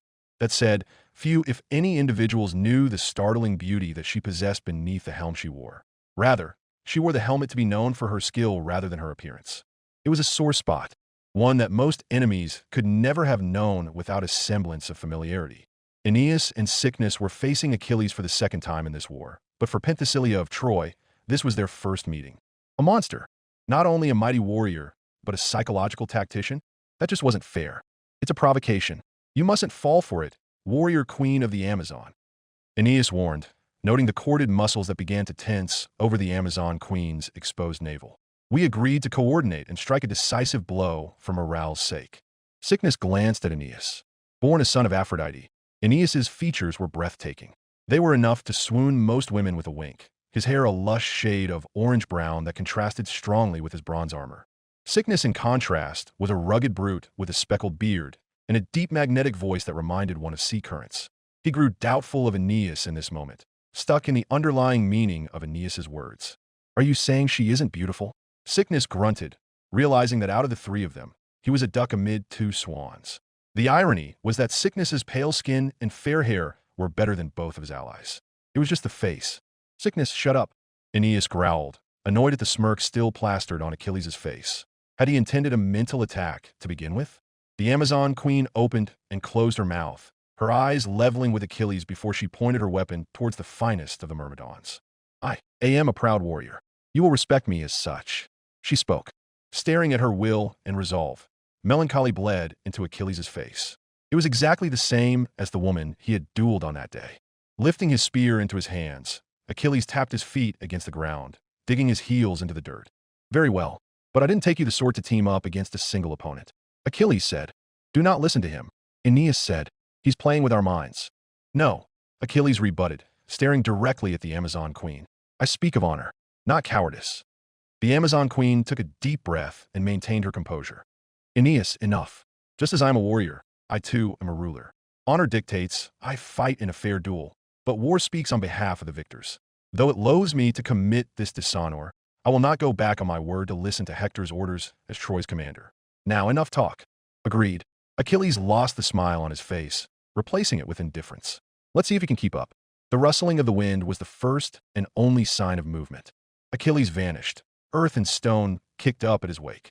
Aeneas found a blade mere inches from his face before he barely turned his face away. Pivoting on his heel, he brought up his ziphos and parried the strike to the side. Gritting his teeth, he swung his sword for a counter, but his strike met only air. Behind, the Amazon queen warned. The impact was instantaneous. Bile rushed up to Aeneas's mouth as a knee was shoved into his solar plexus, and his body was blown backwards. Achilles leisurely stood where Aeneas had once been. That won't work on me. Sickness rushed forward, the divinity of the sea and the strength of the earth shaker welling up around him. With his father's protection, Sickness had full faith in his invincibility. O Father of the sea, may blades and steel ever be warded from me. Sickness prayed to his divine father. It was so from the beginning of the Trojan War. Through the blessing of Poseidon, no bladed weapon, sword or spear could harm him. Achilles thrust his spear towards Sickness as he charged, but Sickness ignored it. Attacking each other simultaneously, sparks grated as both of their weapons met with contrasting invincibility. He who bathed in the river Styx against the cherished son of the sea. Neither gave an inch in their exchange. The grating of sparks revealed two men grinning at each other in violent combat. Your reputation precedes you, cousin. Sickness roared, Achilles' spear grating against his chest with nary a scratch. As it does you, cousin of the sea. However dash, Achilles dropped his spear and kicked up a rock by his feet directly towards Sickness's temple. You ran into me. This wasn't Achilles' first bout with Sickness. The blessing from Poseidon was nasty the first time Achilles had encountered it. Sickness had been a worthy foe, but in history, Achilles had already found the way to circumvent him. If spears and swords would not work, then sticks and stones would do. The stone struck true, hitting Sickness in the temple and dazing the man as blood trickled down his face. At God's speed, Achilles throttled Sickness and sent him tumbling toward the recovering Aeneas. The two collapsed into each other, leaving them sprawled. Almost instantly, two bludgeoning balls of death sailed overhead, striking Achilles directly. The impact cratered the ground Achilles stood on, but both weapons were caught in Achilles' hands. Nice try, Achilles smirked. The invincibility of the Styx was like none other. As a river that even the gods swear by, those who survive and are bathed in the river Styx are said to become immortal and nigh unkillable. His mother had truly spoiled him. Tightening his grip in his hands, Achilles pulled. The chains connected to the spiked balls rapidly tightened and pulled the Amazon queen forward. With widened eyes, Penthesilea of Troy could only brace as Achilles' head butted her and threw her back with the other demigods. Damn it, what is he? Aeneas ground his teeth, spittle flying as he did his best to catch his breath. He got through father's protection, Sickness said in a daze. Attack together. Penthesilea was already back on her feet and charging. From around Penthesilea, fire raged as she called upon her divine blood. The aura around her rapidly grew violent and barbaric, a symbol of war. The reason why Penthesilea came second to Hector was none other than the boon of her blood. A daughter of Ares. The Amazon queen was a battle master and paragon of war. Achilles had disarmed her, but Penthesilea picked up a random weapon left buried in the ground from a prior's battle and used it to maximum efficiency. Her strikes were lethal and precise, many landing but leaving Achilles unmarked. Each should have been fatal wound that landed had Penthesilea's expression hardening when nothing happened. On your right, Aeneas charged forward with his sword extended into a stab. On the left, Sickness was readying his spear. Mockingly, Achilles took another of Penthesilea's lethal blows and twisted himself to swing his spear in a circle that clipped all three demigods in the legs. The impact generated such kinetic force that particles went flying and nearby combatants had to evacuate. In a clash of demigods, their divine natures were forming a rising domain. Thrown back, Penthesilea, Sickness, and Aeneas regrouped with ashen faces. Achilles' invincibility, it was appalling. Aim for his heel. His weakness is his left heel. Suddenly, a voice commanded from atop Troy's walls. Along with it, an arrow of sunlight struck down towards Achilles' left heel. Unlike Achilles' prior performance, Achilles dodged. Silence stretched for a short moment as Penthesilea, Aeneas, and Sickness took the sight in. Fire ignited in their eyes once more. If it bleeds, then it can be killed. Standing beside Hector was a handsome man wielding a bow tinged with divine blessing. He was a prince of Troy, brother to Hector himself, and most troublingly, a favorite of Apollo. Paris's voice echoed across the battlefield, his eyes shining with the blessing of the sun. It was he who shot the arrow. Achilles clicked his tongue as more arrows came, but this time, moonlight-covered arrows intercepted. Paris narrowed his eyes with confusion on a woman radiating divinity in the distance. The energy of the moon was potent, and Paris's eyes blessed with Apollo's favor would not mistake it. Paris prayed to his god, so that Apollo may descend and verify it for himself. Meanwhile, Achilles could no longer take things easy. The eyes of his adversaries were set upon his left heel. The Amazon queen Penthesilea led the charge, Sickness acting as the middle, and Aeneas pulling the rear. Together, they sought to take down a behemoth.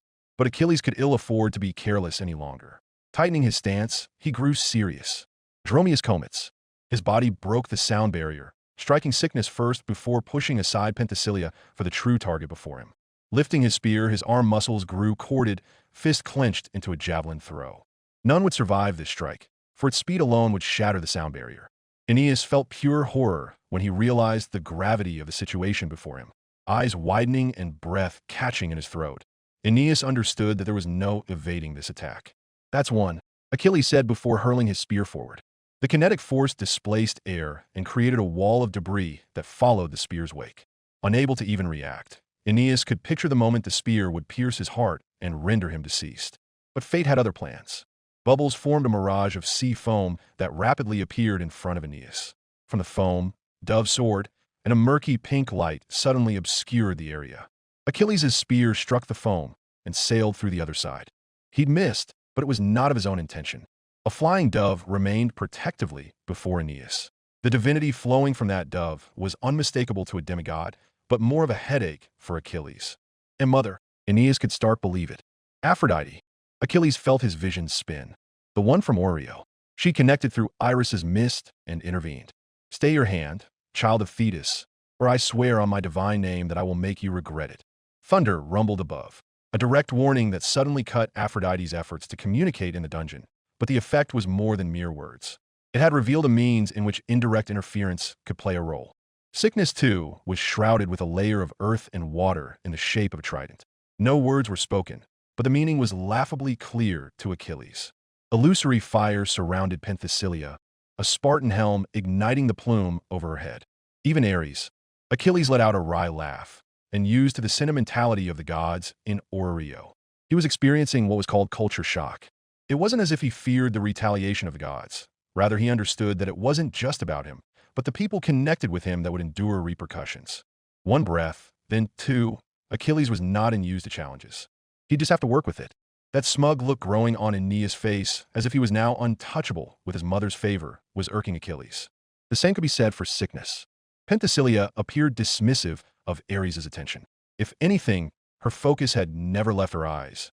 Still, these bastards getting full of themselves, Achilles muttered, temperamental. It wasn't as if he didn't have a temper. Rather, he was famed for it. He put away his spear, but he raised his fists instead.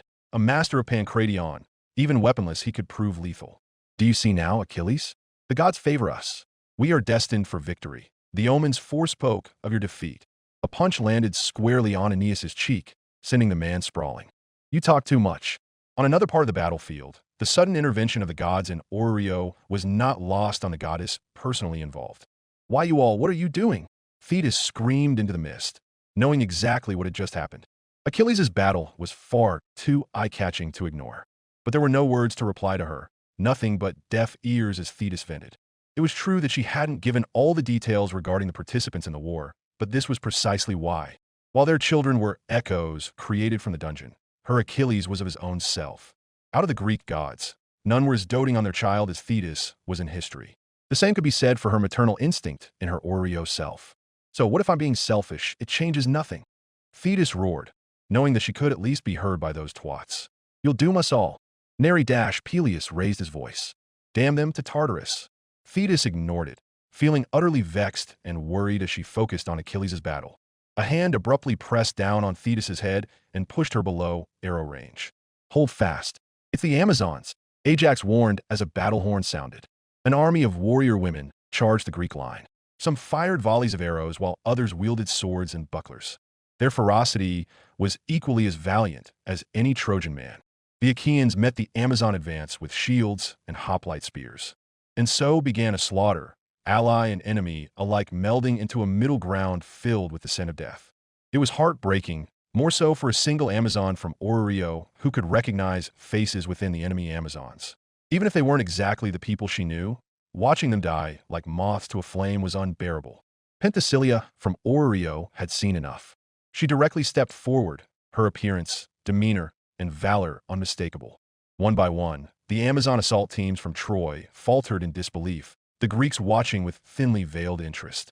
By the order of your queen, Amazons, Penthesilea ordered, stand down. The silence was palpable, more so as many suddenly realized the existence of two Amazon queens on the battlefield. The shock of seeing a doppelganger was secondary to Orario's Penthesilea over the slaughter of her fellow sisters. The sincerity within the eyes of Orrio Penthesilea's face was no different from her counterpart fighting in the war. Nay, they were nigh indistinguishable. Whispers turned into full-blown murmurs. Solon of Athens was not one to miss an opportunity as he observed the battlefield from the logistics camp. Signaling for one of his men, he activated a magic that could amplify his voice. Amazonia has been deceived by the Trojans. Solon yelled, his voice spreading. He would incite rebellion, ostracization, and confusion within the Trojan ranks. Look before you at the queen who tries to save you, Solon said, pointing at Orario's Penthesilea before shifting his finger to Troy's Penthesilea. Then at the fake who lacks Amazonian honor as a warrior. Solon of Athens knew much of Amazonian tradition. He was a well-learned man, and he knew that teaming up against a single adversary was dishonor beyond any Amazon queen. Can you not see? You all have been deceived. Solon stated again, this time with conviction. Turn your swords, your arrows, your shields against the real enemy within Troy. Solon's words were working. The enemy Amazons were growing more and more confused, but many were being convinced in equal measure due to the genuine expression in the eyes of Penthesilea from Orrio. The real Amazon queen stands with the Achaeans. With Achilles, the fighting lulled to a pause after Achilles knocked back Aeneas in sickness once more. That left only one. You're distracted, Achilles said flatly.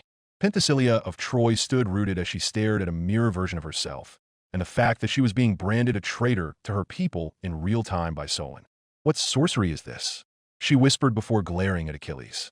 However, it was clear that Achilles had no part in these events. The pity in his eyes was genuine as her own people were turning on her, and that spelled ill news for Troy's defenders who incorporated Amazons within their ranks. Despite Achilles' displayed ease, inside was another story. The moment Solon began to instigate was the moment Achilles had no choice but to redirect his attention from the fight. Solon's intention and strategic mind was good, but too good in this case. For as effective as Solon's plan was, he failed to account for the godly stakes the Olympians had in this war.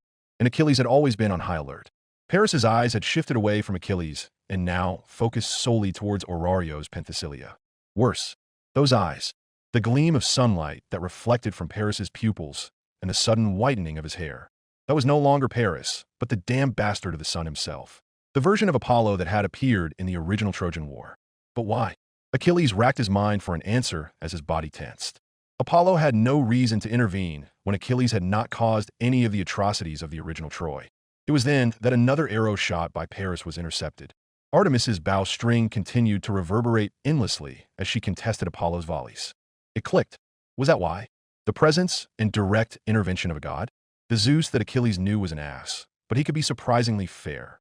For a fraction of a second, Paris and Achilles' eyes met, and in that single instant, Achilles came to an understanding of what was about to happen.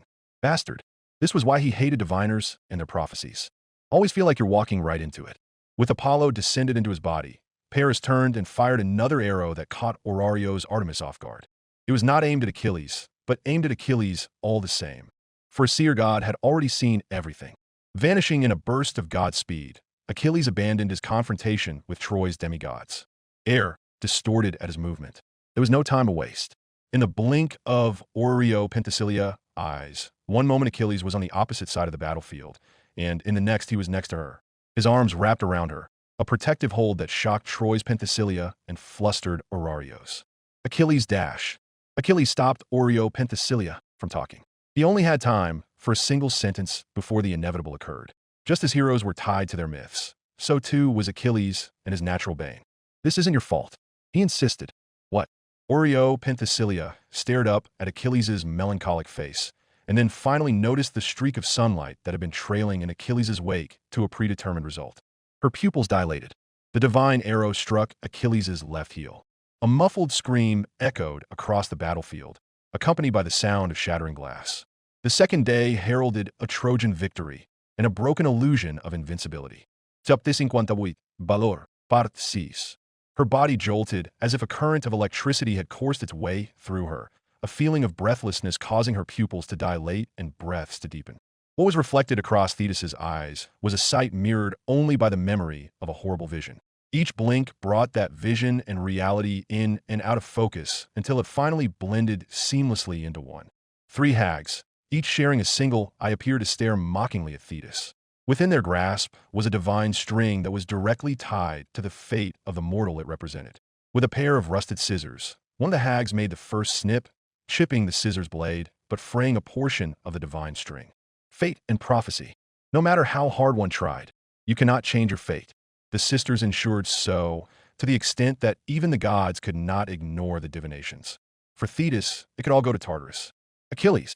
Thetis screamed, as the echo of shattering glass gave way to a divine shockwave that had her baby boy at its epicenter.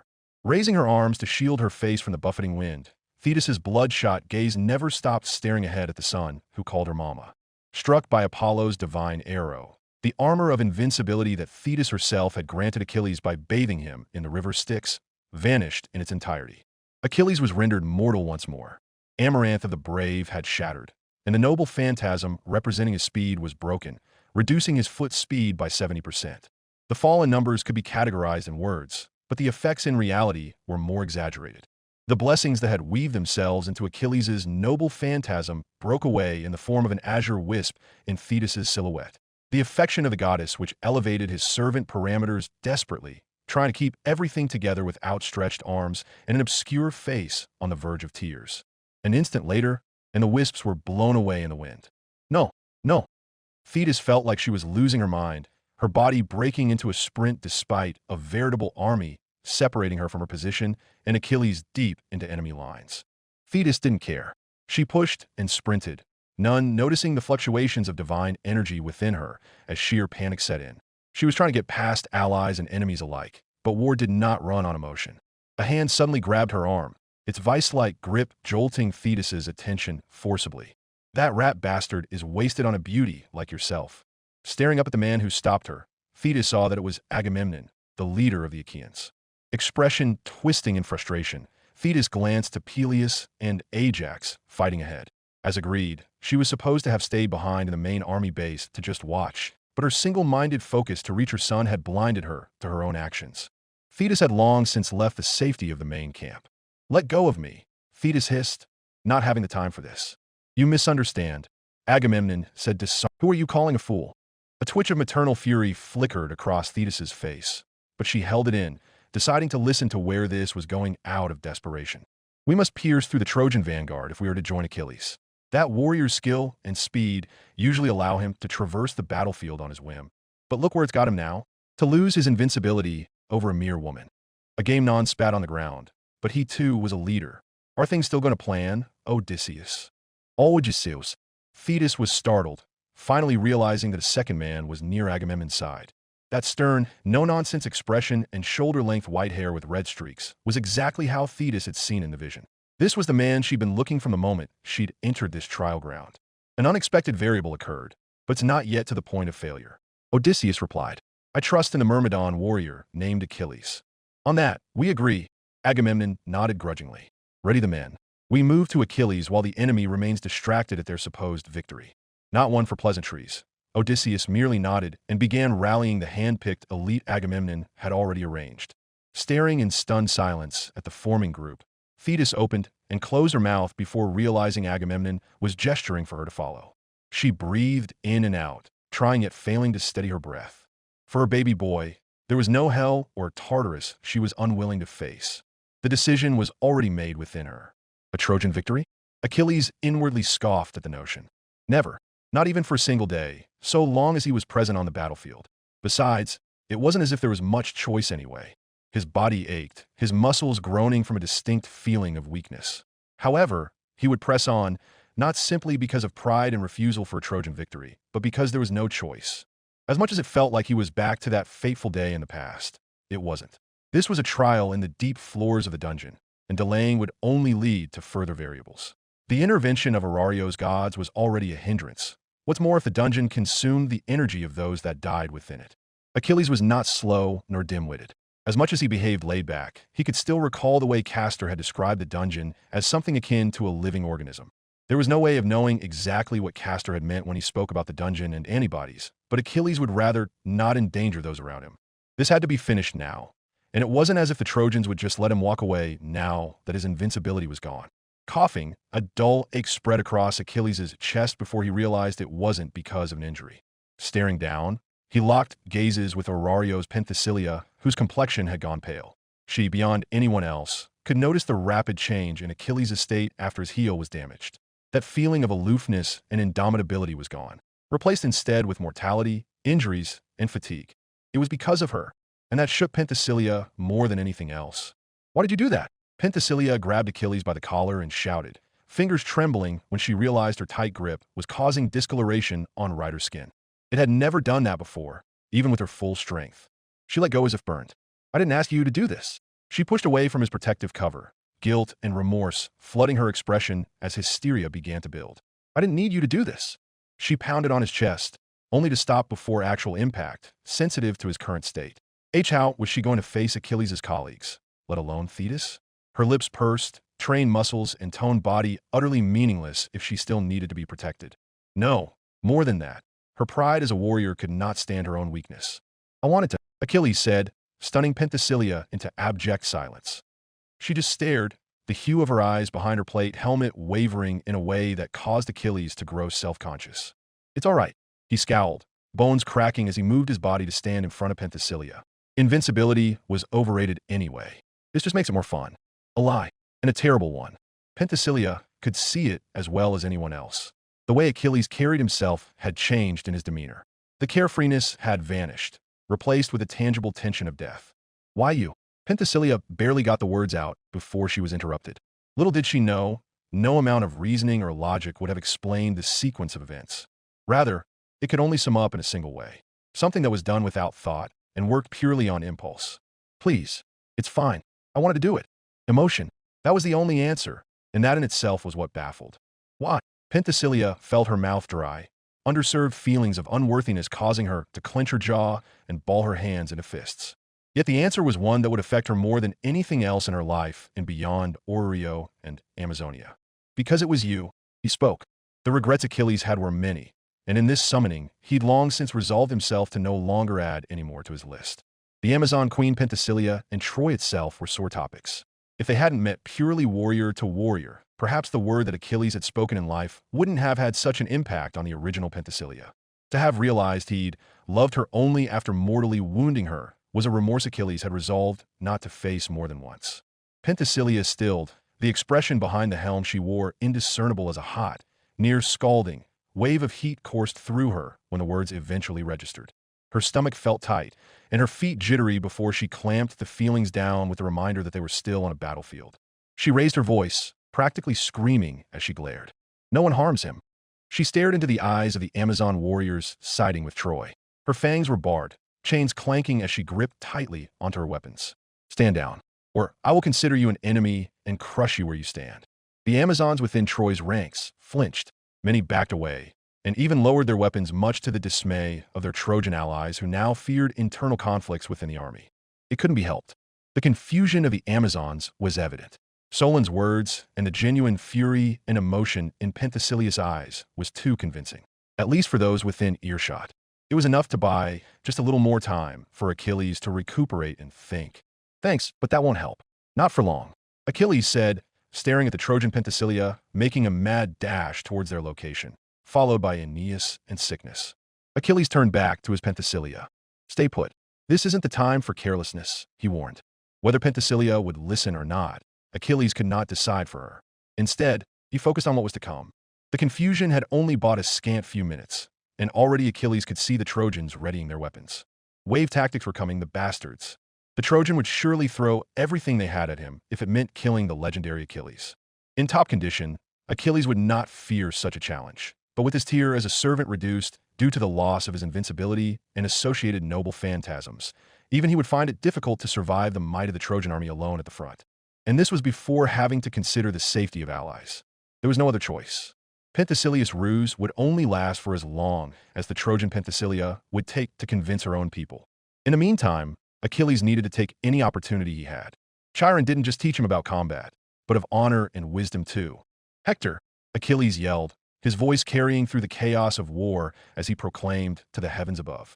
Hear me, there is only a single method to turn the situation around, and it hinged on what it meant to be a warrior. With a battered body and divine armor scuffed and dirted, Achilles was no longer the image of an indomitable hero, but of a man with something to protect. An aspect that Hector too carried. I challenge you to a duel. Injured and bleeding, the gods would bear witness to the cowardice of Troy's champion should he yield, even now that Achilles was no longer invincible.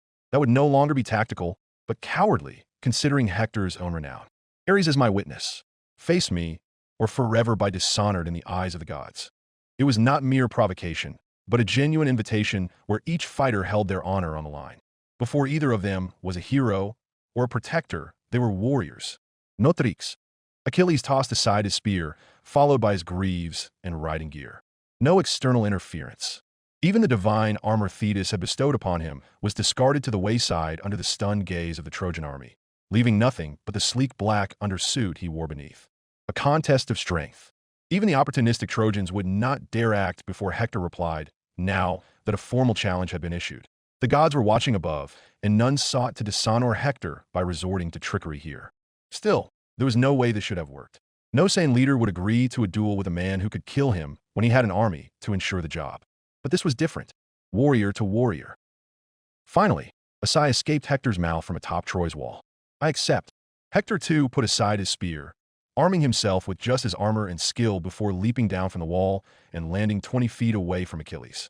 The man's languid demeanor vanished as he landed, knees buckled and cratering the ground beneath him. Not one to lose out, Achilles straightened his back and glared at the adversary before him.